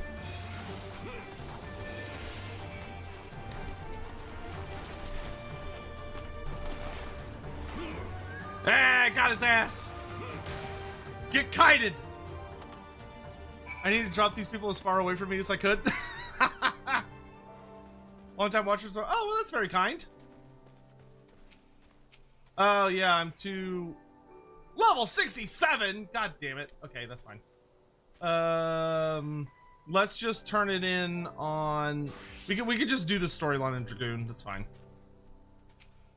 Just to get it done with.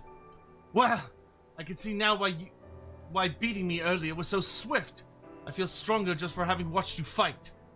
Maybe then I could put some of those moves to use against Miraz.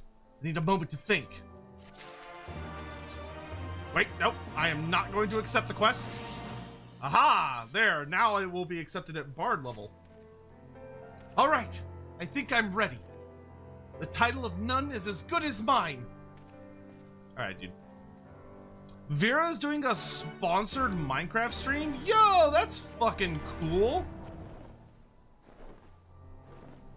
That's so hype, dude.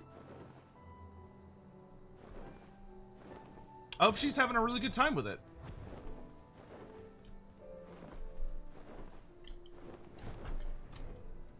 Nope, he doesn't look so good. Ugh, not again.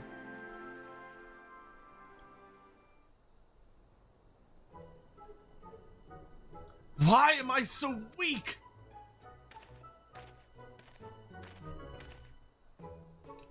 Do you not tire of this fool's errand? Tell me, why is it you seek the title of Noon?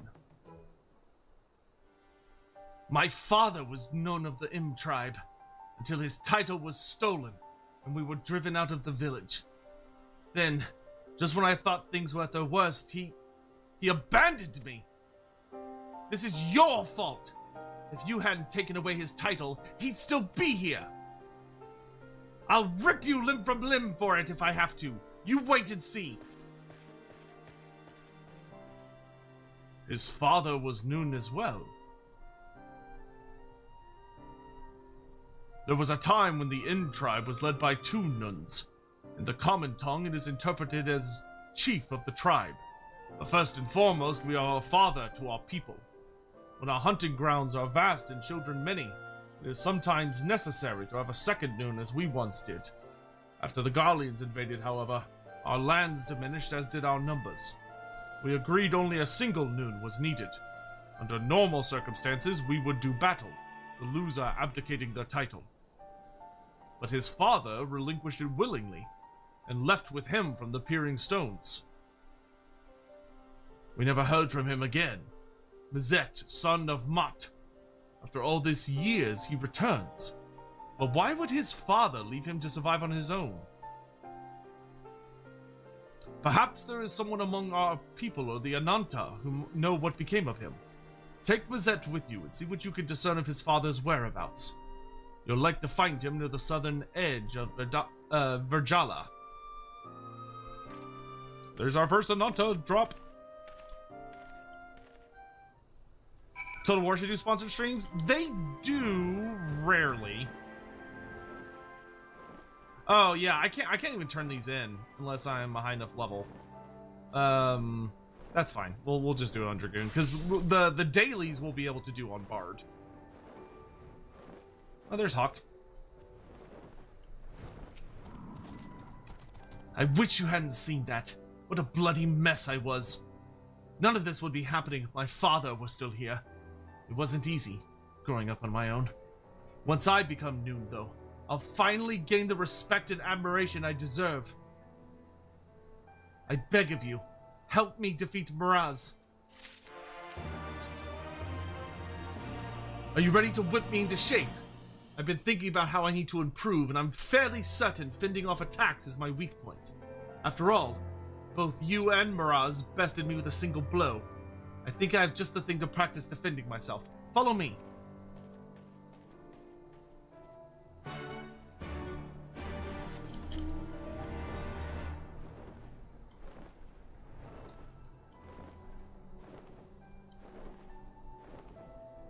Now, where is he? Okay.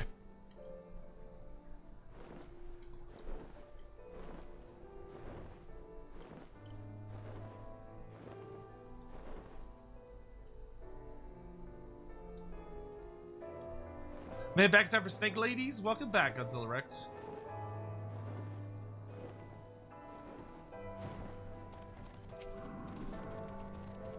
Look what I found.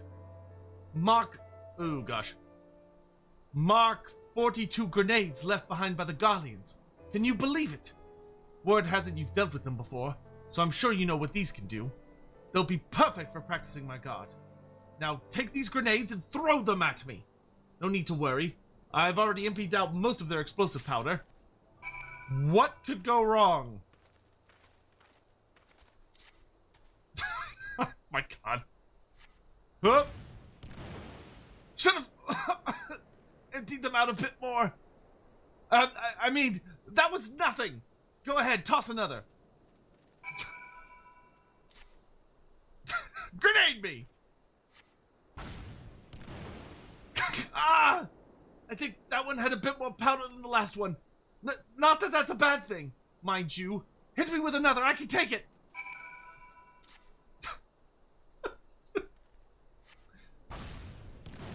Ah! I must have forgotten to empty out the powder. Oh no, he's stupid.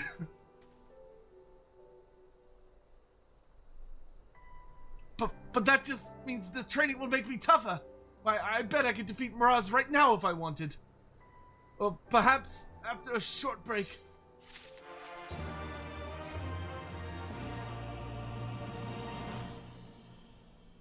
Hey, Lord 1 billion? Those grenades took a toll on me, but I'm feeling much better. My ribs have taken on an unusual shade of purple, but I bet that means the training's working. My dude's got like internal injuries. I couldn't have come this far without you, though. it's only proper that I ask you come and see me finally take down Miraz. What do you say? Bro, no. Thanks. You don't know how much this means to me. Let's head to the Peering Stones then. Miraz won't know what hit him. He's gonna die. He's gonna die. That boy's gonna die. How you doing, Lord?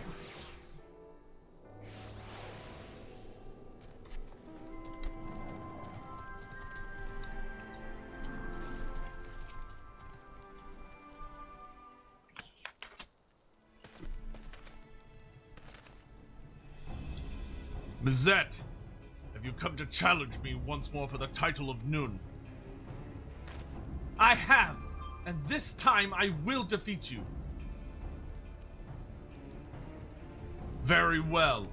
Let us reconvene at the valley to the southeast. Reconvene? Are you afraid I'll shame you here in front of your people? No matter. Well, it looks like we're heading to the valley.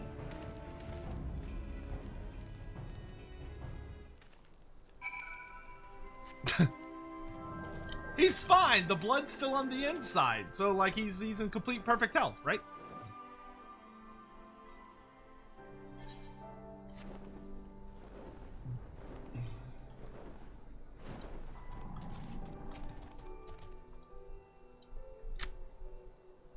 Good, you know, right now reading the Black Legion Codex from 6th edition. Oh, okay. Diving back into some old lore.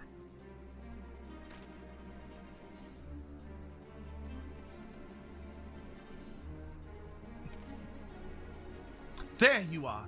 I was beginning to think you wouldn't show. Your time as none of the M tribe ends today.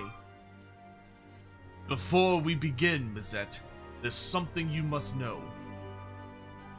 What now? A terrible tale told to me by the Vera. 20 years ago, a Makote of the M tribe traveling with a child happened upon their people. He claimed to be a nun who relinquished his title to avoid creating discord within the tribe.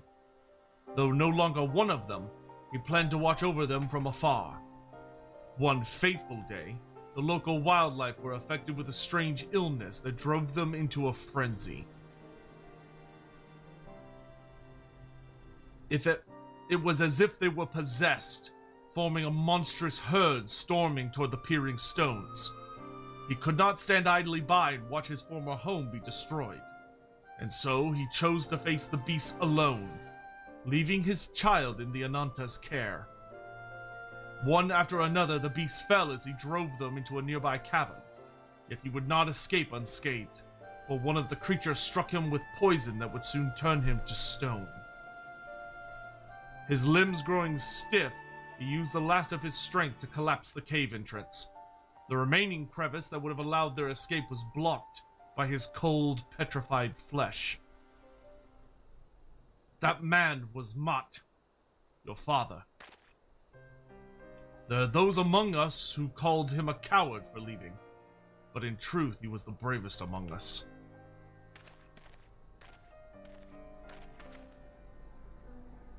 Do you recall this blade? It has rested here ever since that fateful day your father gave his life to save us.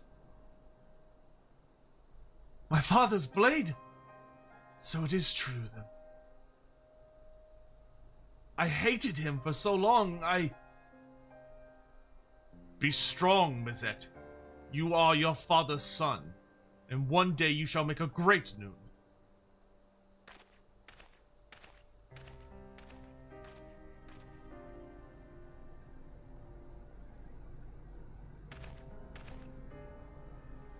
Forgive me.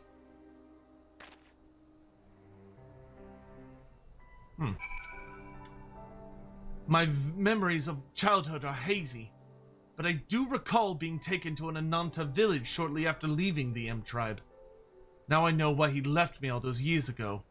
He was a hero to the bitter end, fighting to protect our people. And now I would protect them too. I need to speak with Miraz. Sounds like you need to go talk to your old snake moms, dude. You become a Dark Eldar fan today? Oh, what happened, Godzilla Rex? Good, and you right now reading the Black Legion. Oh yeah, need to expend my Chaos Love for 40k trying to write Chaos Homebrew. Oh, awesome. You doing Homebrew for tabletop or for roleplay?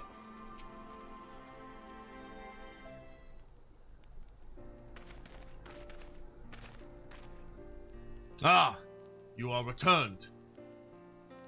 Miraz Noon, I want to apologize for the disrespect I've shown you. You're not to blame for my father leaving. I realize that now.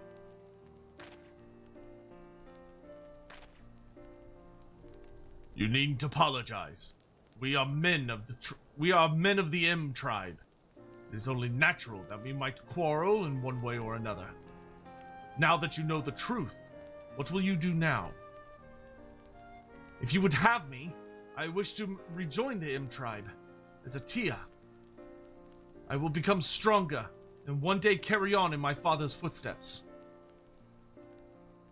Oh, Lorebeards! Okay, they did Dark Eldar today, did they? By his blade, I swear it. Very well.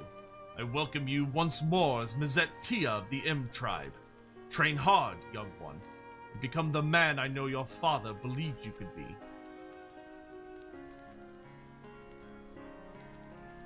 I would also hold a memorial service to honor your father's sacrifice. We do not have his remains, but I pray his soul will at last be at peace. Thanks for all your help. I might have never learned about my father if you hadn't showed up. The next time we meet, you'll be addressing me as Mizet Nun. At least I hope so. I also expect a rematch for that first thrashing you gave me. I should get going. I have to reintroduce myself to a lot of people, so we meet again.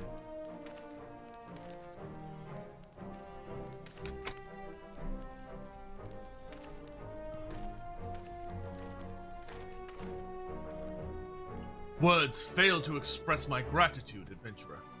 He will make a fine Nun someday. When his time comes, I hope you will offer him support again as you did this day.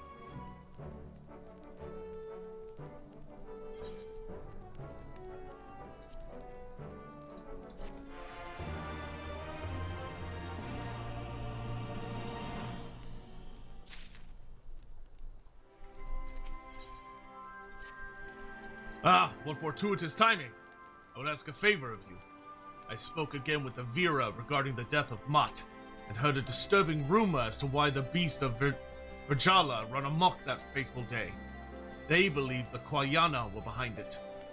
It's hard to believe such a reclusive tribe would do such a thing, but I would be foolish to doubt the word of the Vera. We must be certain, which is why I ask you to seek the truth at the heart of this matter.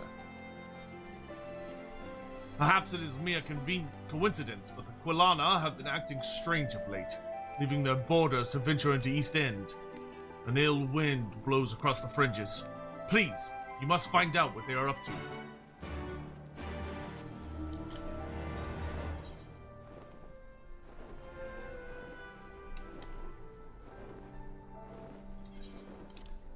Oh, it's like, yep, other side.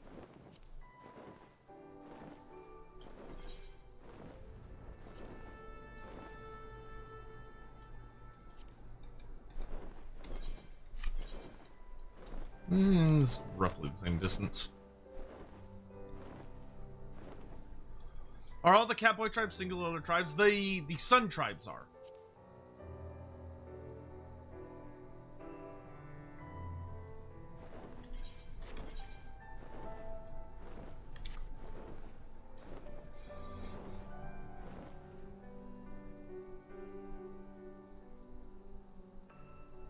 I'm curious what the birth rates are for male to female Mikote in the Sun tribes, considering that they're only supposed to have one male per tribe.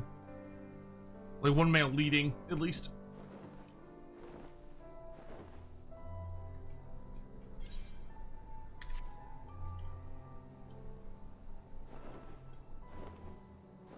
Uh-oh. Hello.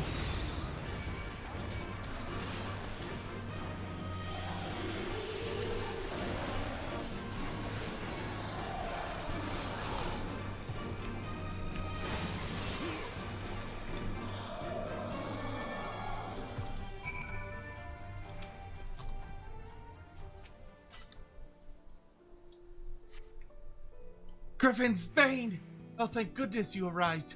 Twice now you've saved me from certain doom. After completing my reports at Gridania, I thought it prudent to return and learn more about the history of this region. I was especially interested in this tree they called the Percipient One. It is revered as a source of great spiritual energy. I was told this was a place of beauty before the Garleans arrived. Yet an air of gloom hangs over the place now. I plan to investigate the degradation of the area, starting with this tree, when I was assaulted by the Quilana. But what brings you here? 90% female birth rate across both tribes. Jeez. Okay, men are super rare. You suspect they've been driving the beasts of Virjala into a frenzy? Perhaps it's related to their strange behavior of late. At any rate, we should have a look around. There has to be a reason why they came all this way. The fates are kind, they'll have left us a clue. I do not remember who this chick is. She clearly I've encountered her before.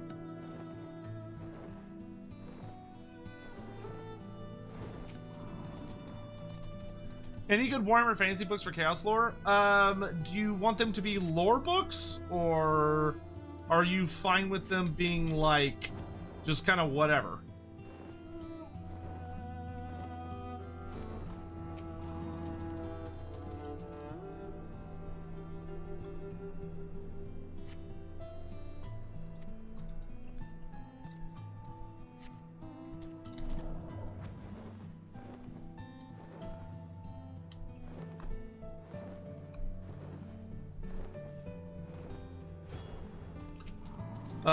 Well, yeah, I mean, I would highly recommend it, like any of the army books. Strange fumes are emitting from the roots of the tree. Is there any, like, particular subject matter you're looking for? Did you find anything? I recognize these markings.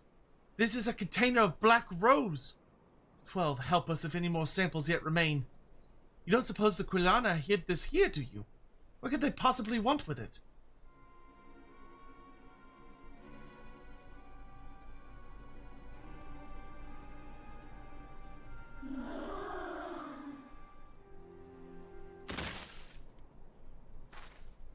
Dakarius, are you unharmed? It's the boy. I guess he's gotten stronger if he can take out an Ananta. Don't look so surprised. Shooting a few arrows isn't that difficult, even for me. But that's not important. I come bearing news from Miraz Nun. He went to meet with the Vera to offer them thanks for taking me in after my father's disappearance.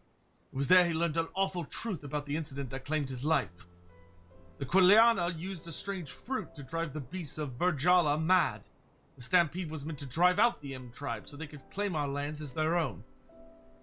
Strange fruit? Of course! The Percipient One.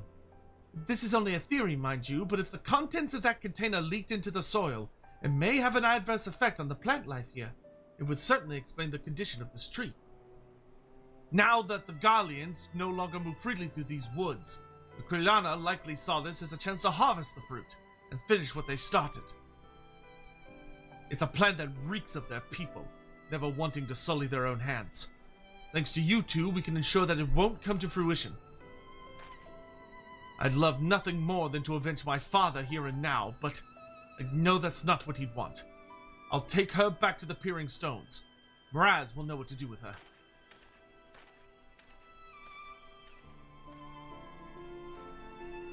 Various different ways Chaos is worshipped in the world. Yes, Lord, I would highly recommend you check out a book called The Tome of Corruption. The Tome of Corruption comes from Warhammer Fantasy Roleplay 2nd Edition, and it has a ton of stuff I think you'd find really interesting. I better go and contact Serpent Marshal Brookstone. We need to get men out here and dispose of that container.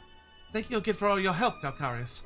I hope our next meeting is under better circumstances. Oh, I think this was the girl that helped us look for the, I think that was the girl that helped us look for the plague stuff they had unleashed on the villages around here. I think that's who that is.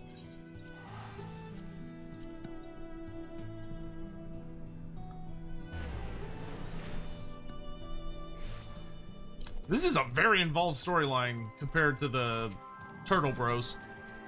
Welcome back, my friend. Tell me, what did you find at East End? Plague shenanigans. My word! So what the Vera told me was true. I never thought it concerned that the Kiana should seclude themselves. They always seem so peaceful. Yet our carelessness nearly brought about the end of the M tribe. Well, we will not make that mistake again. I will deal with the Quiana you captured after they tell us all they know. I'm honestly surprised to see Mazet chose to seek my counsel rather than deal with them himself. There's hope for him yet. Again, we find ourselves in your debt. I foresee great things ahead for the M tribe, and I'm certain you've helped set us on the path of lasting prosperity. Greetings, Dalcaris. I'm glad to see you are looking hale and hearty. We're fortunate that you returned unscathed from that business involving the Precipient one. Thanks to you and Mazet, the Quiana have been keeping away from it. Speaking of the Ananta, a messenger from the Vera came by not long ago looking for you. Sarisha has some matters she'd like to discuss with you. Perhaps you could pay her a visit. Brooding Broodmother. Oh, it's Snake Mom time! Oh, this one's a level 60 quest, so I can do this one as Bard. Never mind. I guess because I accepted it as Dragoon. But I think I can switch to Bard after I turn this one in. I'm here, Snake Ladies!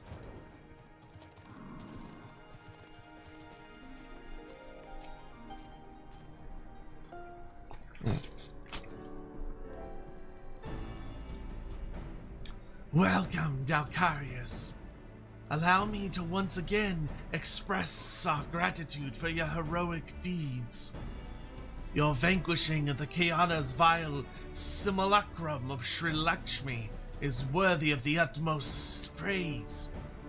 While I am reluctant to have to ask for your aid yet again, there is a matter of personal importance I wish to discuss with you. My beloved daughter Alpa is a member of the Resistance. Though she is a young and unskilled in the ways of war, she labors tirelessly for the freedom of Gir Albania. Now that the Gallians have relinquished their grip on the region, many Vera who serve in the Resistance will be called back to Vera Naila. As my daughter, Alpa's presence is required above all others. One day, Alpa will inherit the mantle of Broodmother, and there is much I must teach her. Despite our newfound freedom, many trials await in the days to come for all the peoples of Gir Albania. We need not only strong leaders, but able successors to lead us into the future. I have written a letter for Alpa explaining why she must return to Vera Naila at once. However, I anticipate that her superiors will be against her leaving on such short notice. As a friend to the Resistance, you would be able to persuade them to release her from service. Would you grant us your cooperation? I'll handle this. Anything for Snake Mommy. Your selfishness knows no bounds. Please give this letter to Alpa. She is stationed in Ralga's Reach. I pray for a satisfactory outcome.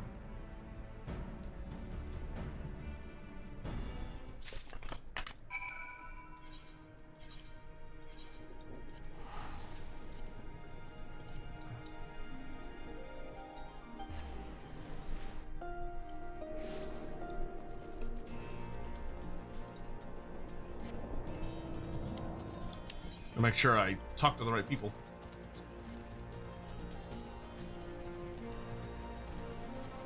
There's Alpa.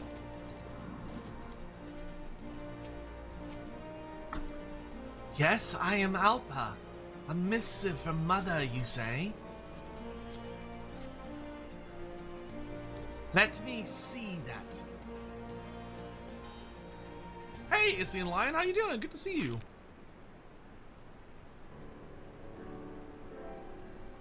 She wants me to leave the Resistance. and return to Vera Nyla. This is absurd! I'm pleased that she has such high expectations of me, but I've still got work to do here with the Resistance. Oi, calm down, will you? Last things first. Haven't you got anything to say to the one who brought you the letter? You're right. Where are my manners? I'm very grateful to you for delivering this message. Ah! You're Dalcarius Adracia, conqueror of Castellum Velodina, aren't you? Of course, I'd recognize you straight away. It's a pleasure to finally meet you in person. The name's Jolman, and I report to Alpa here, believe it or not.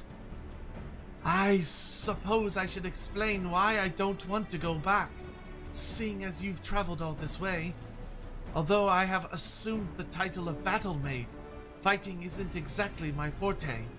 I'm much better at metalworking, and since joining the Resistance, I've been placed in command of a small group of blacksmiths.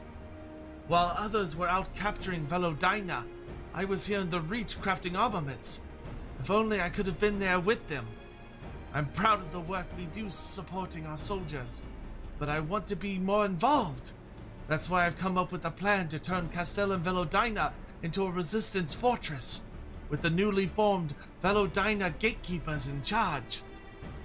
Alpa went straight to our commanding officers and volunteered for the post of captain. It was certainly a surprise to hear they'd agreed to it, but she was only given permission on the grounds that I'd be assigned as her second in command. And she's been nagging me constantly ever since. Anyway, my blacksmiths are mainly made up of Ananta, since we excel at forging weapons and armor. On the other hand, most of the frontline units include both Ananta and Striders. Our superiors were concerned that even though I'm a member of the Resistance, I've spent most of the time among my own kind. Jolman's here to teach me the ways of the other peoples of Kirabania. Although officially she's the one leading the unit, I'm here to act as her mentor. She's still got a lot to learn about us Striders, though. The other day she tried to take off my uniform. What? Yo, we got a Yuri plotline? What? Are you still going on about that? I thought you were getting ready to shed your skin, so I tried to help you out of your clothes. How many times do I have to tell you? We don't molt like Ananta, you bumbling ninny. Just had an itchy back, that's all. And I'm quite incapable of getting undressed by myself. Ahem. Let's not get into all that again. So, where were we? The letter. I was sent word to Mother to tell her why I'm not going home. I'm sorry to have involved you in all this. Wait! There's one more thing. While you're here, there's something I'd like to ask you. Would you be able to meet us at Velodina? Thank you so much. Jolman and I will wait for you at the Castellum.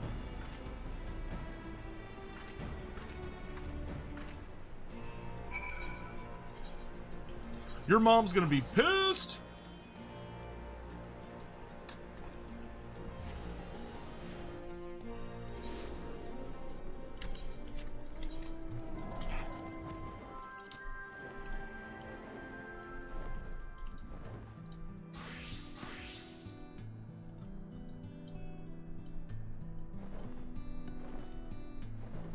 I feel like we should have done significantly more of the storyline much earlier. I did not realize there was so much shit we had to get through just to get to the actual V-Stripe stuff.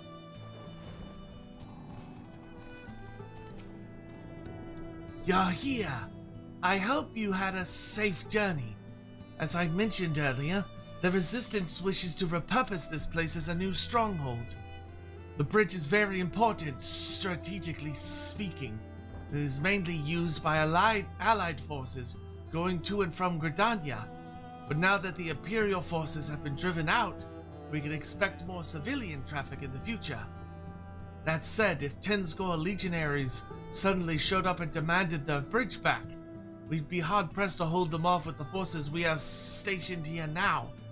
Tell me, Dalcarius, What do other peoples do at times like this?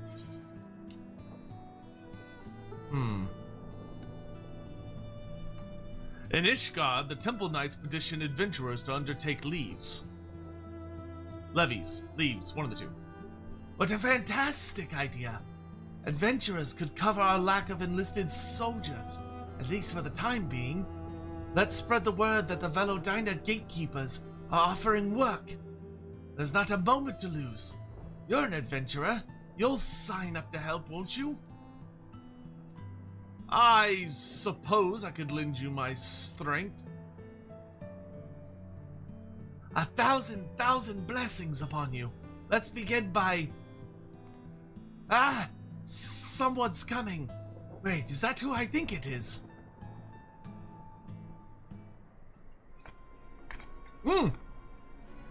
Oh shit!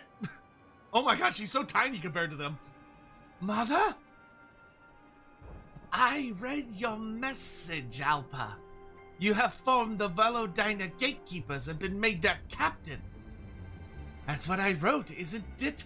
I've got an important assignment that I intend to see it through. Oh? And what is this important assignment of which you speak? I'm responsible for converting this place into a fully fledged resistance fortress. It's vital to the defense of both Gridania and Girabania. Alba! You possess many virtues, but strength in battle is not among them. Yet you believe you are capable of leading this endeavor. Very well. The entire region stands to benefit from strengthened borders, a village included.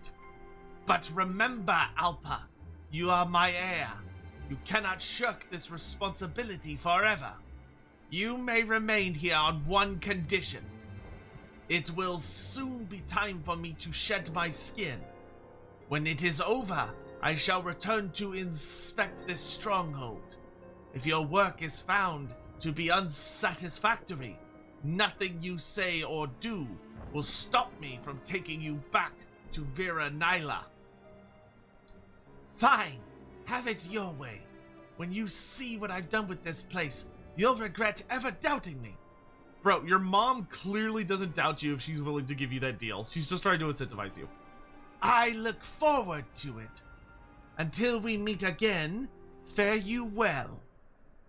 It seems my debt to you continues to grow. Please grant my daughter your counsel. Though she is rash and impulsive, her spirit burns brightly. What a good mom.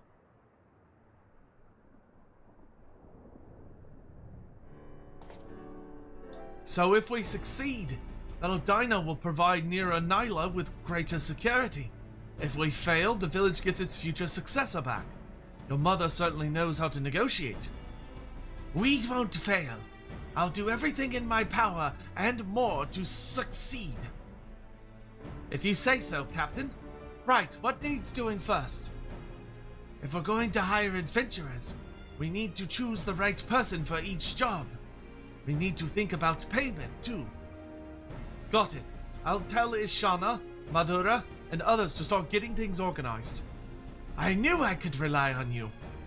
There's still a good deal of time before Mother sheds her skin, so let's use it as best we can. Put up the banners. They'll show everyone that this castellum is now under the jurisdiction of Velodina gatekeepers. I hope we can count on your help too, Dalcarius.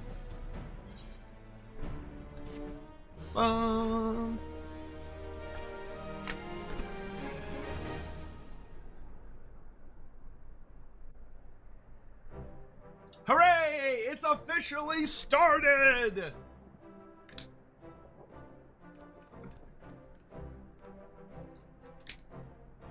We've unlocked a newbie tribe! I'm really curious what their... I think I already know, but it's been a while since I've seen it. I'm trying to remember what their mount is.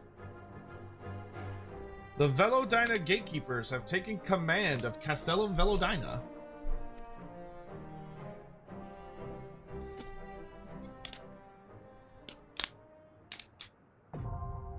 Society quest unlocked. They have 2? That's cool.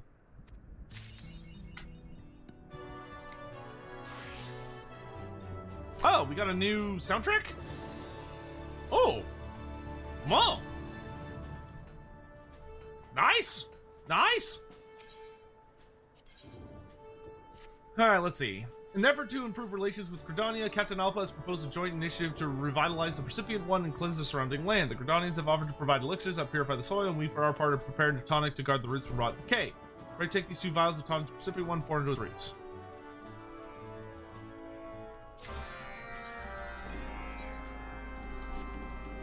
Do you not find the heat of the bridge insufferable? Ah, perhaps not. You striders have shoes to protect your legs. As the sun rises in the sky, so too does the heat of the bridge. Behind you, it's like treading across hot coals.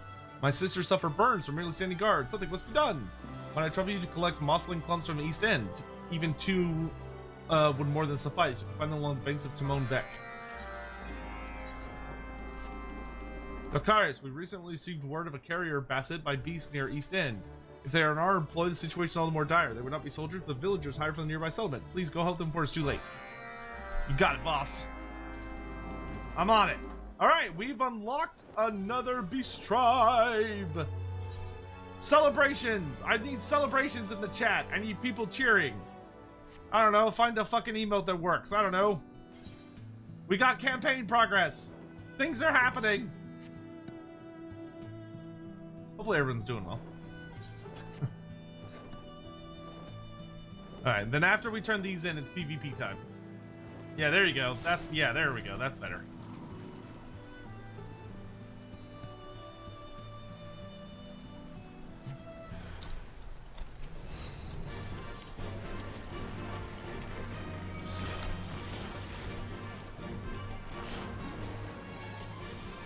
Need to get more official greens.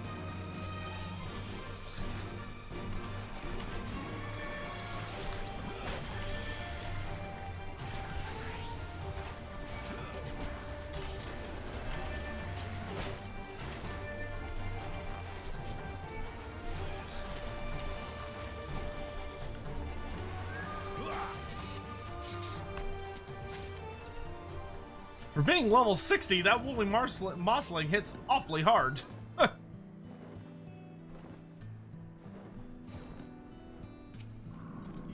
having a sub limits the emotes. Not if you have the free app or the free mod. I forget what it's called. But the free thing you can download called 7TV, which actually unlocks a shit ton of free emotes, many of which are animated and look cool and stuff. You don't have to use them, but those are there to enhance your Twitch experience. Oh yeah, I do need to go upgrade my stuff. Where's a good place to go for level 60 gear for tomestones? I could go get level 60 tomestone gear. That would help. That would probably have us taken care of for a hot while.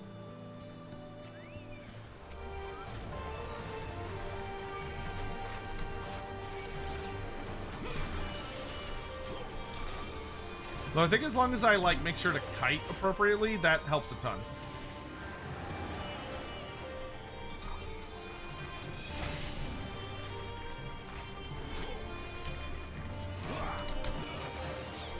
Uh-oh.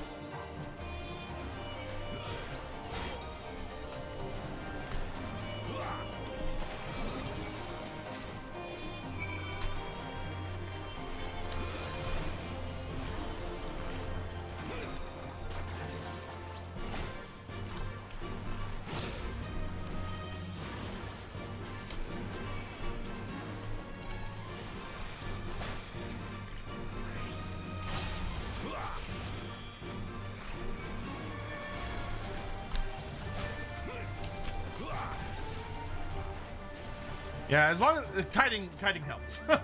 Kiting helps a lot. Tomestones. Oh yeah, accessories for armor. Yeah, that's a good idea. Idleshire? Okay. I will head to Idleshire after this. The three Slayer stooge trio of Malachi, Snorri, and Gotrek is hilariously dark comedy. It is.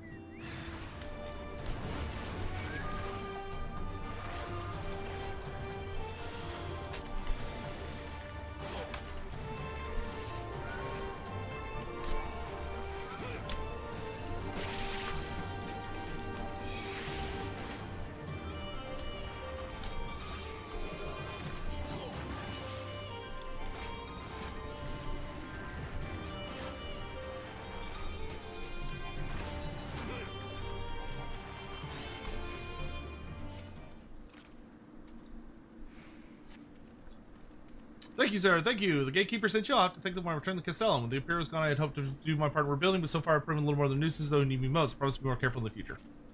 You do that.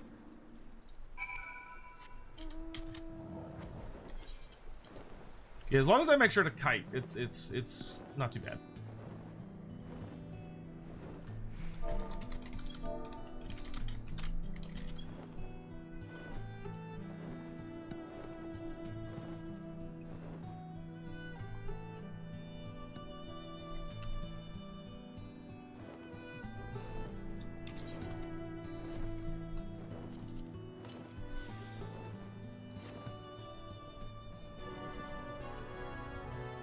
I actually really like the little unique song they have here.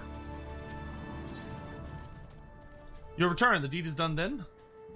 Excellent. It's been many moons since we have a need of such potion. Its preservative properties allow plants to thrive even in the harshest of conditions. Never did I imagine it would serve to nurture the recipient one. To return its former glory will take time, as well as the additional treatments of our tonic. I trust we can count on your aid when we have need of it again. There you are. Were you able to find any muslings?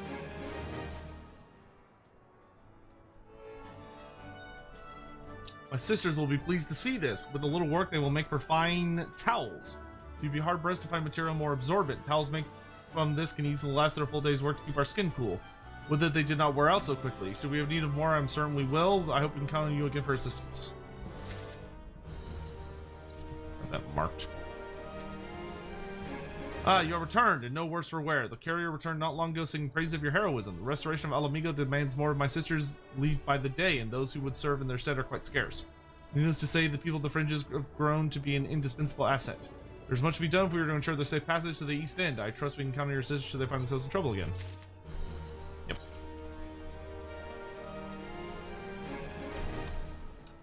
Good, good, good, good, good. Good shit, good shit, good shit. Blessed Mender. Mend me, woman!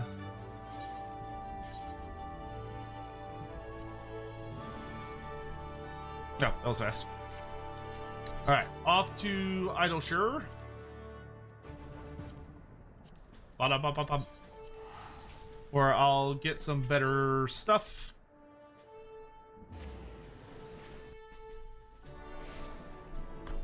I don't know who Attack Pigeon is, but apparently he's leading quite the hunt over in Garobania.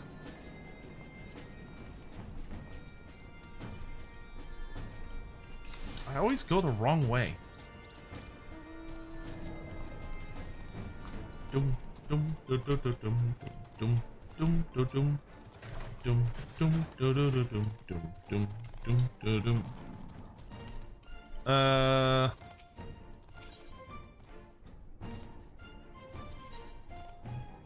There we go. Wait, not weapon. I need... What would it be under? Weapons. Not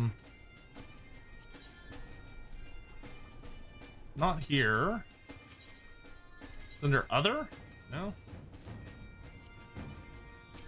Is under special arms? No. This lady doesn't sell,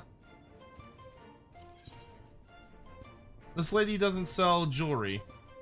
Oh no, she does. It's under accessories. Aha.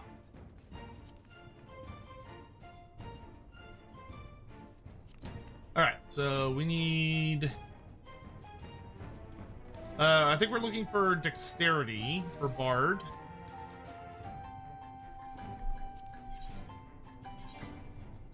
Are these rings better than mine?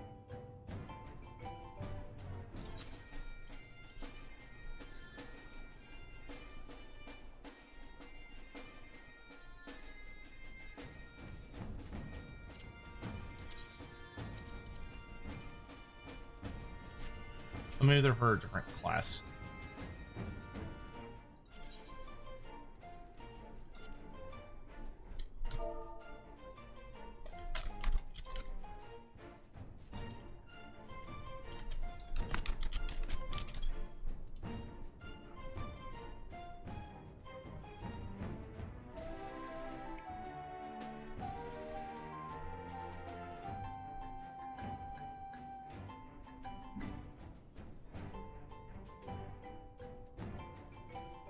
Oh, because these are strength based. That's why.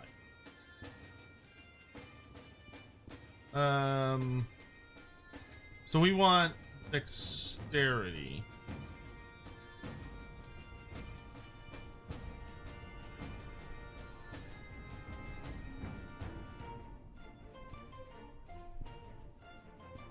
Is that right? What glamours are you using? I don't have any glamours on right now, actually. This is just what he naturally looks like at the moment.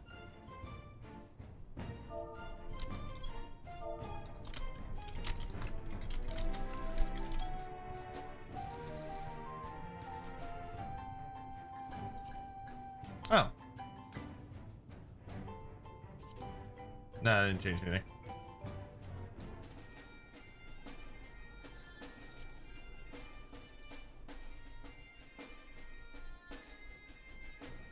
I have it set to Bard Archer. Show items for current job class. It's not doing anything. The buttons! They do nothing! Whatever, I'm getting dexterity.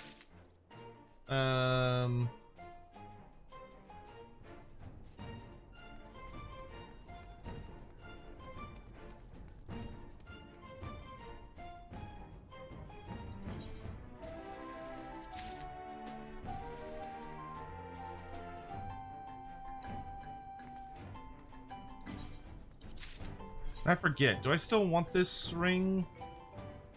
60 and below, no. So I need one more of these.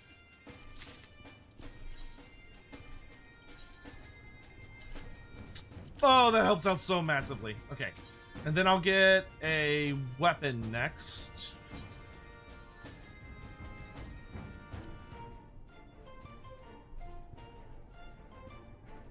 What?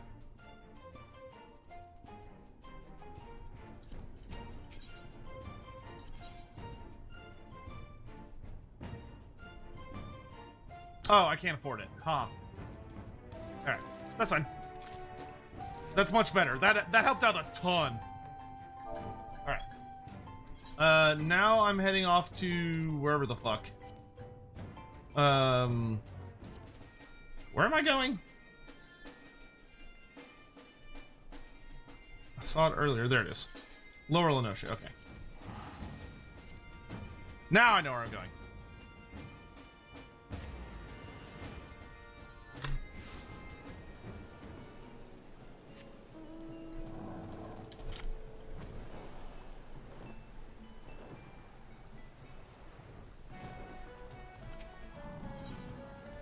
Oh, that's Hullbreaker Idol. Fairy Skipper. Yes, take me to the Wolf's Den.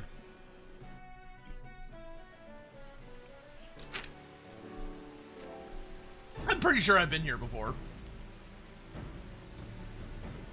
Maybe? Possibly? I might be thinking of a different place. Oh, yeah, I've been here.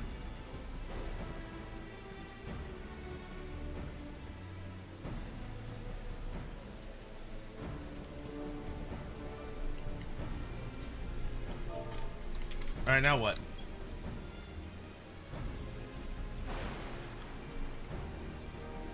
Okay, so it looks like my abilities are different and much smaller.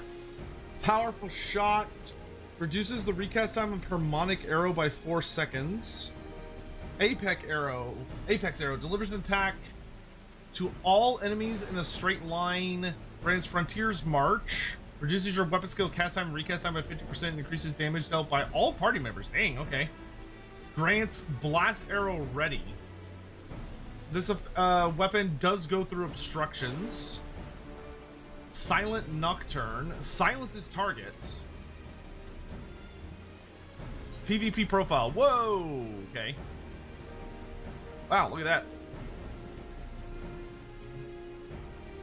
Oh, there's so many little things.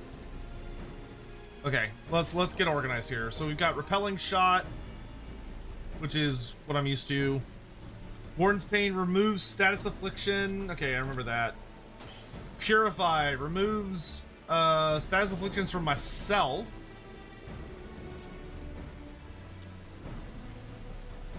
Standard issue elixir is a big heal. Okay.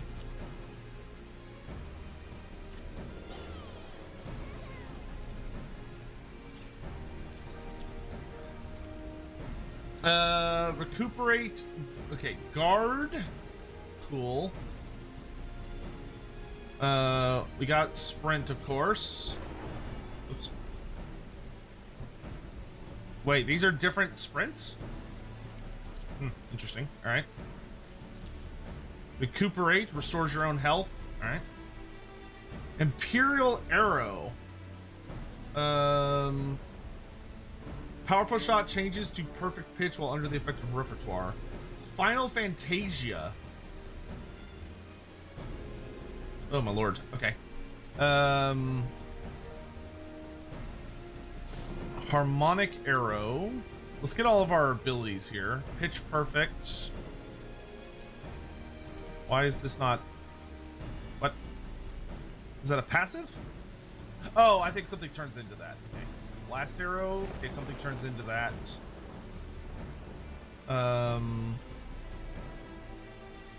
Okay, so this makes casting Harmonic Arrow faster. Delivers a ranged attack. Oh, okay, interesting. That's an instant. Okay, delivers ranged attack with potency of 9,000. Consumes all charges.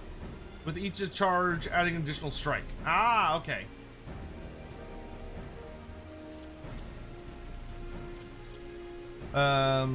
Okay, so we have all of these.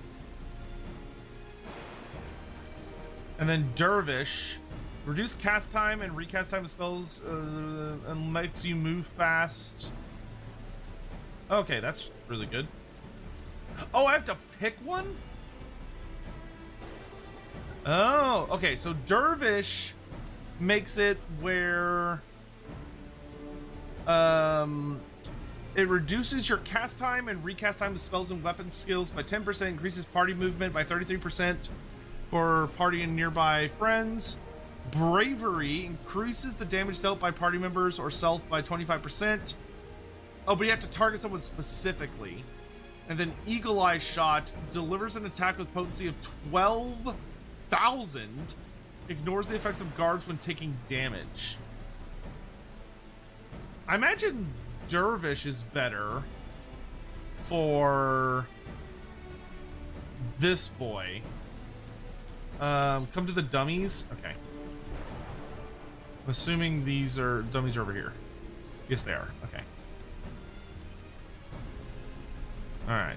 So we've got powerful shots,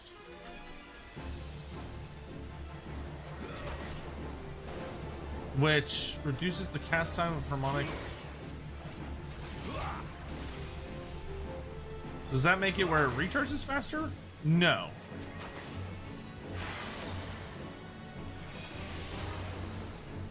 Okay, so Silent Nocturne transforms powerful pitch into that other thing.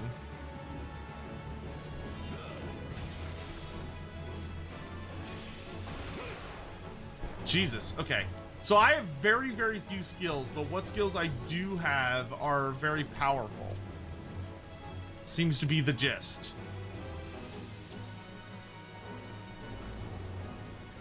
Powerful Shot does recharge harmonic arrows faster? Really?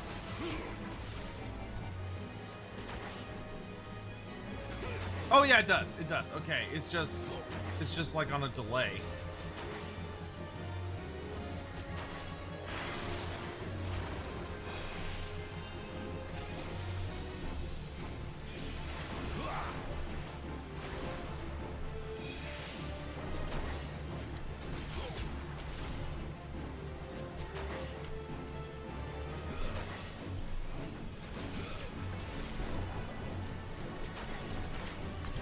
Okay, I'm gonna want that there because then I can actually hit it on my keybind.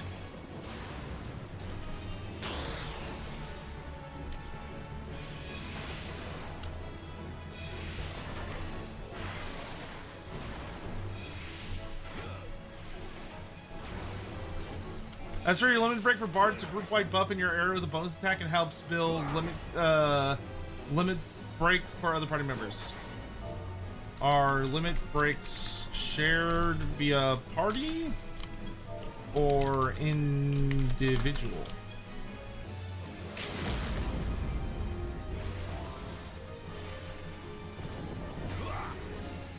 Okay, so it's a buff and then Encore of Light is your damage. They're individual. Oh, okay. Awesome. Okay, cool. Think I'm ready to rock. Does Wardens do anything in PvP? Or is it also useless?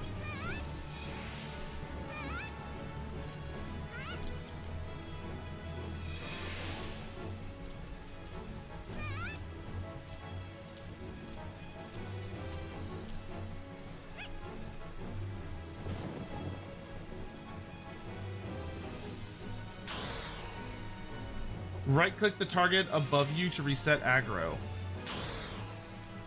The target above me? What do you mean the target above me? I don't see a target.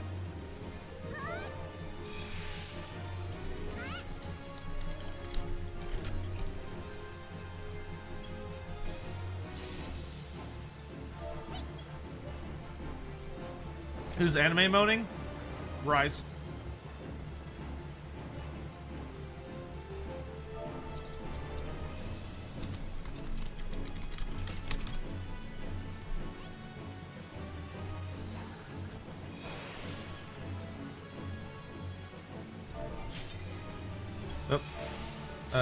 Rise, did you want to come? Since you're there and all.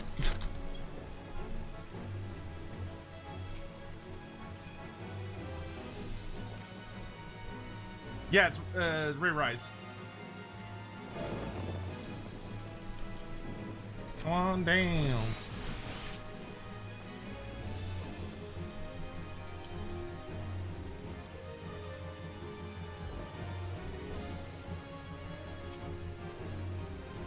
Oh, I didn't even know this was a thing. Cool. I've never used that function before.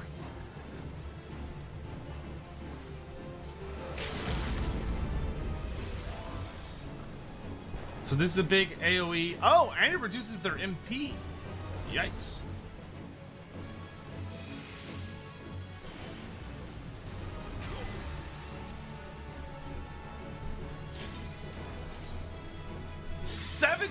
People, good lord, that's so many.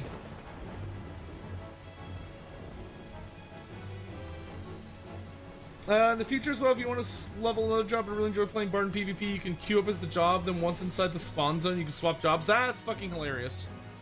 But the XP keeps? That's crazy.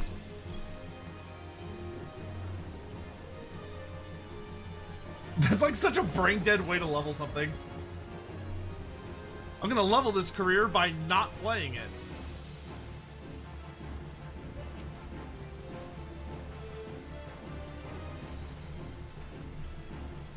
Oh, is it a 1v1v1?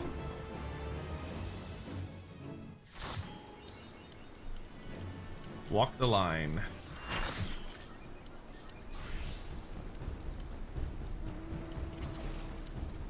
Oh my shit, I don't have my mount stuff.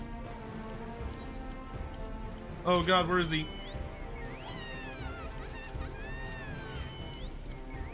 I don't have like any of my stuff on the side. There we go. 3 teams fight for points. Is it based on kills or is it based on capture points? Okay.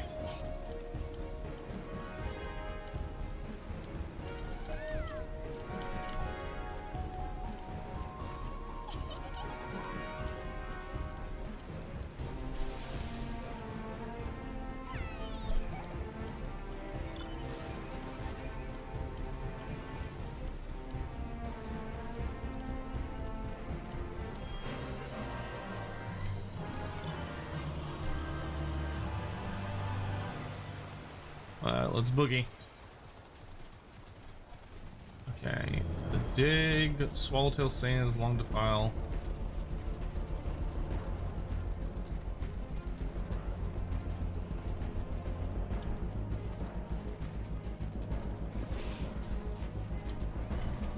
The enemy has been sighted.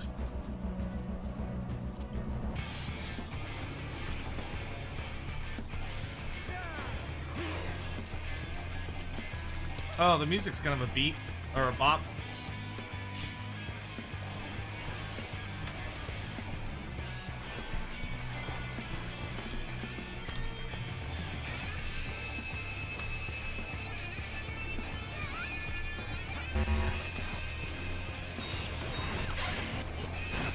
It's hard just to get in range of somebody.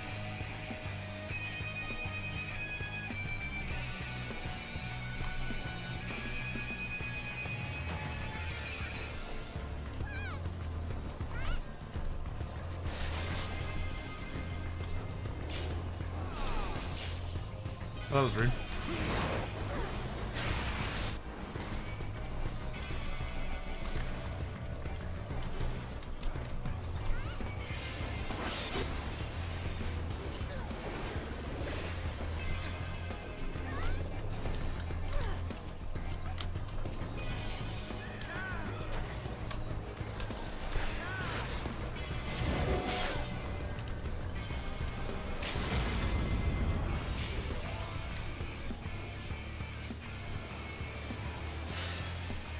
Yeah, the biggest issue I'm having is just like getting in targeting range of anything.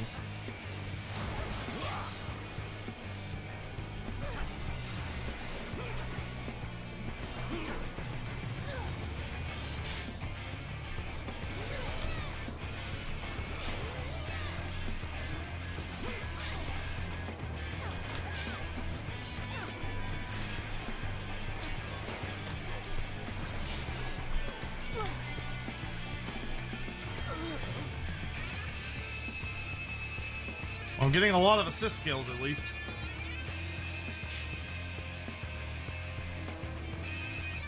I need like a hotkey that lets me target other stuff. Looks like your team is wrecking house. It sure does look that way, doesn't it?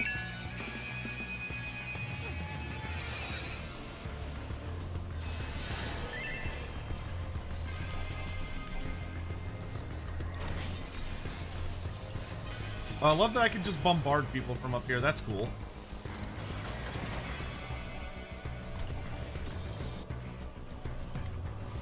Hello, white mage.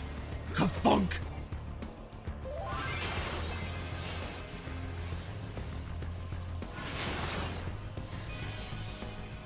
Make sure I don't get trapped up here.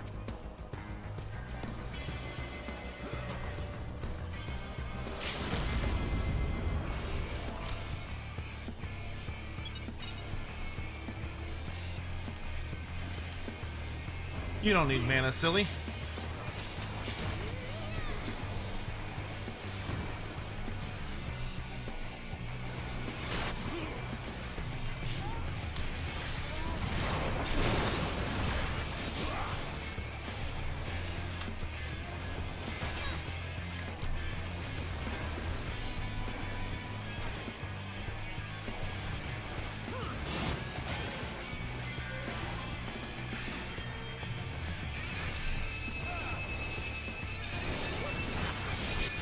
Oh, shit.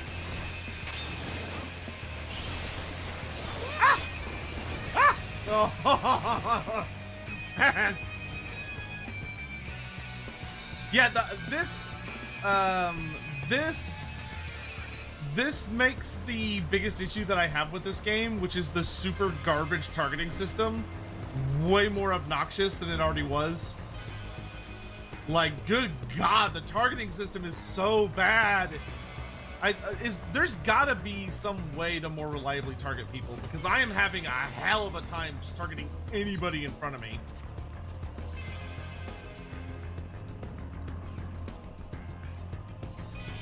Because the tab system, it targets someone, but it's complete clusterfuck on if it's going to target someone that's like near you or far away from you.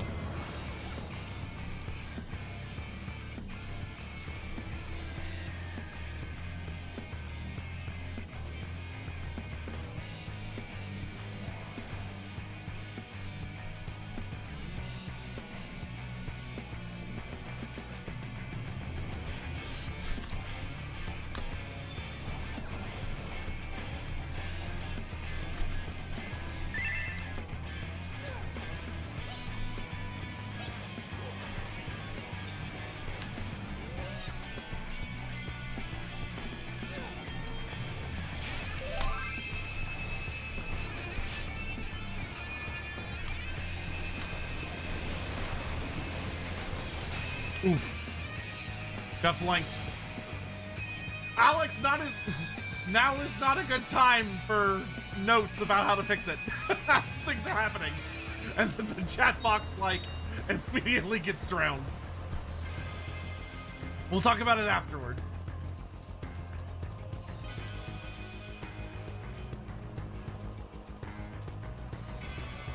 Not sure exactly, like, is it good to sneak? Is there like a strat for sneaking up and capturing things?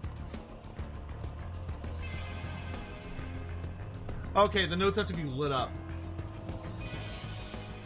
I don't know if there's anybody in regular chat that's like familiar with this game, like the PvP system.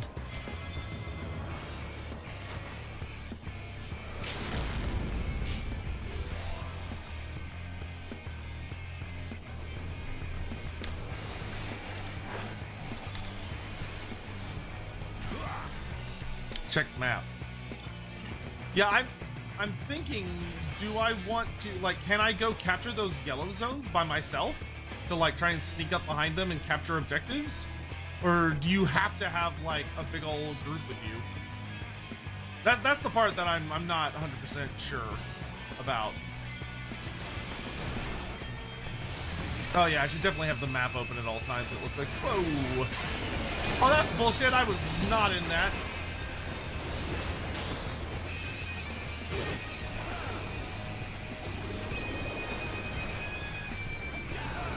That was bull. I was out of that AoE before it activated. You can try, but you will die. Okay, so it's more about staying with the team. Because, like, in Warhammer Online, there's a whole strategy about, like, sneaking around people and trying to get behind them. Or trying to get the objectives behind them. Avoid the attack. Okay, I'm going to try and listen to the boss man.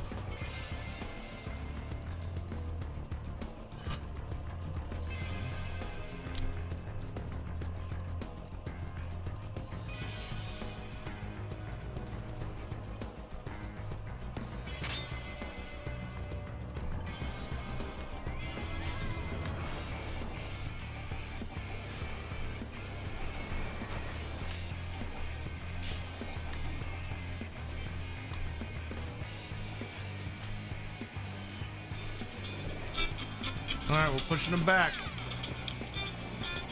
Of course, my mother is calling me now of all times. I will call her back when I can.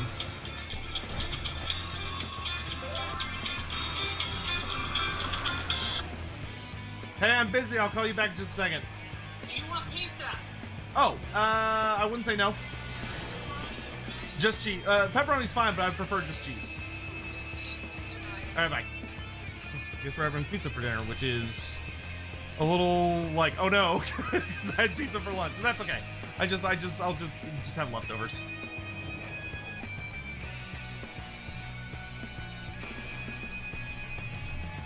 Yeah, like the positioning's not hard to figure out. That's simple. Even though, like, holy moly, there's a lot of stuff going on.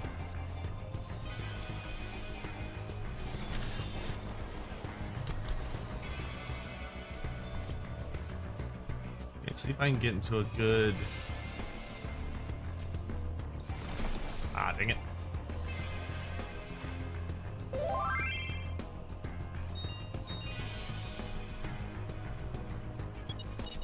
Gather together. The boss is calling!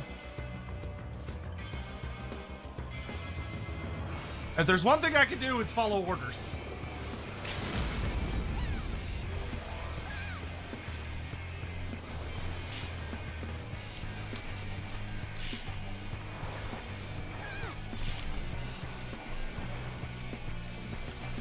Oh, I really don't like that the health bars of some people is light blue, but then some enemies are dark blue. I'm gonna have to find a way to change that, because that is really confusing. Like, there are so many fucking colors in existence. Why are my enemies the same colors?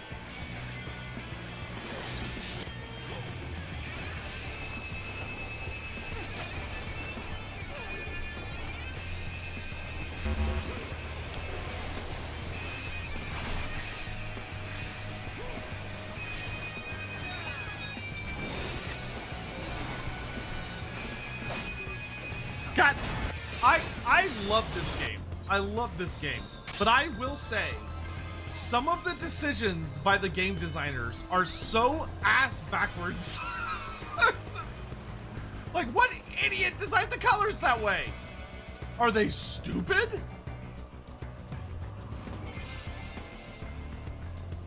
Why would you make them the same color?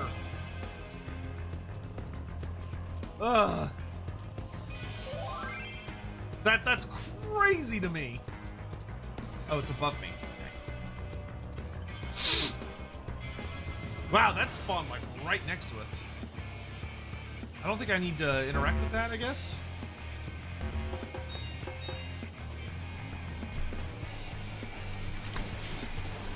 Oop, get me out of that.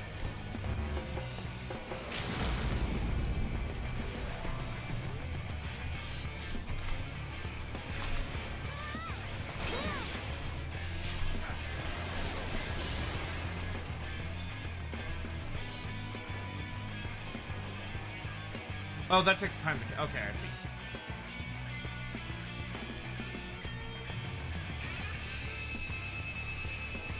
It was pretty fun. I could definitely see myself playing a lot of this without any issues. It's more chaotic and messy than most game PvPs that I've played, but that's all right. Oh, no. Ah. Oh, he got behind me. Shit. Run, flee!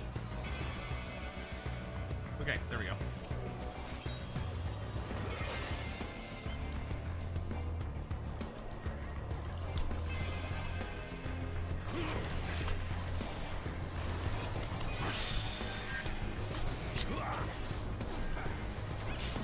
Gotcha, bitch! Thought you could sneak by. Do you get points for killing, or do you only get points for objectives? Like, why are my enemies not red? What in the world?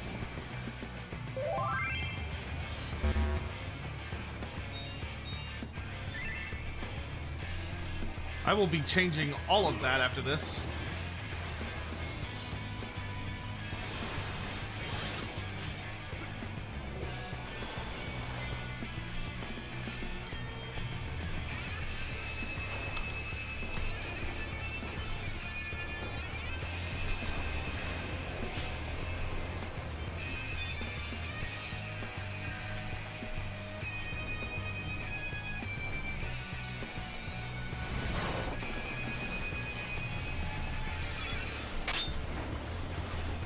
What is hitting me?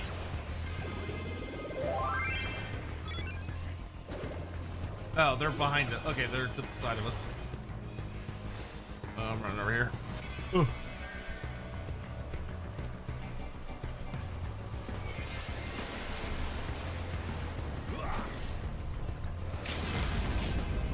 Dark Knight looks so silly to play on this because you just use your I can't die for a few seconds ability and just go crazy. That must be very funny. You. Yeah, get rid of all your MP. Get fucked.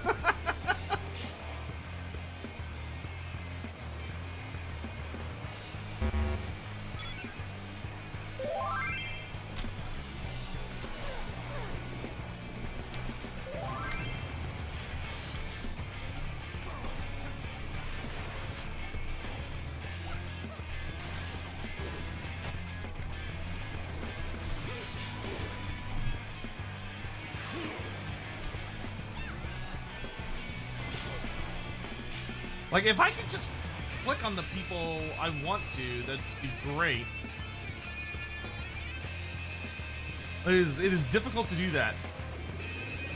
Oh, you rude bitch. Oh, that's yellow. Ah!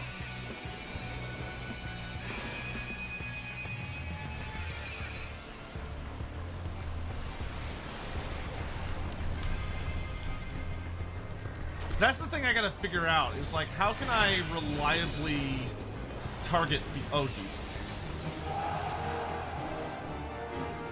They're making me dance. Oh, that's the end. PvP rewards. Participating in PvP matches will grant you the following 3 rewards: PvP experience, Series XP, and Wolf Marks. You may claim additional rewards outside PvP matches via Series rewards. More for further information, speak with that person. Reward PvP performance. Okay. So I got 3 kills, 4 deaths, 34 assists. Damage dealt, I think I was absolute ass because I couldn't fucking target anybody.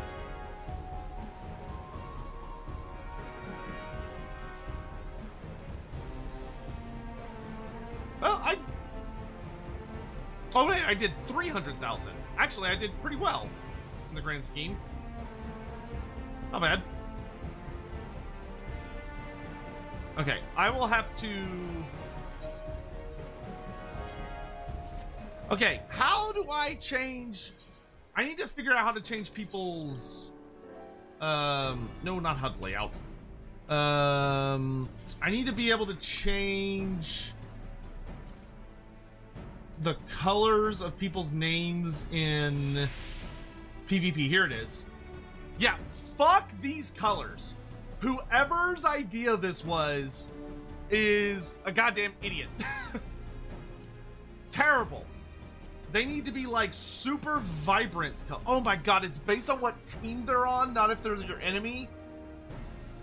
Are you fucking serious right now? That is the dumbest shit I've ever seen in my life.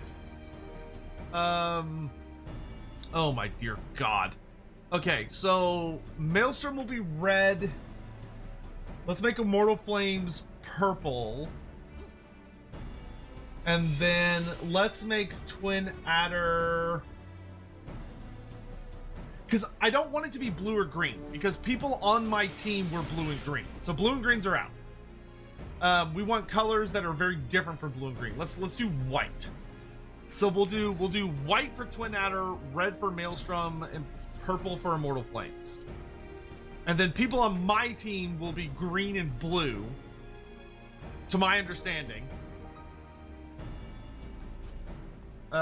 You can only queue with 2 people to try out Crystal. Okay.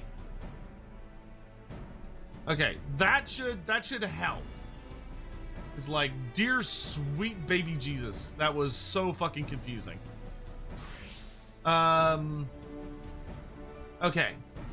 Is there any way to fix the targeting system? Like, is there any way I can make it automatically fix target when using an action? Oh, get rid of that. I don't need that. Is there any way to make it... is there any way to make the targeting of enemies not complete ass? Because Jesus, this game is literally the worst I have ever seen. Complete bonkers for having PvP. Because of console controller? That's a shit excuse. I realize that's the excuse they may have given, but that's a shit excuse. That's a garbage excuse. Okay, I guess I just have to get better at being able to click on people. Oh my god, that is terrible. Alright. Eye level. Did I get any experience out of that? I can't even tell. Oh yes, I did, because I'm this one. Alright. Alright. Down for whatever's next. That was goofy as fuck. That was so silly.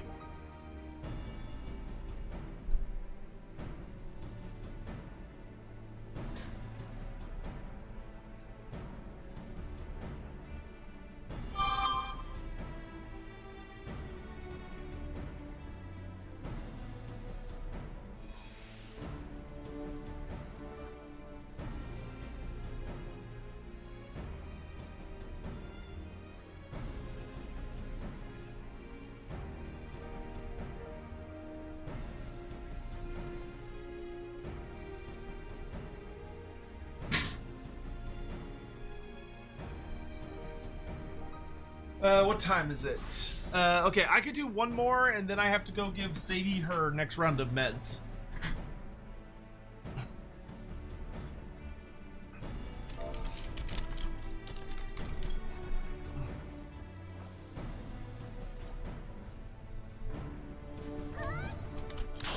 After this, we can do that silly ass mode again. It's fun.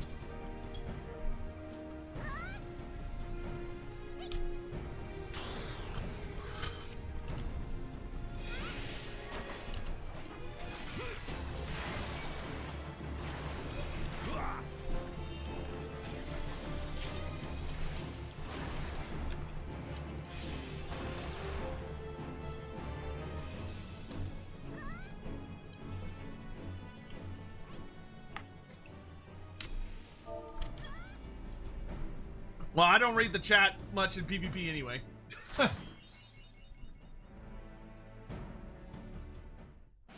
Sotek, thank you for the Lordbird's mids. Getting old through my background the first time? Oh, that fucking sucks. Who would have guessed? But both my brother and my dad have grown their backs out. So far, I've avoided it. That man is just Sexy Cloud.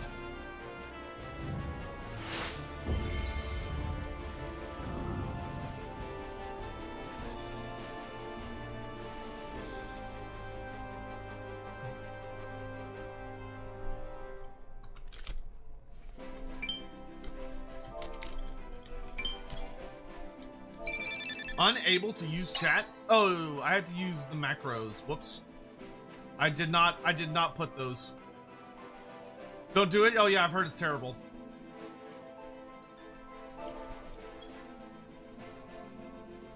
Welcome all to Kageyama's Clockwork Castle Town.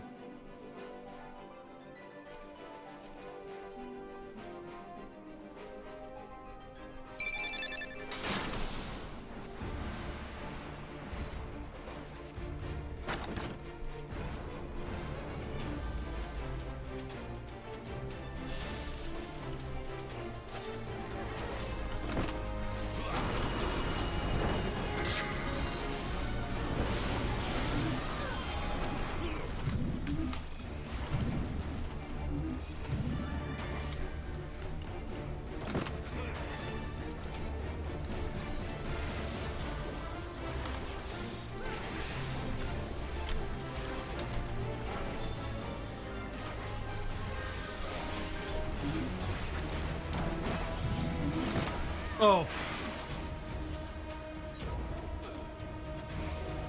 Well, they hit awfully hard.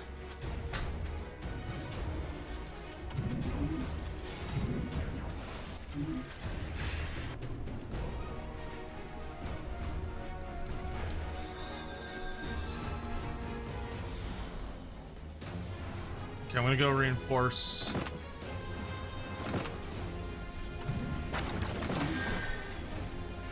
Oh, that was a mistake.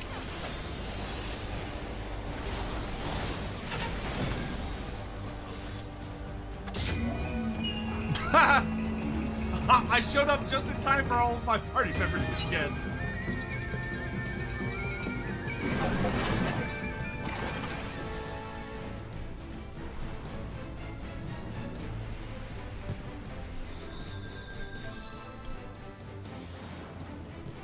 Okay, I'm gonna follow up to them.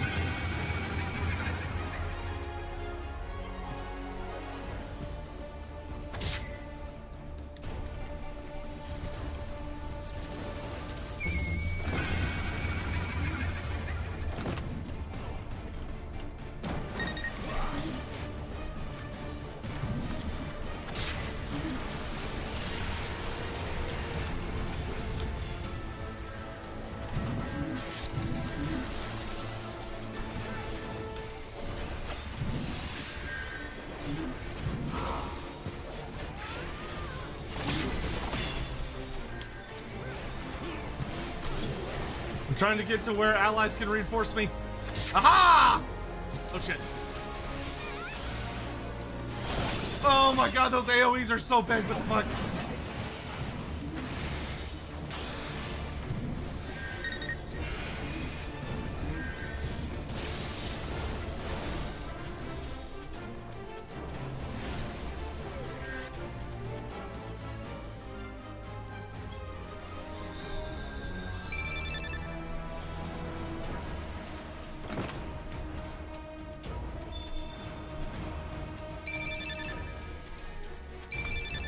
What does the gold do?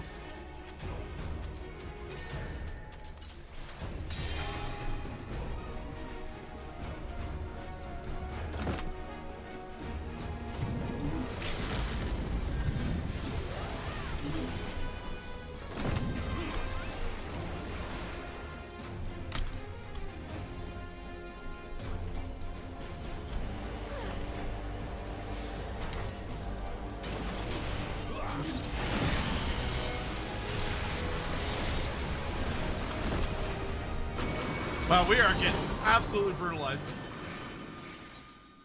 Oh, at least those are really quick. Okay. Wow, I did hilariously bad. I did so bad. Oh my god.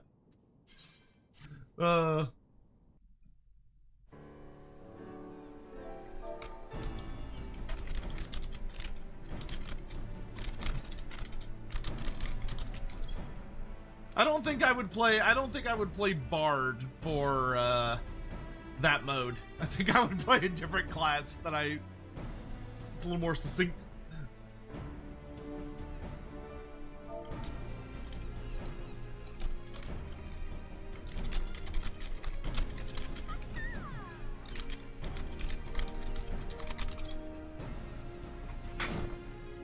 Okay, I'm gonna go give Sadie her meds. I'll be right back.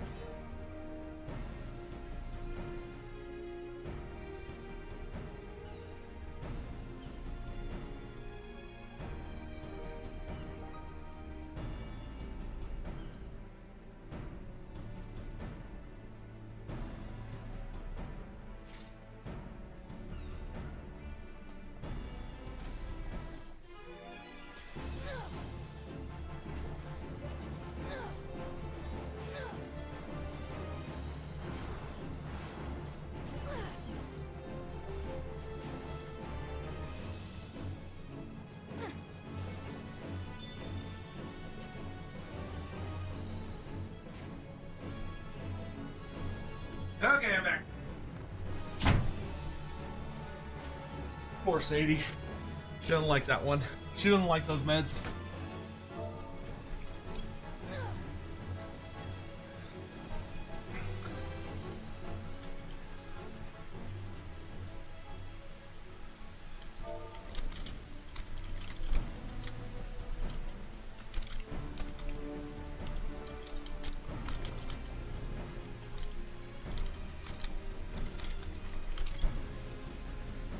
Open your PvP profile.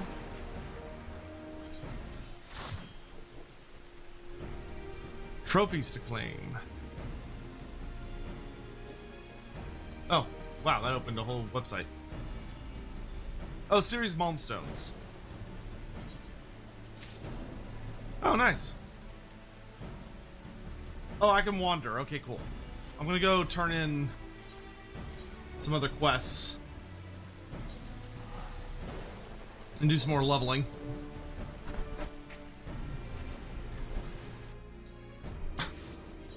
That's pretty fun, though. I definitely like the more chaotic mode. That one's a good time.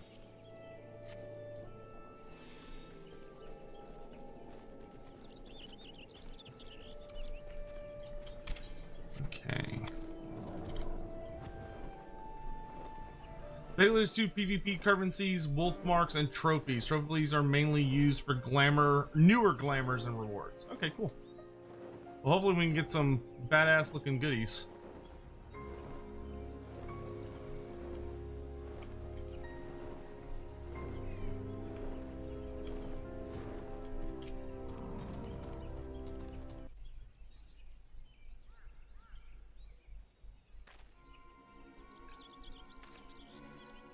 Well met, adventurer. Your cooperation in this matter is much appreciated.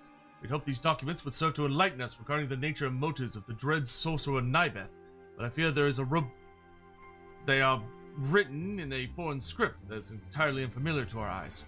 We know not where to begin determining the origin of these odd glyphs, let alone deciphering their meaning.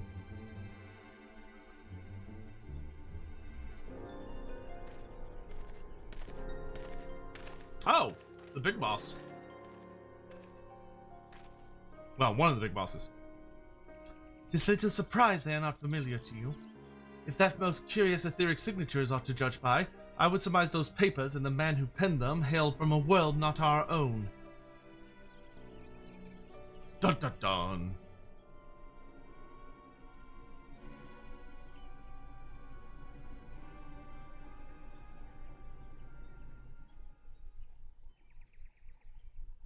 Darkadius Adracia. Khan A. Senna tells me you possess a special gift, one that grants you a preternatural insight to the true nature of those around you. From my understanding, this power is not to be one to be invoked at will, but having exposed yourself to the otherworldly presence of Nibeth, mayhap might you take these documents into hand and see if aught appears before your mind's eye.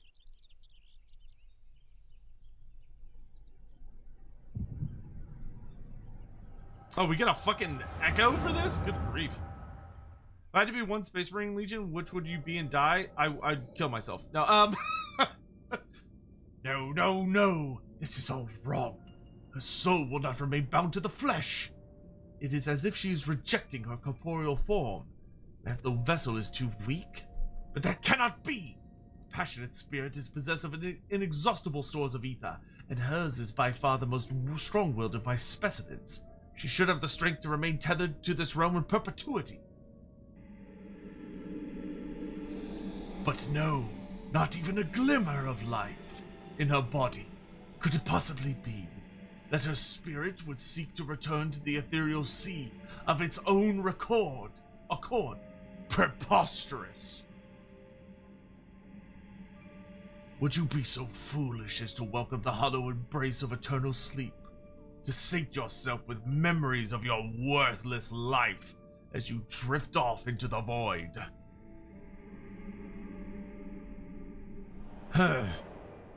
And what would you say, old friend? Would you blather about the virtue of accepting death and extol her pure-hearted wish to rest beside her lost love? I actually really like his design.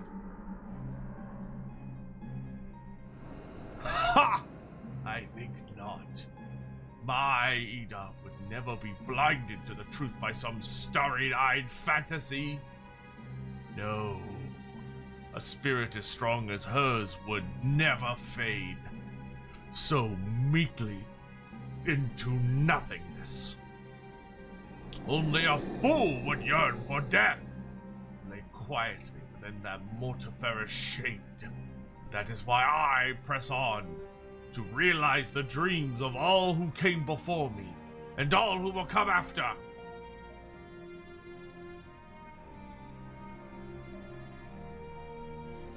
And yet, it would seem your spirit remains entangled with that of another.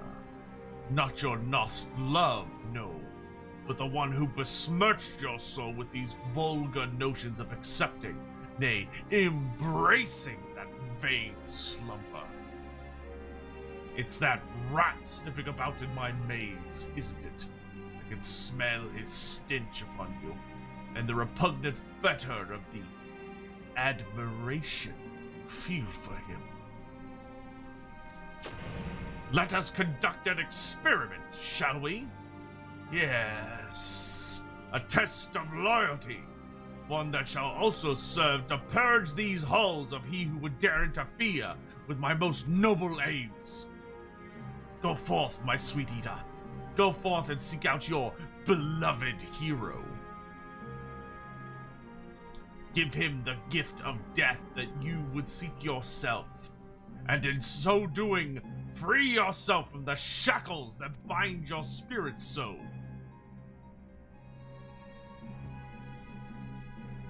Soon, yes, soon the secrets of eternal life will be mine, will be ours. Then, my love, I shall pull back the veil and pluck your soul from the wastelands of the damned, and we shall be as one again, inseparable forevermore.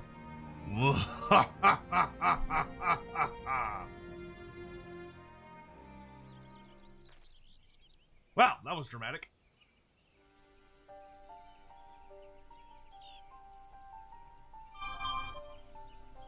You returned to us, Dalkarius. Pray tell, what did you see? I don't even know how to explain that. The dread sorcerer sought to bring his beloved back from the dead. That is what compelled him to torment countless souls in his experiments down those shadowy depths. I cannot say for certain. I would rather not believe that such a simple, innocent desire could give birth to such blasphemous deeds. Nor am I inclined to believe that resurrection of the manner he suggests is even possible. Nay, I find it far more likely he meant only to play some cruel game with poor Ida, preying on the love she bore for her friends. Even if there was once an ounce of compassion in that monster's heart, one thing is certain. His unholy quest to rejoin body and spirit has disturbed the balance of the Twelveswood. Longing to reunite with a lost love is one thing, but to knowingly sacrifice the lives of countless others, it is little wonder that such an odious act would incur the wrath of the elementals. As a Pajal, I cannot sit idly by as such terrors endanger our forest home. From the pages of that fiend, I can sense naught but an all-consuming obsession with life and death, and a hunger for the shadows. You confronted the dread necromancer in the heart of the labyrinth. Tell me, what did you make of him and his goals?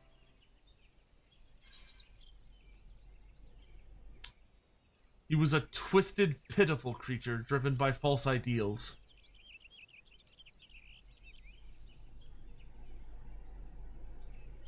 Pitiful indeed. He chose to flee from death, from the natural order of existence, to go where no man should tread. I dare say his soul is unlikely to ever find peace.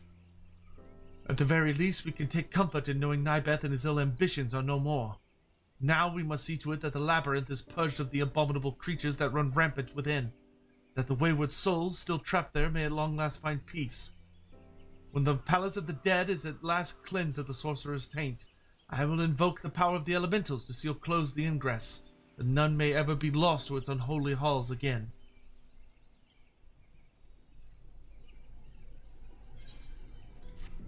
You don't even get any XP for that.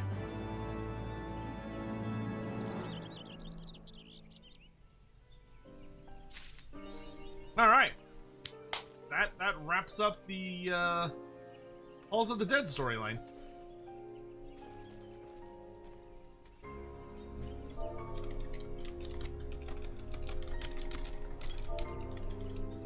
Longer cutscene than I thought it would be.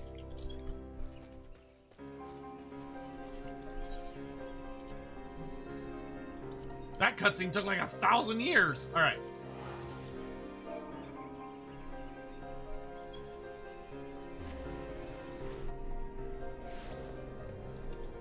I can go hunt fates while we're also doing PvP stuff. Yes, this is dogs. That's glorious.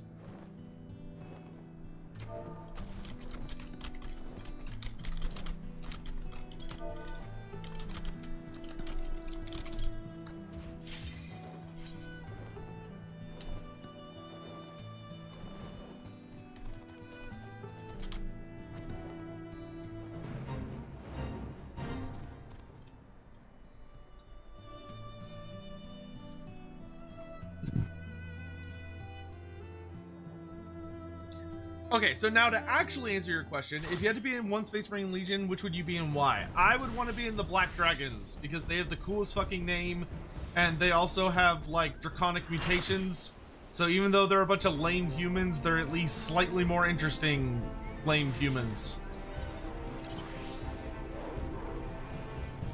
I need to look through my mount guide for more of like a show-off mount at some point. I don't know. I don't think any of my mounts are particularly rare. I mean, some of them might be. I don't think any are. Aradeus, Aradeus, Aradeus, Aradeus, Aradeus, Aradeus.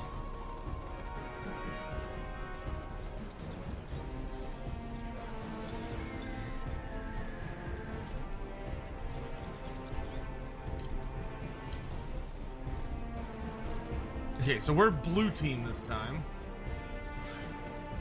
We're the Flames. All right.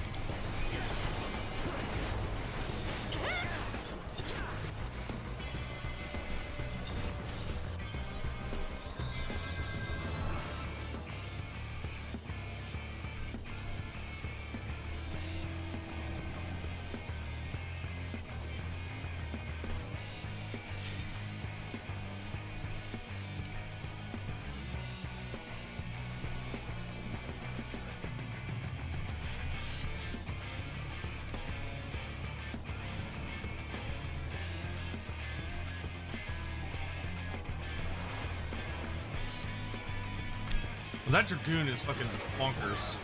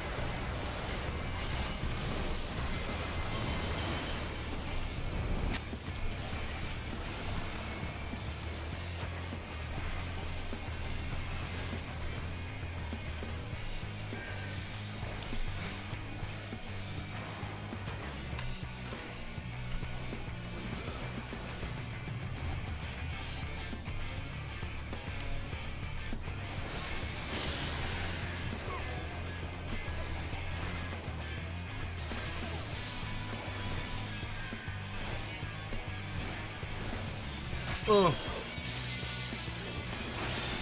I will say Bard's got pretty decent range on their powerful shot ability, but like, holy moly, Bard has zero escape mechanics. Like, you got the repelling shot, but the repelling shot kind of sucks because it requires you to have like a good nearby target.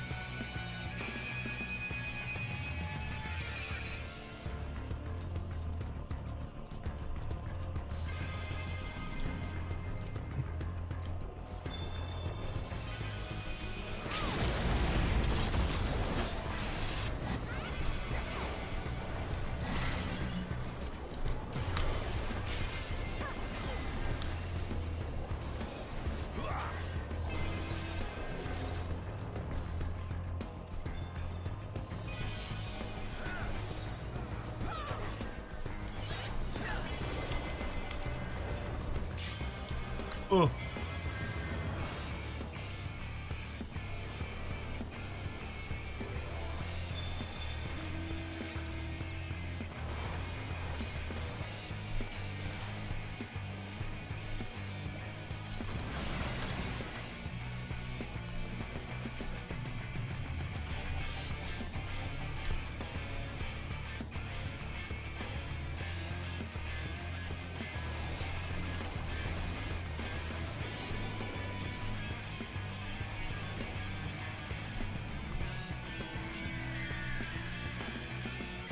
Stay with the group. Stay with the group.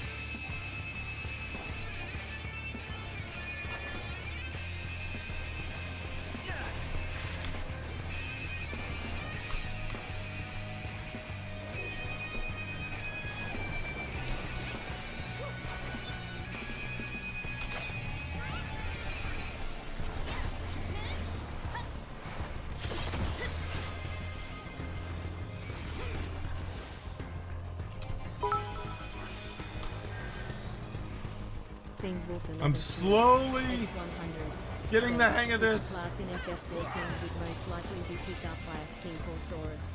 I haven't tried them all yet. I feel like a skink. I mean, it would depend on the type of skink, but I think a skink would have a very likely chance to be what's it called?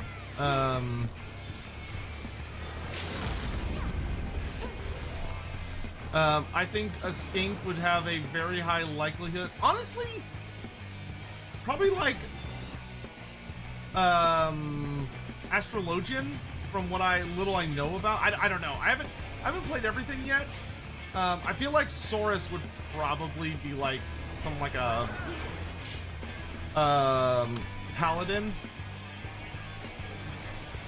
though it's hard to say for sure.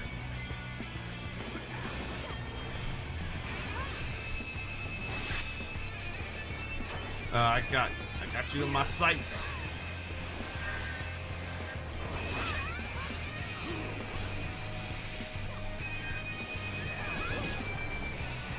Ah, she got away.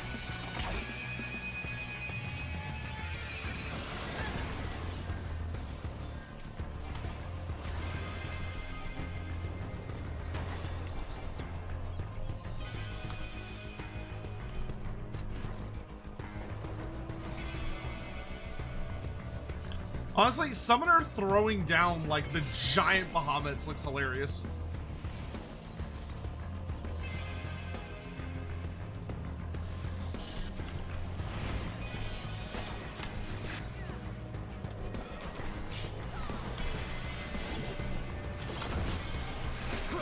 Bro, that samurai is fucking terrifying. That samurai is so scary, dude. She can like two-shot my ass. She even slightly gets within range, and I get absolutely creamed.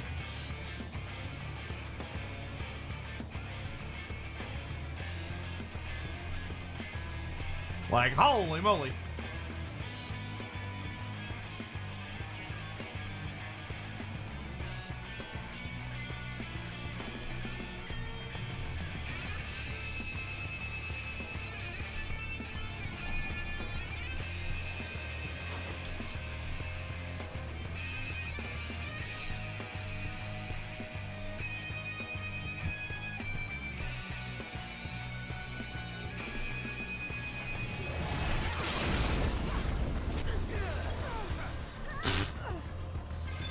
goofy ass gunbreaker.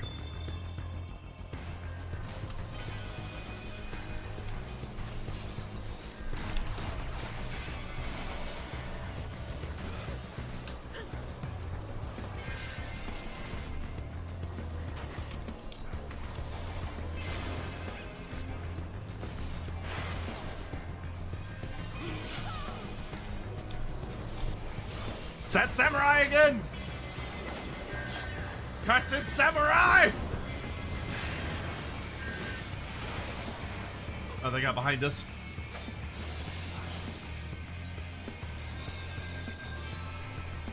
Bro, the adder team is fucking terrifying. Jesus Christ. And they are spanking us for breakfast.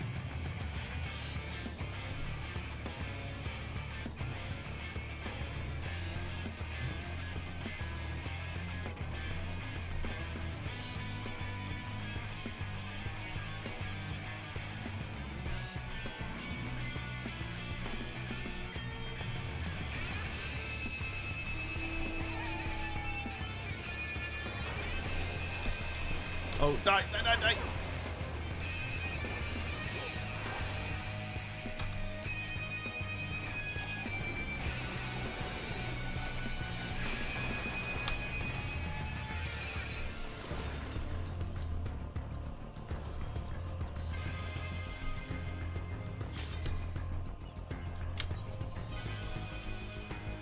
Okay, the things are rotating again. We got lucky with one of the spawn points.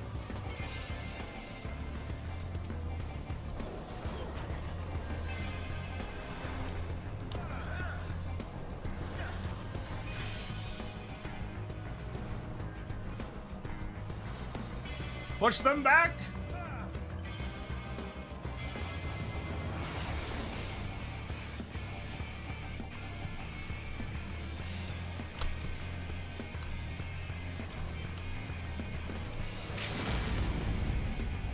Boof!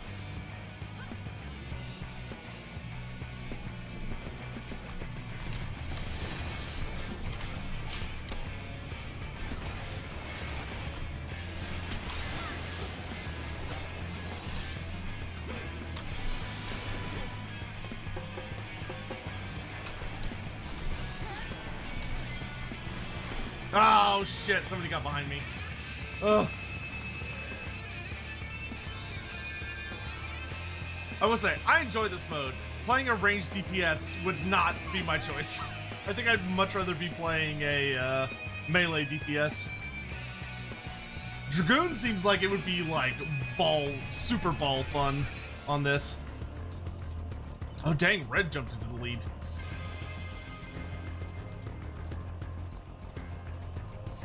Okay, looks like we've secured the post here.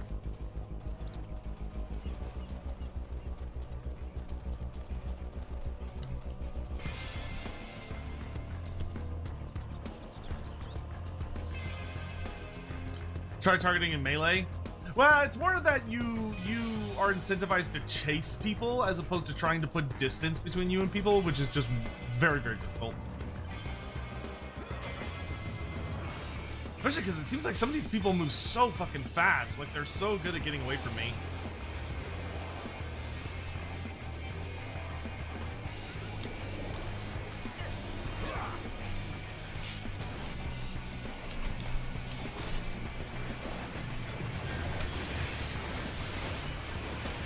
I can't see anything through all the particle effects. Bro, the particle effects are blinding. Like, Jesus Christ. I do not need to see that much information.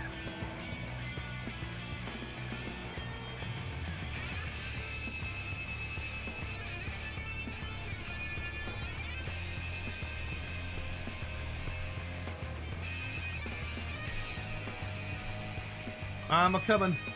I'm a-coming.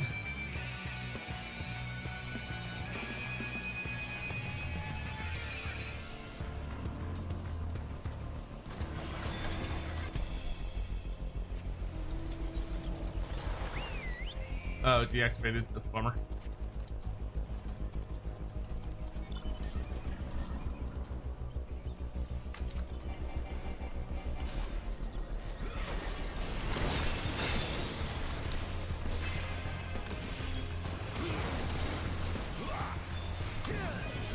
No, get away from me.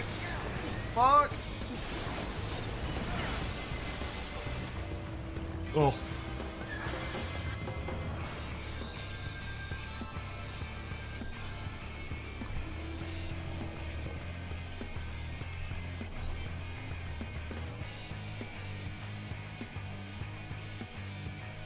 Oh wow, we got really lucky with these spawns. Holy shit.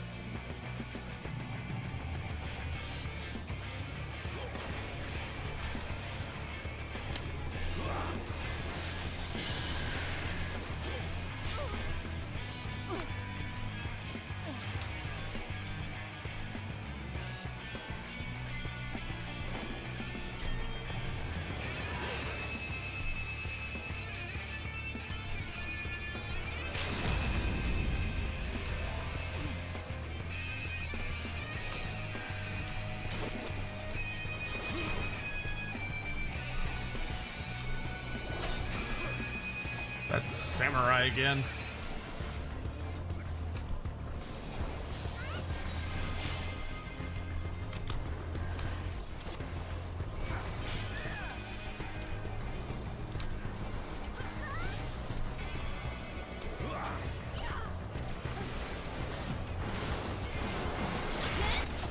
Oh, that was really spooky.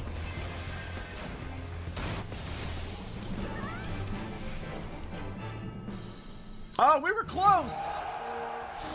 We were actually super close. Okay, I did better than last game. I got 16 assists this time. It's a lot better than last time.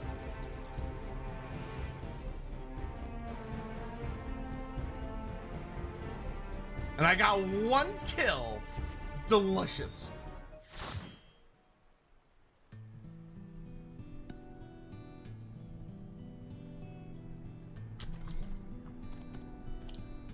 Is playing this on control, is the PvP like a lot easier on controller? It's like, holy moly, that is quite difficult on mouse and keyboard.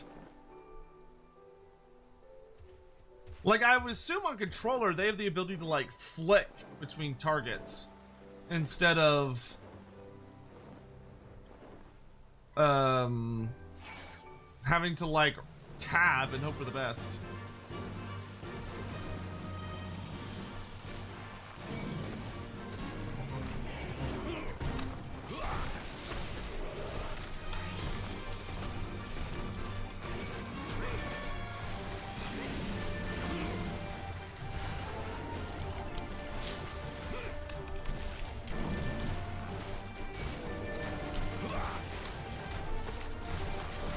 Bro, fuck off, Fleshy. God damn.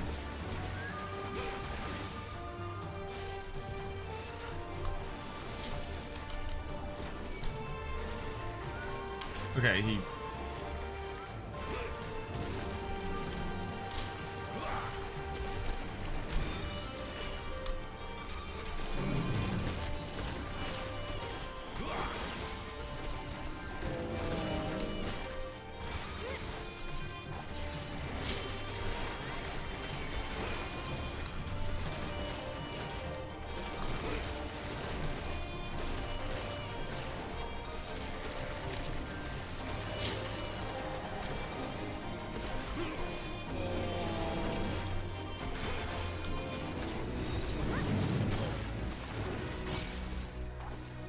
Good grief.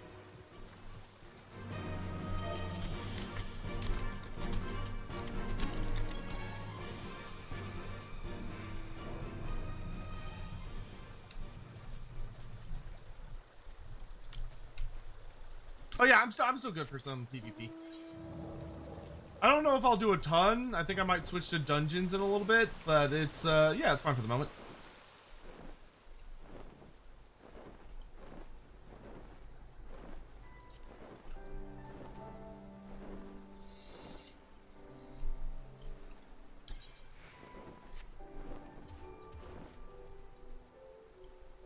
I'll just do fates in the meantime.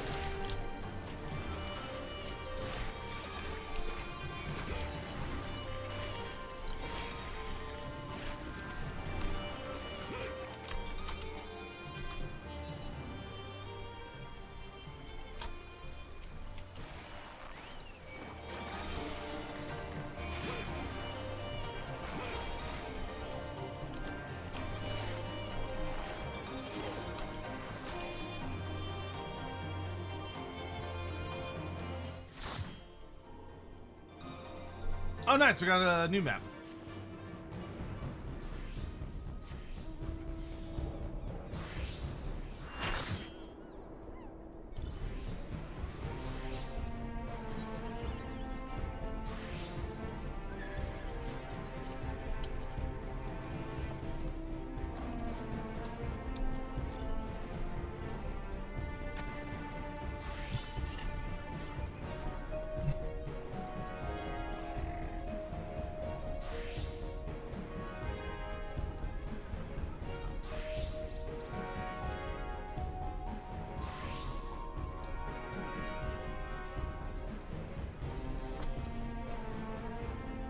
If we start claiming the points, we need one person to claim them. Okay, cool.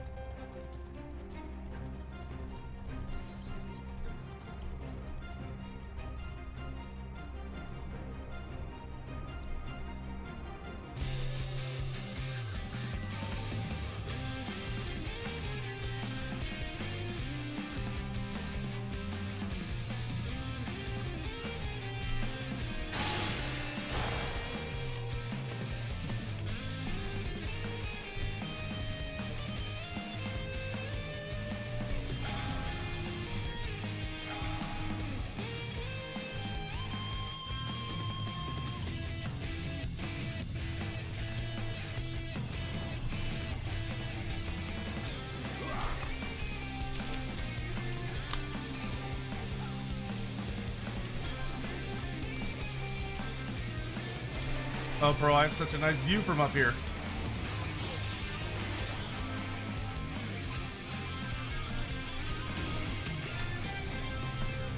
Rain fire down upon them!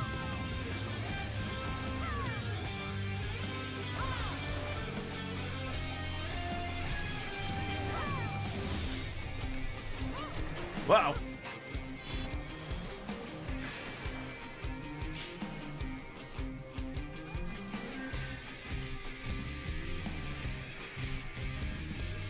they found our spot.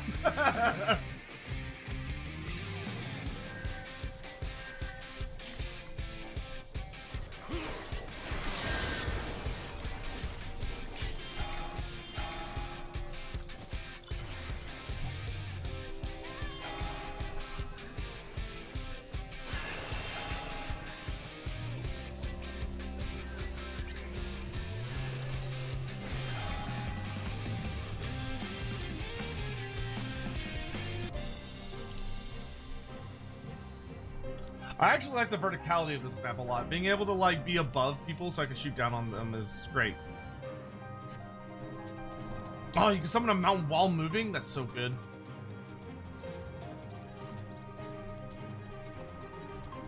Snow is threatening to fall? The fuck?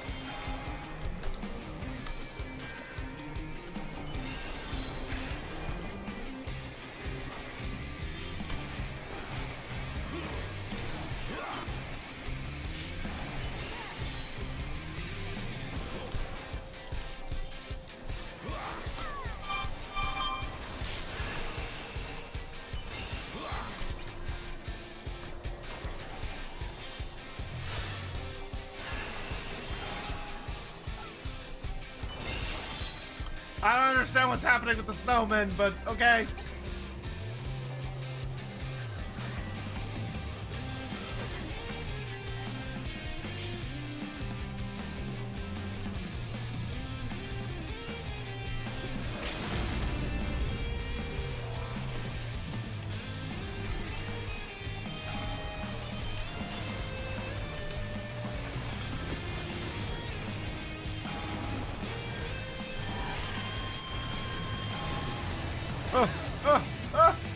Oh, they got me.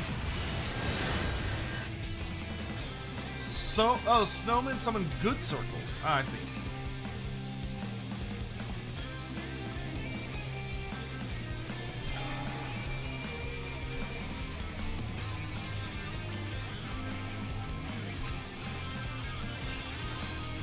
Oh, neat.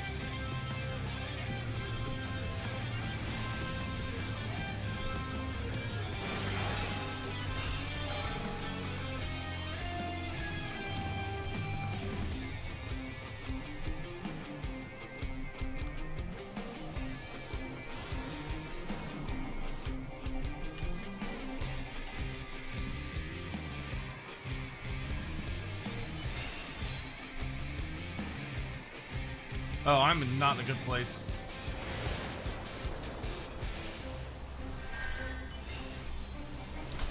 Phew.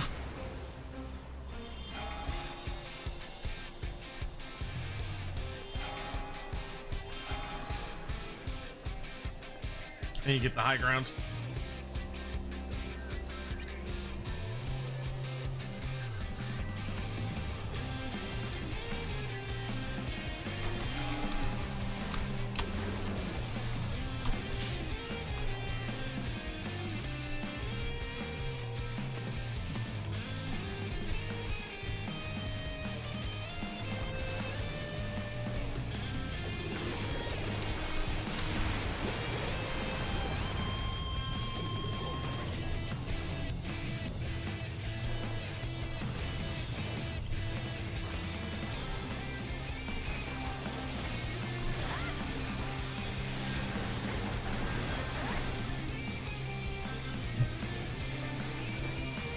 How's Aerostar treating you? I'm getting my ass kicked to PvP, but it's an interesting learning experience.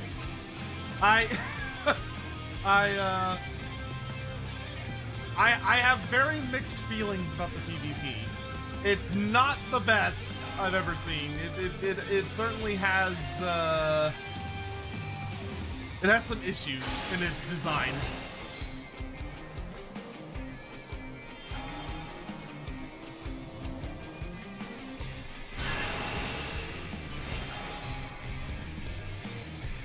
Like, it's mostly like keybinding stuff, like the fact that they have a cycle to next enemy button, but it doesn't automatically cycle to the nearest enemy.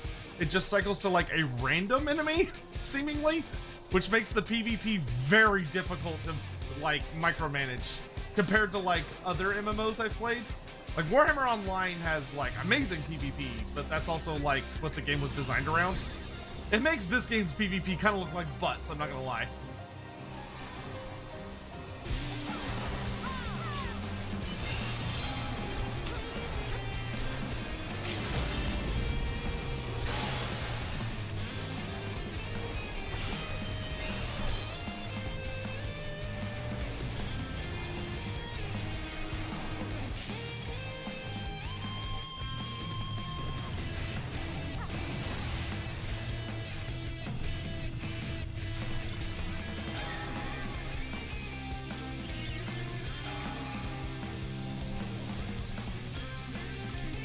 That was an effective route.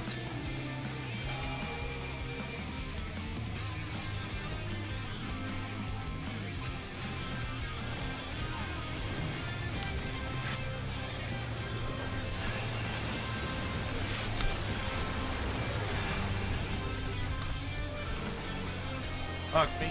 Oh, jeez. Yeah, somebody had my ass there.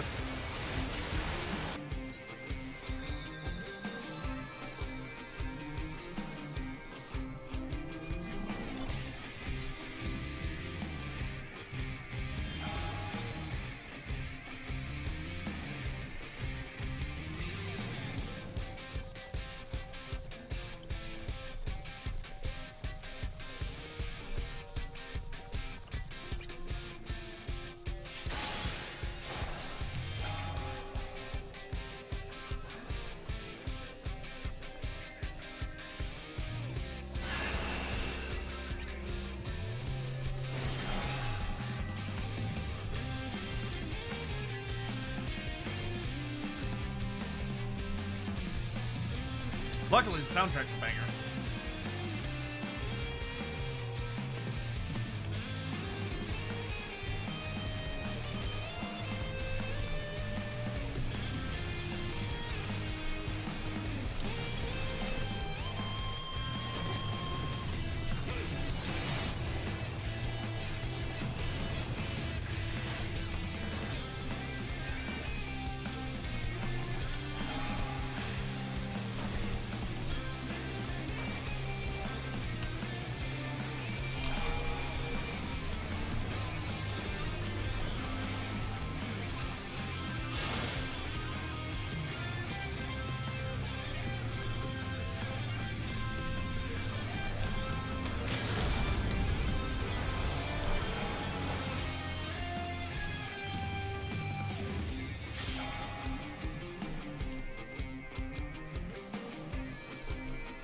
Wow, our team is getting absolutely annihilated.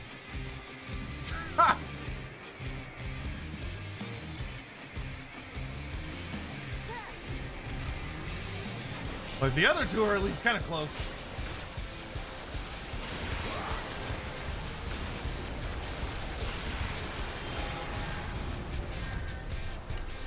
I'm getting better about managing my health.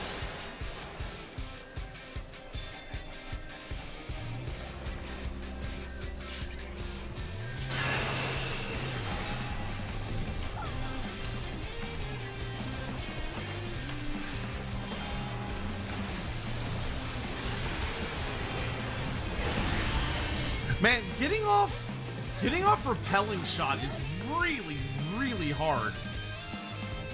Like, I wish I could use it easier than I could.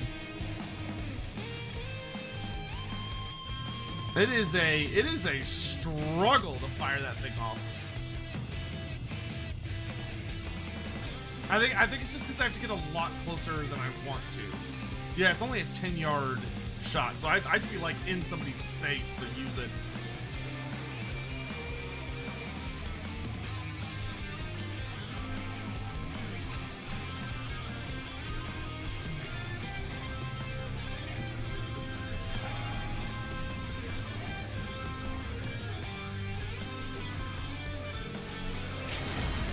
I don't know why I'm doing that.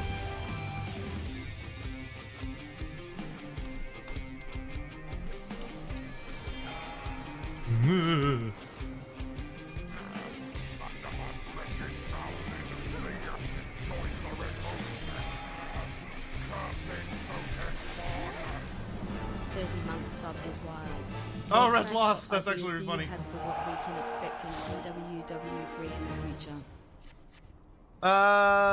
Sensei, thank you so much. What do you think we expect for Total War Warhammer 3 in the future? I think we're gonna be start to see a lot of more mini packs. Wow, I got like no experience from that though.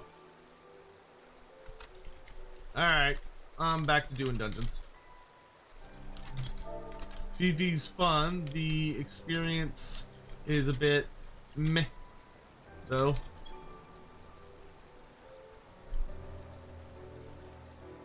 Experience game is pretty poor, unfortunately.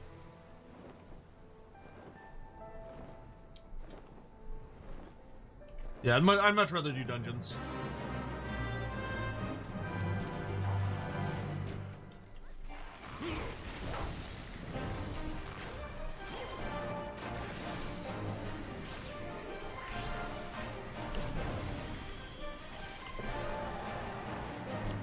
Oh, this is a big boy. All right.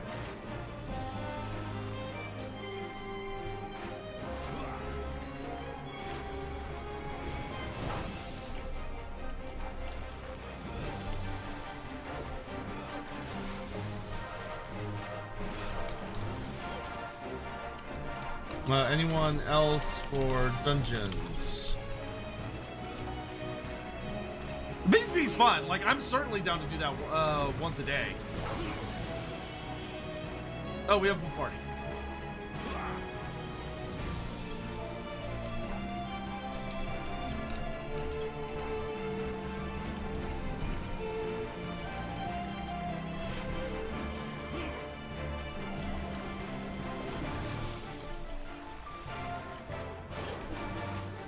It's an achievement fate? Well, that's why I'm doing it.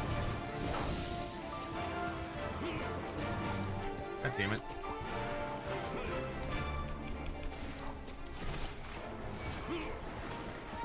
Fucking hate ads, dude. Oh, okay, he's pissing off, I guess. Achievement fate? Well, then maybe y'all could come help. Oh, fuck off! Oh my god, it's so annoying.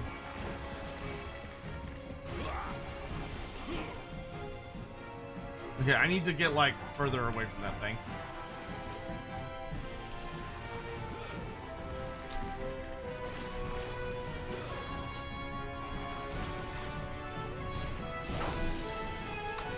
Yeah, I'll just stand outside his leash distance, it's fine.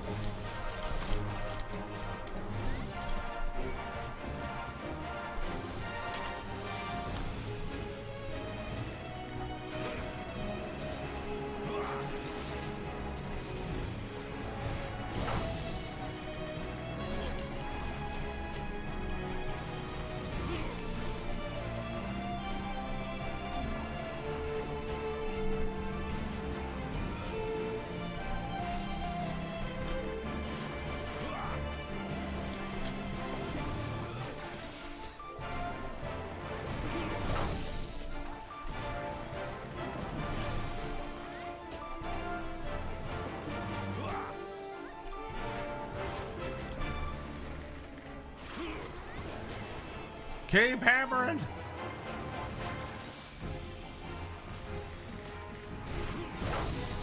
There's Hawk.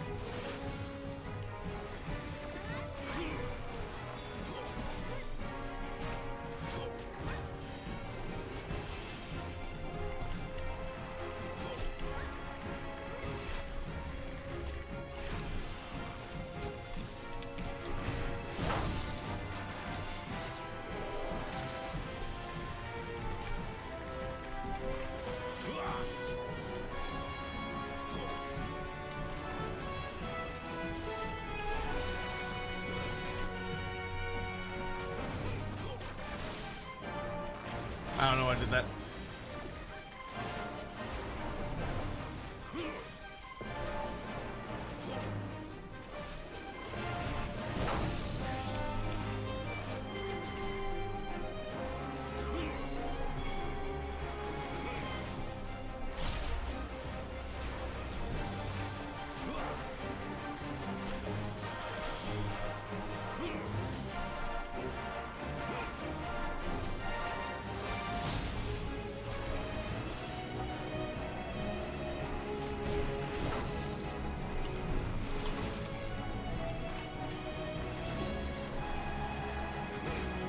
We're gonna get him. It might take a hot minute, but we're gonna get him.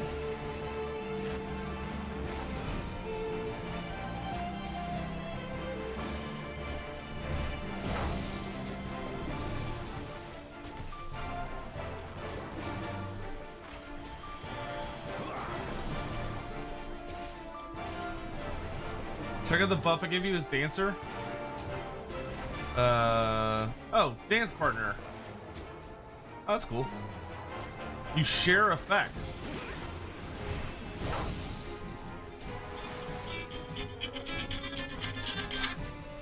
Hello. Thank you.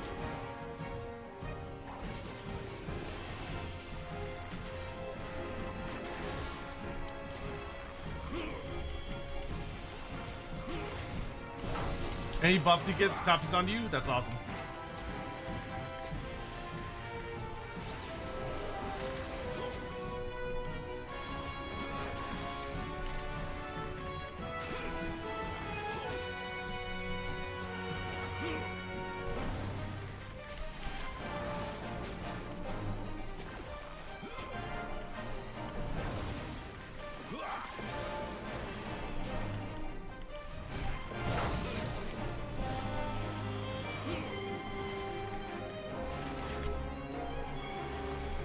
Surprised that tank can just like eat all that damage and keep healing himself.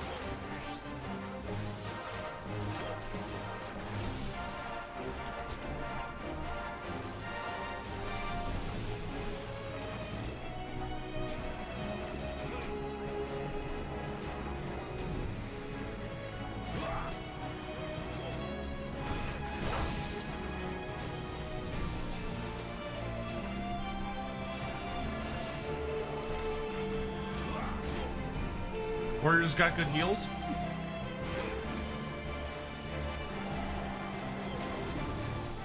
Oh, I let my dot spare off. God dang it.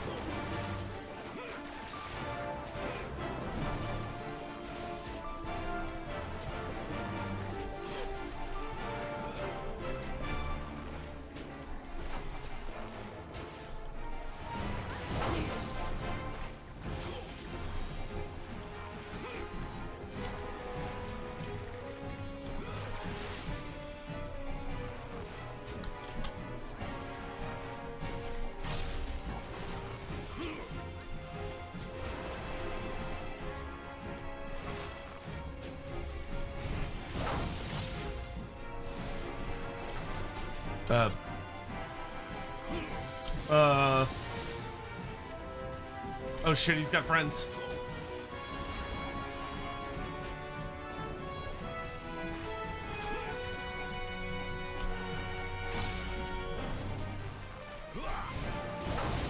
He's got ads!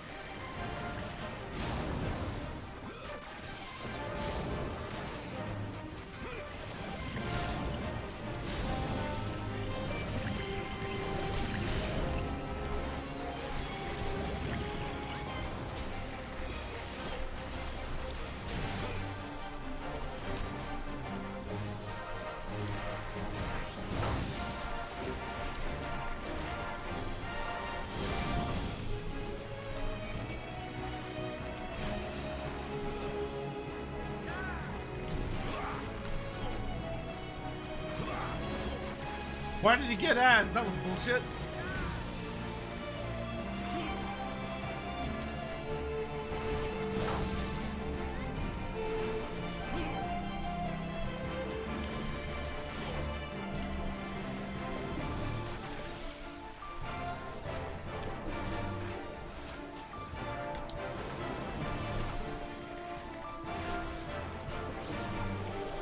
Yo, bright eyes.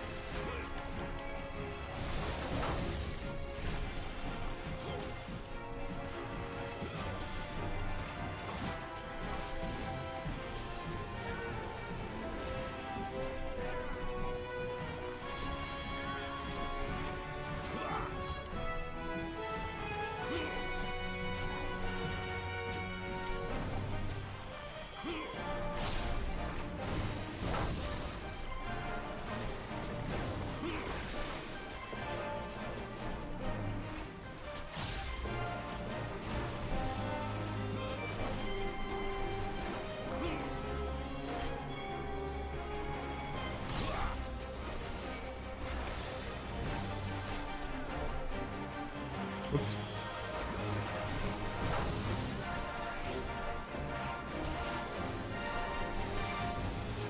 Actually, not bad practice for getting all my rotations down.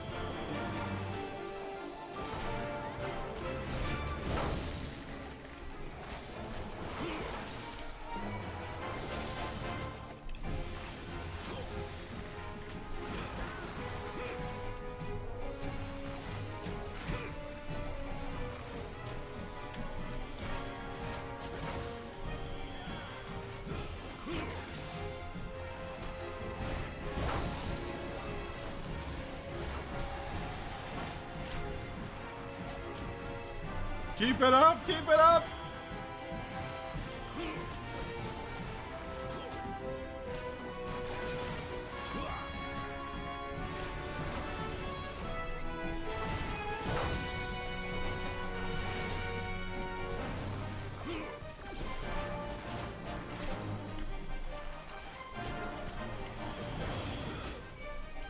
Oh, good, Alex is here.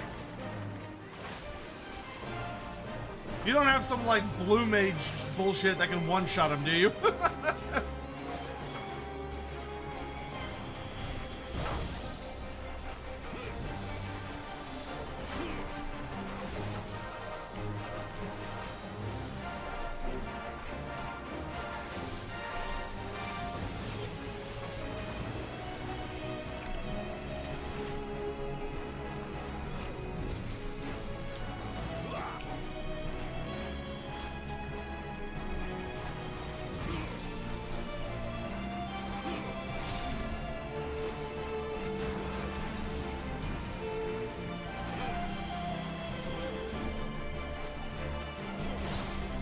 One of those fucking ads.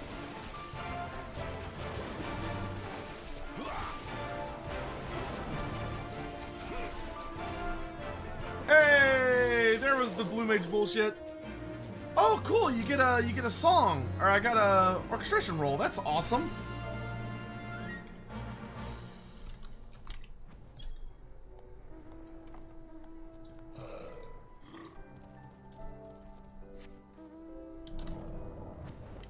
That one could be frozen. I was gonna say, you like just destroyed the last 35% of its health.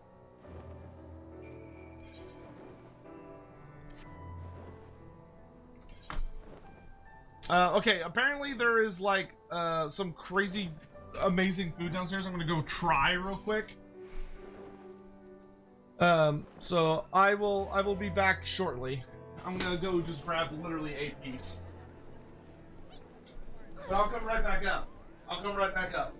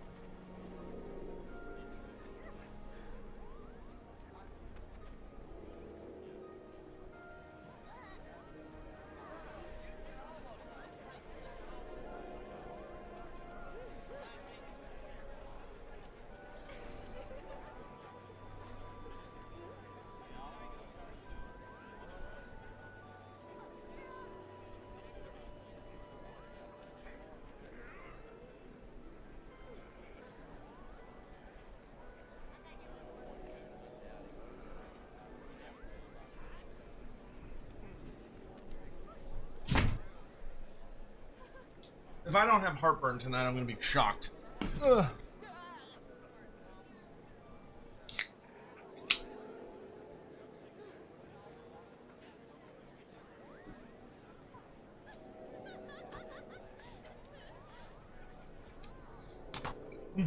That was pretty good.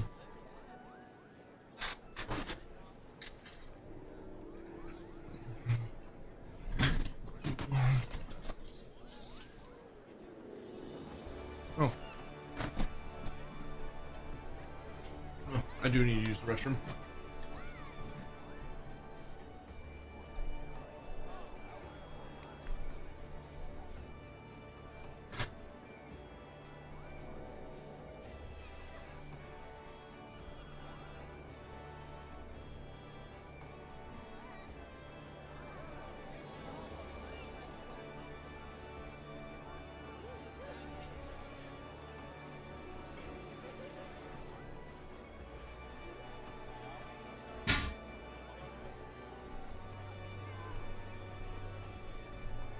Okay.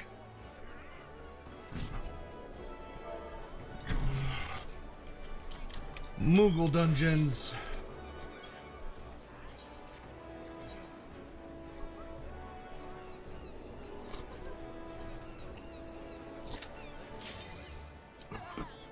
Oh wait, I should have already checked. Oh, well, looks like everyone is ready. That's good.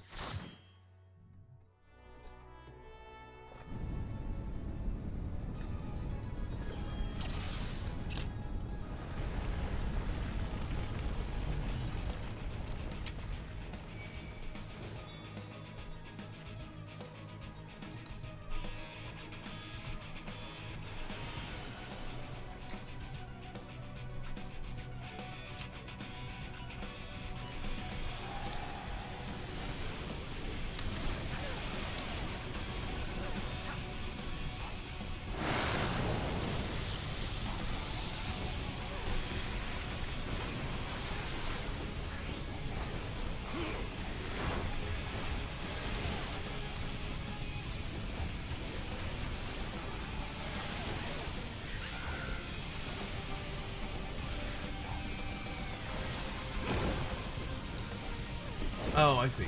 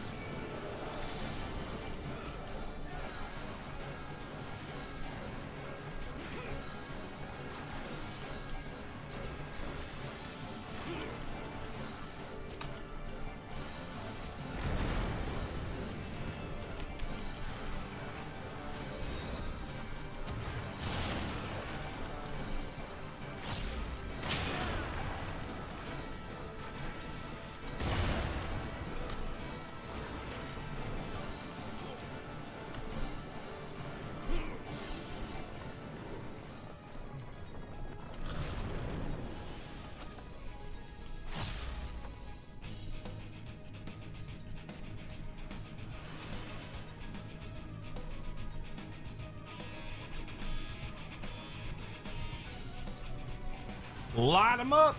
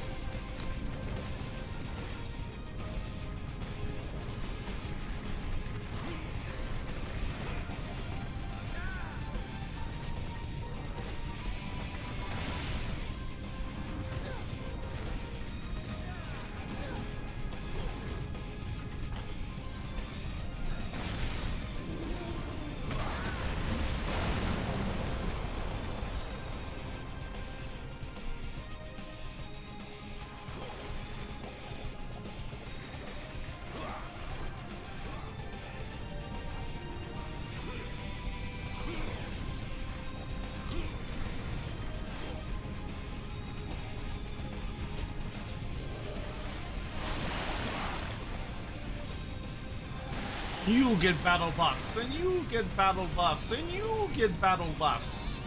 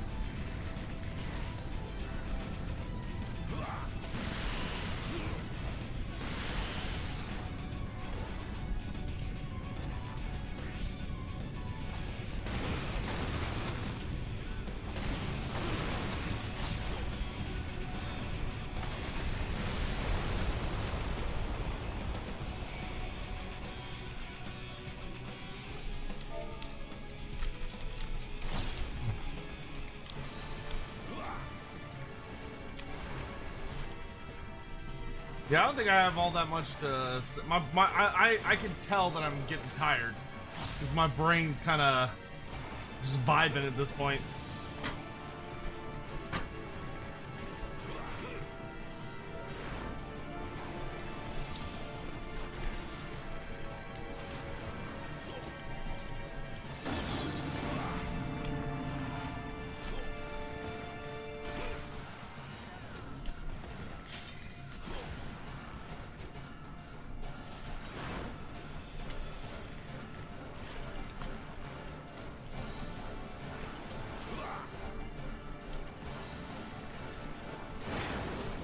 I forgot this is the asshole that has like some of the most obnoxious AoEs.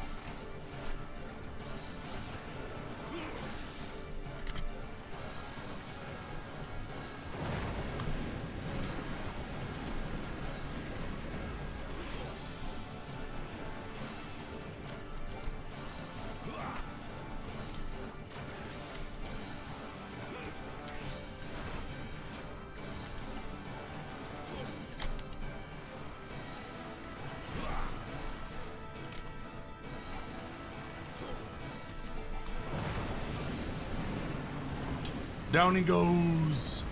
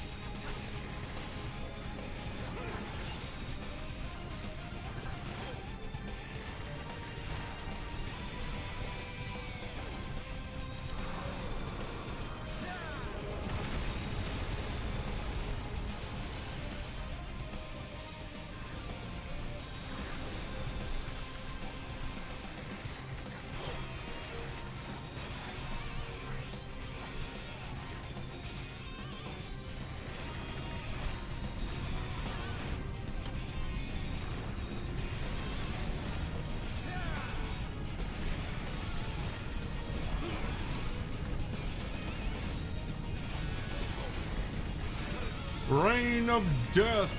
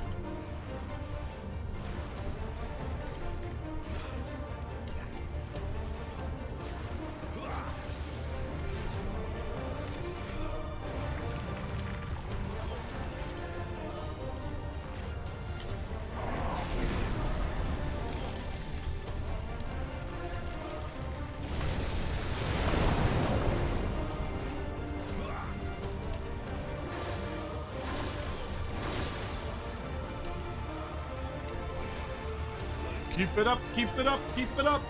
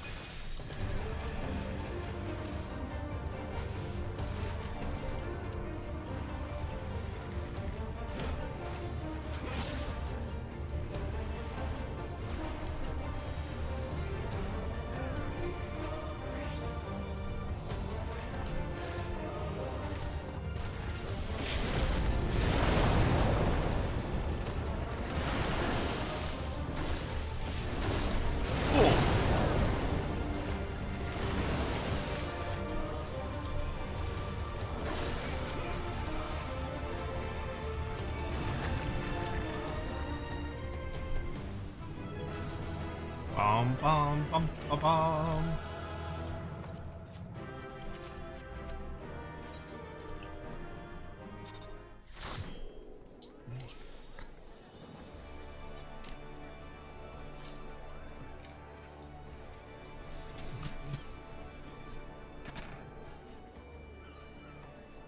Hazan, Sadface, Gotrek is on the Ragnarok Slayer. What happened?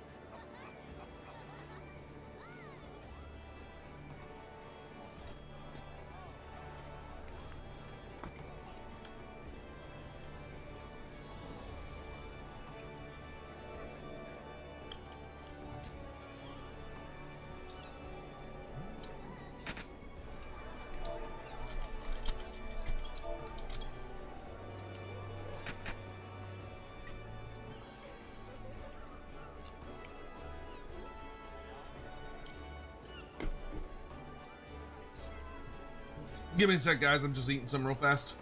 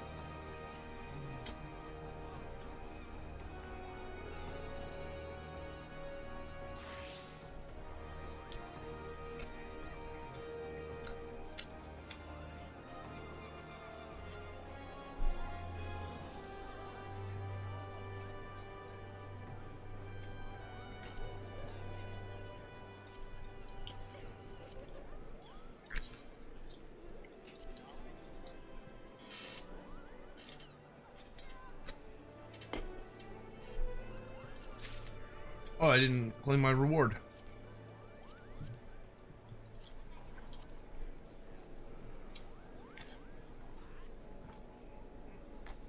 Hey, Castrated, we're doing alright. Oh, it's yeah, that's awesome, dude.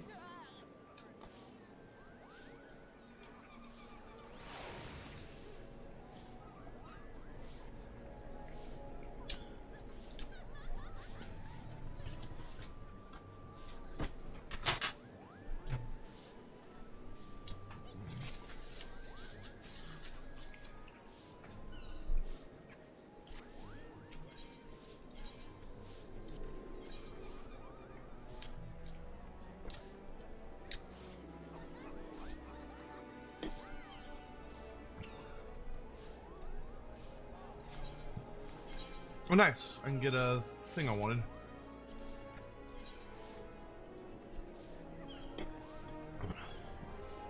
I got the Euphonious Kamui flute.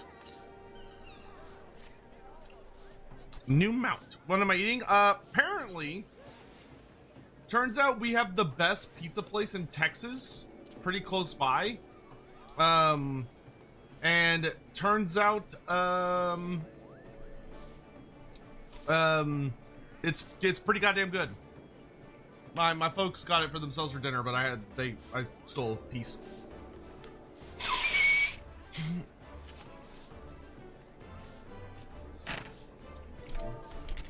Want to do weekly Mog, which is Alexander.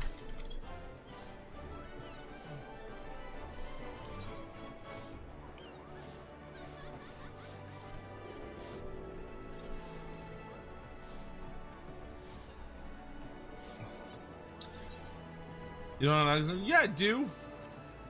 Arm of the Sun? Yeah, I do. I have Arm of the Sun.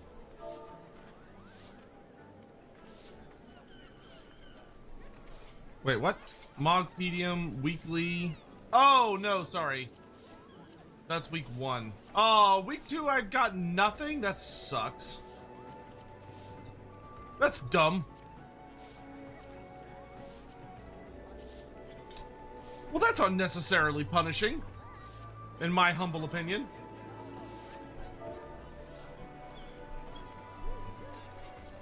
Wildfoot, how many birthday spankings is the right number? It should probably be equal to whatever year you're celebrating. Alright, I can't be bothered. I just want to level.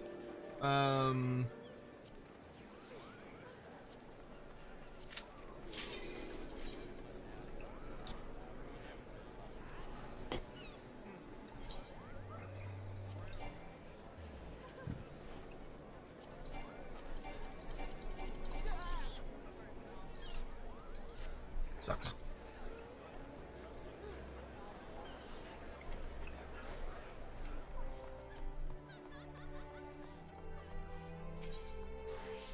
can just sell a bunch of stuff to this dude.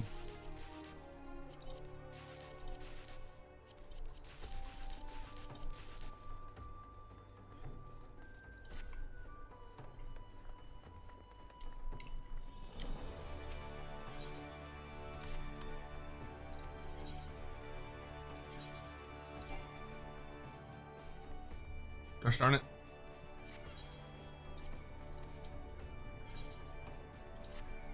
I can't. Can I end this?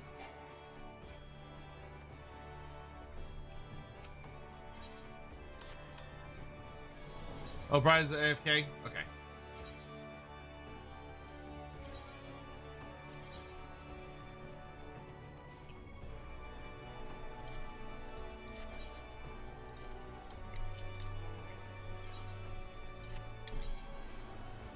If you are infinity years old, then what then? Then death, I guess.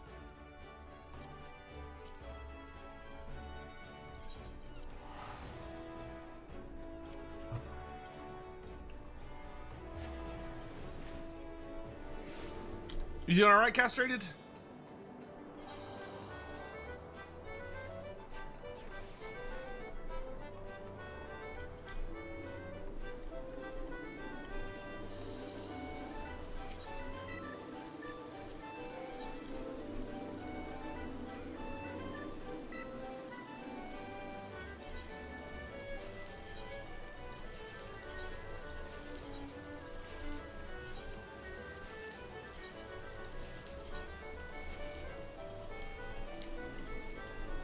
See, can I buy any?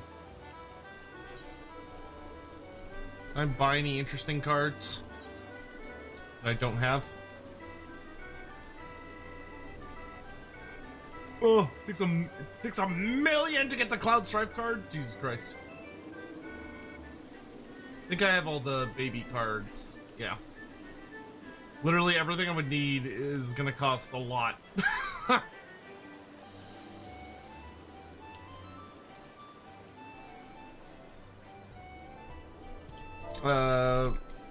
Bright Eyes, you gone?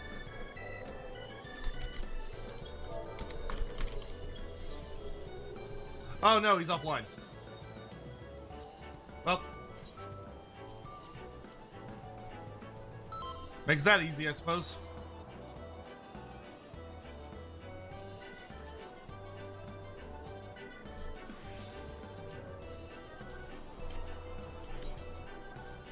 Oh, I don't have a high enough item level. Son of a bitch.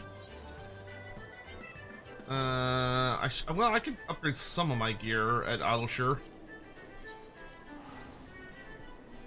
I'll go upgrade. I should be able to get a new weapon.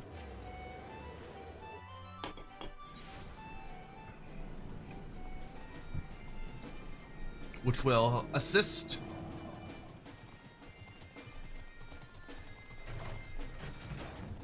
You there, woman! Give me a weapon!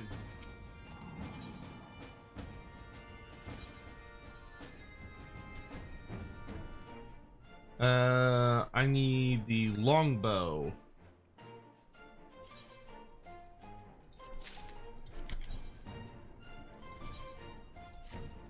Hey, that was just enough. You love to see it. That's a pretty sleek bow. Not too shabby, not too shabby.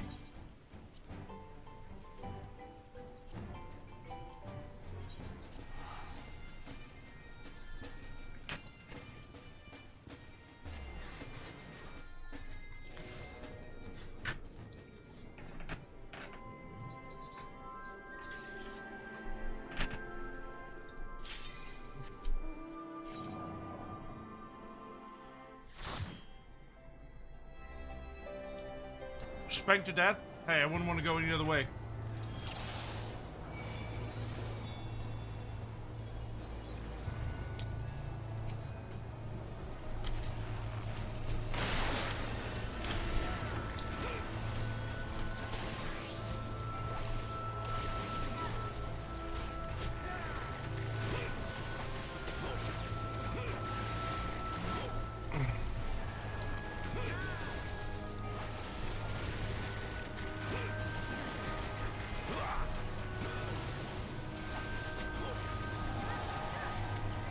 Ah, I fucked that up.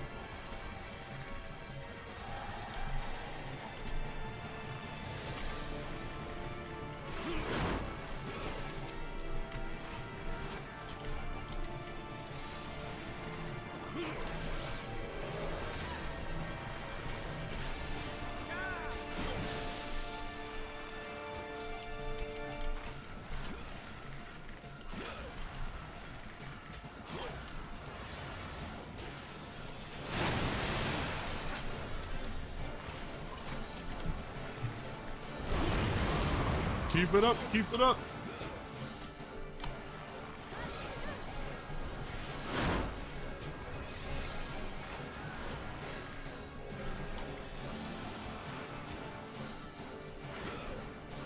Noah's out early tonight, it seems. Oh, I'm sorry, Bright Eyes.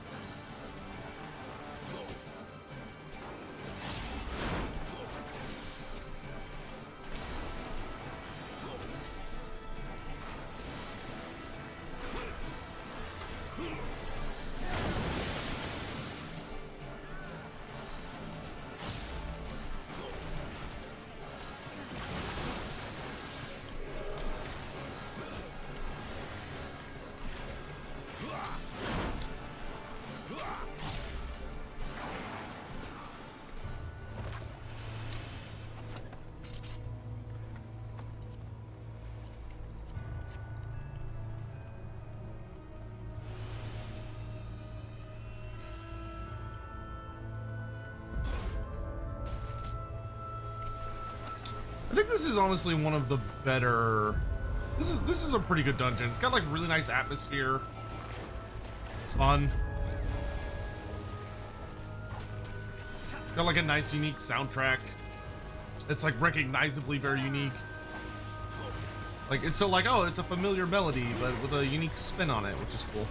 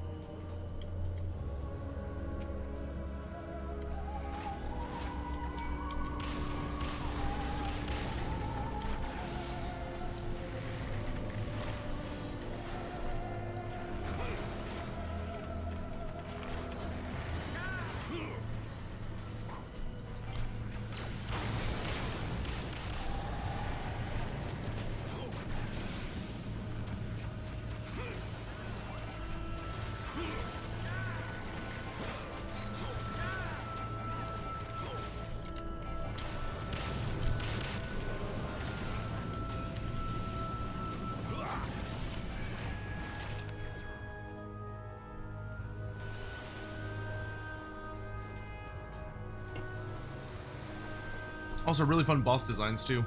The Governor.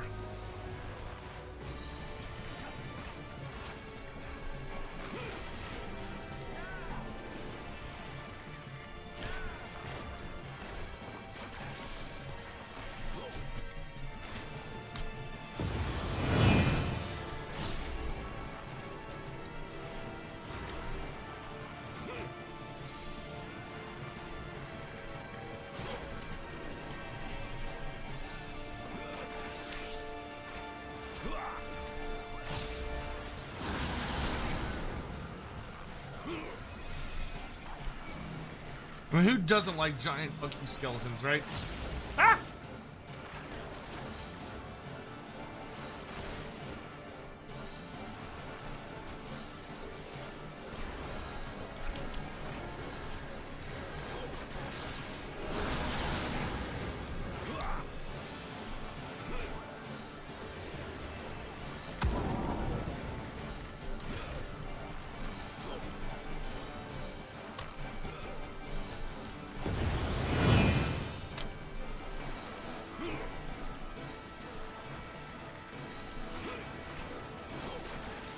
Bellicor probably. Bellicor's like, he's stealing my shtick! Well, luckily for Bellicor, he's a lot older than most video games, so he's pretty safe.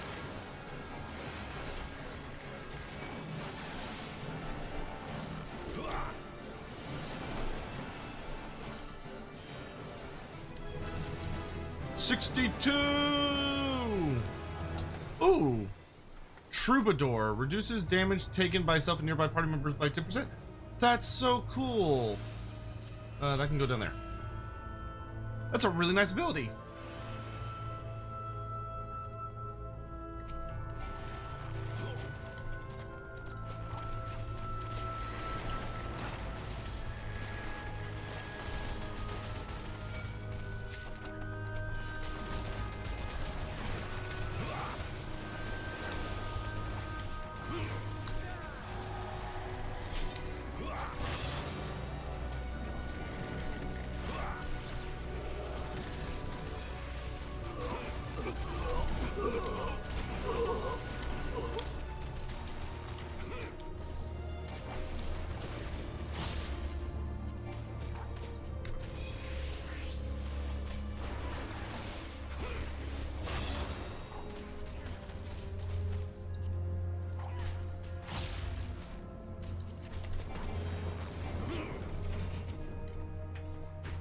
Finally, a piece of armor I can fucking wear.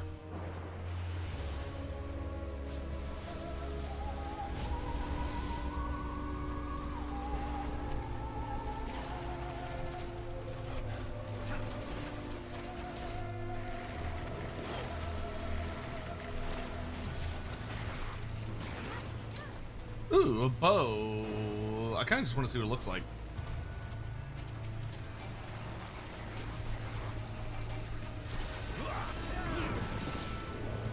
Oops.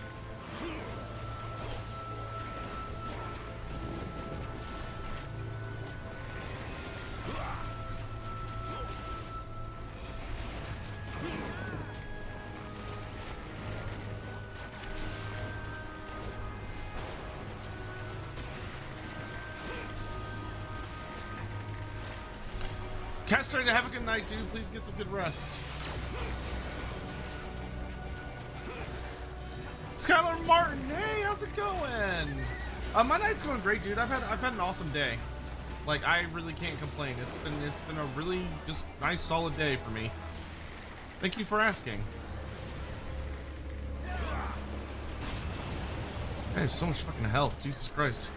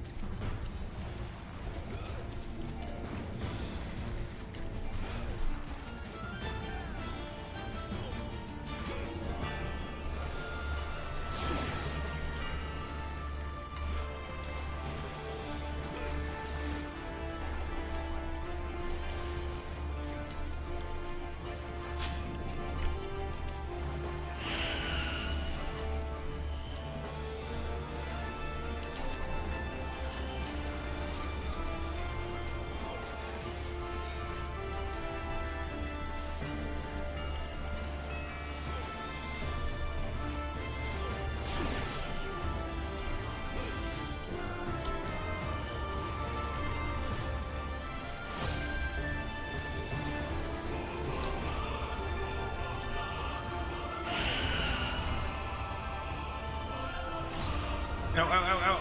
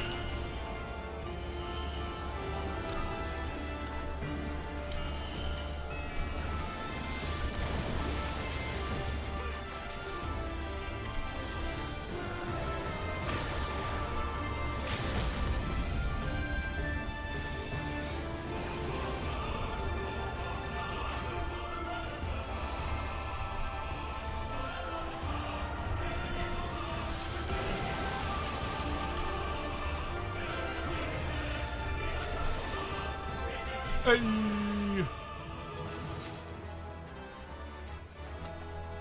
Ooh, music. Pass and pass.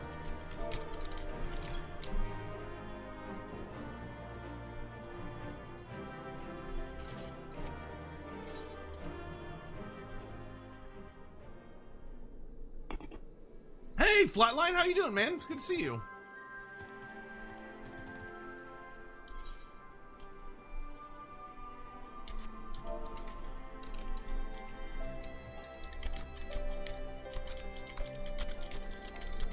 Alright, my dudes. I can definitely feel myself weighing down, so I'm down to chat for just a couple minutes. But I think we're at the end of playing for tonight. We've been playing all day.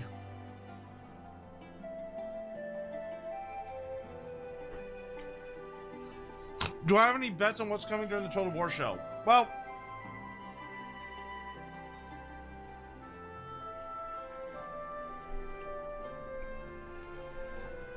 not quite 70. Well, yeah, we wasted a lot of time. Well, not wasted, but we had a lot of side quest stuff we had to do.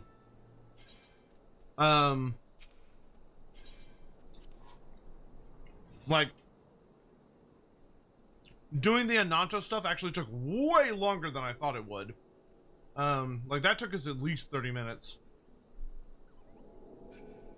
We also, obviously, we had to do, like, a lot of the Bard storyline. There was a good number of things we had to get done today. But we got them all done. That's the important bit. We got Bard to 62. And the nice thing is we don't have to get to 70. We really just have to get to 69. Because at 69 I can turn in my journal. And that'll kick us immediately up to 70.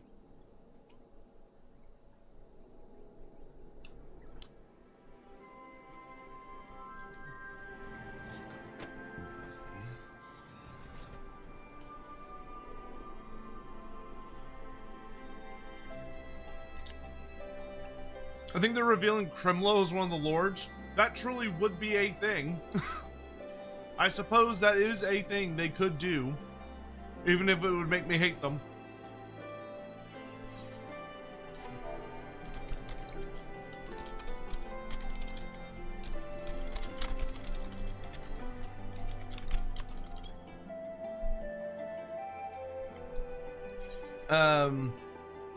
But yeah, good progress. Good progress. We do need to figure out when we're going to start dedicating some more time to Eureka. I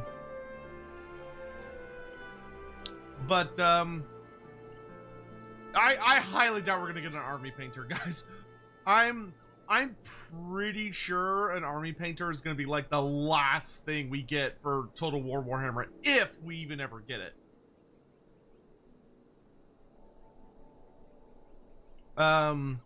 But just a reminder, Final Fantasy will be kind of going on the back burner for a little while here, coming up soon. because we are going to be focusing our efforts during the subathon on like Total War and like Space Marine 2 and Vermintide and Darktide, like playing more actiony games. But we will get in some Final Fantasy time. Yeah, the big thing I'm expecting during the Total War show is I feel like they're definitely going to, I think they're going to reveal a new End Times faction. So we've seen Nagash. I'm thinking they're probably going to show off the Glotkin. So I think a Glotkin reveal would make a lot of sense. If I'm hoping we'll get a release date for Bashiva, because they haven't announced her yet, or they haven't announced a release date yet, so I don't think she's coming.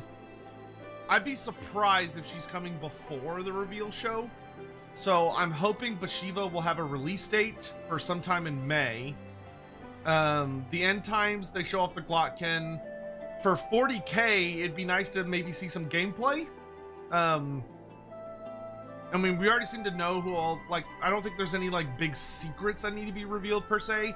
It'd be nice to maybe just see, like, some gameplay footage. Like, maybe some campaign footage. What does the campaign look like? And then for Medieval 3, I have no idea. I have no idea.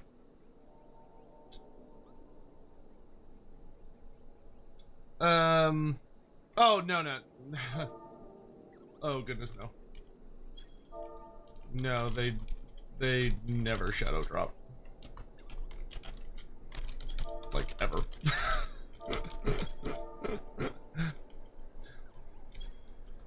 That's not how CA rolls. But, alright everyone, I think I'm gonna go ahead and get some rest. We're ending earlier than we normally do in the evening, technically, but this has also been a much longer stream than usual.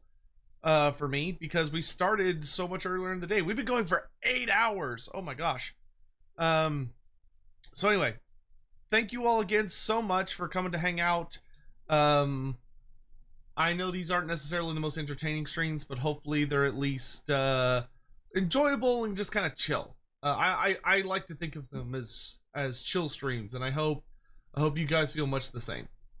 So go ahead and find somebody to raid. And then we'll call it a night. It's weird seeing people on Twitch that I must have followed at some point, but I don't remember following them. Alright. So let's head off. I'm gonna raid my buddy Nari. And, yeah. Thank you all again for hanging. We should be able to finish Dancer tomorrow. I think if we're just like blitzing stuff, I'm pretty sure we could wrap Dancer up by tomorrow.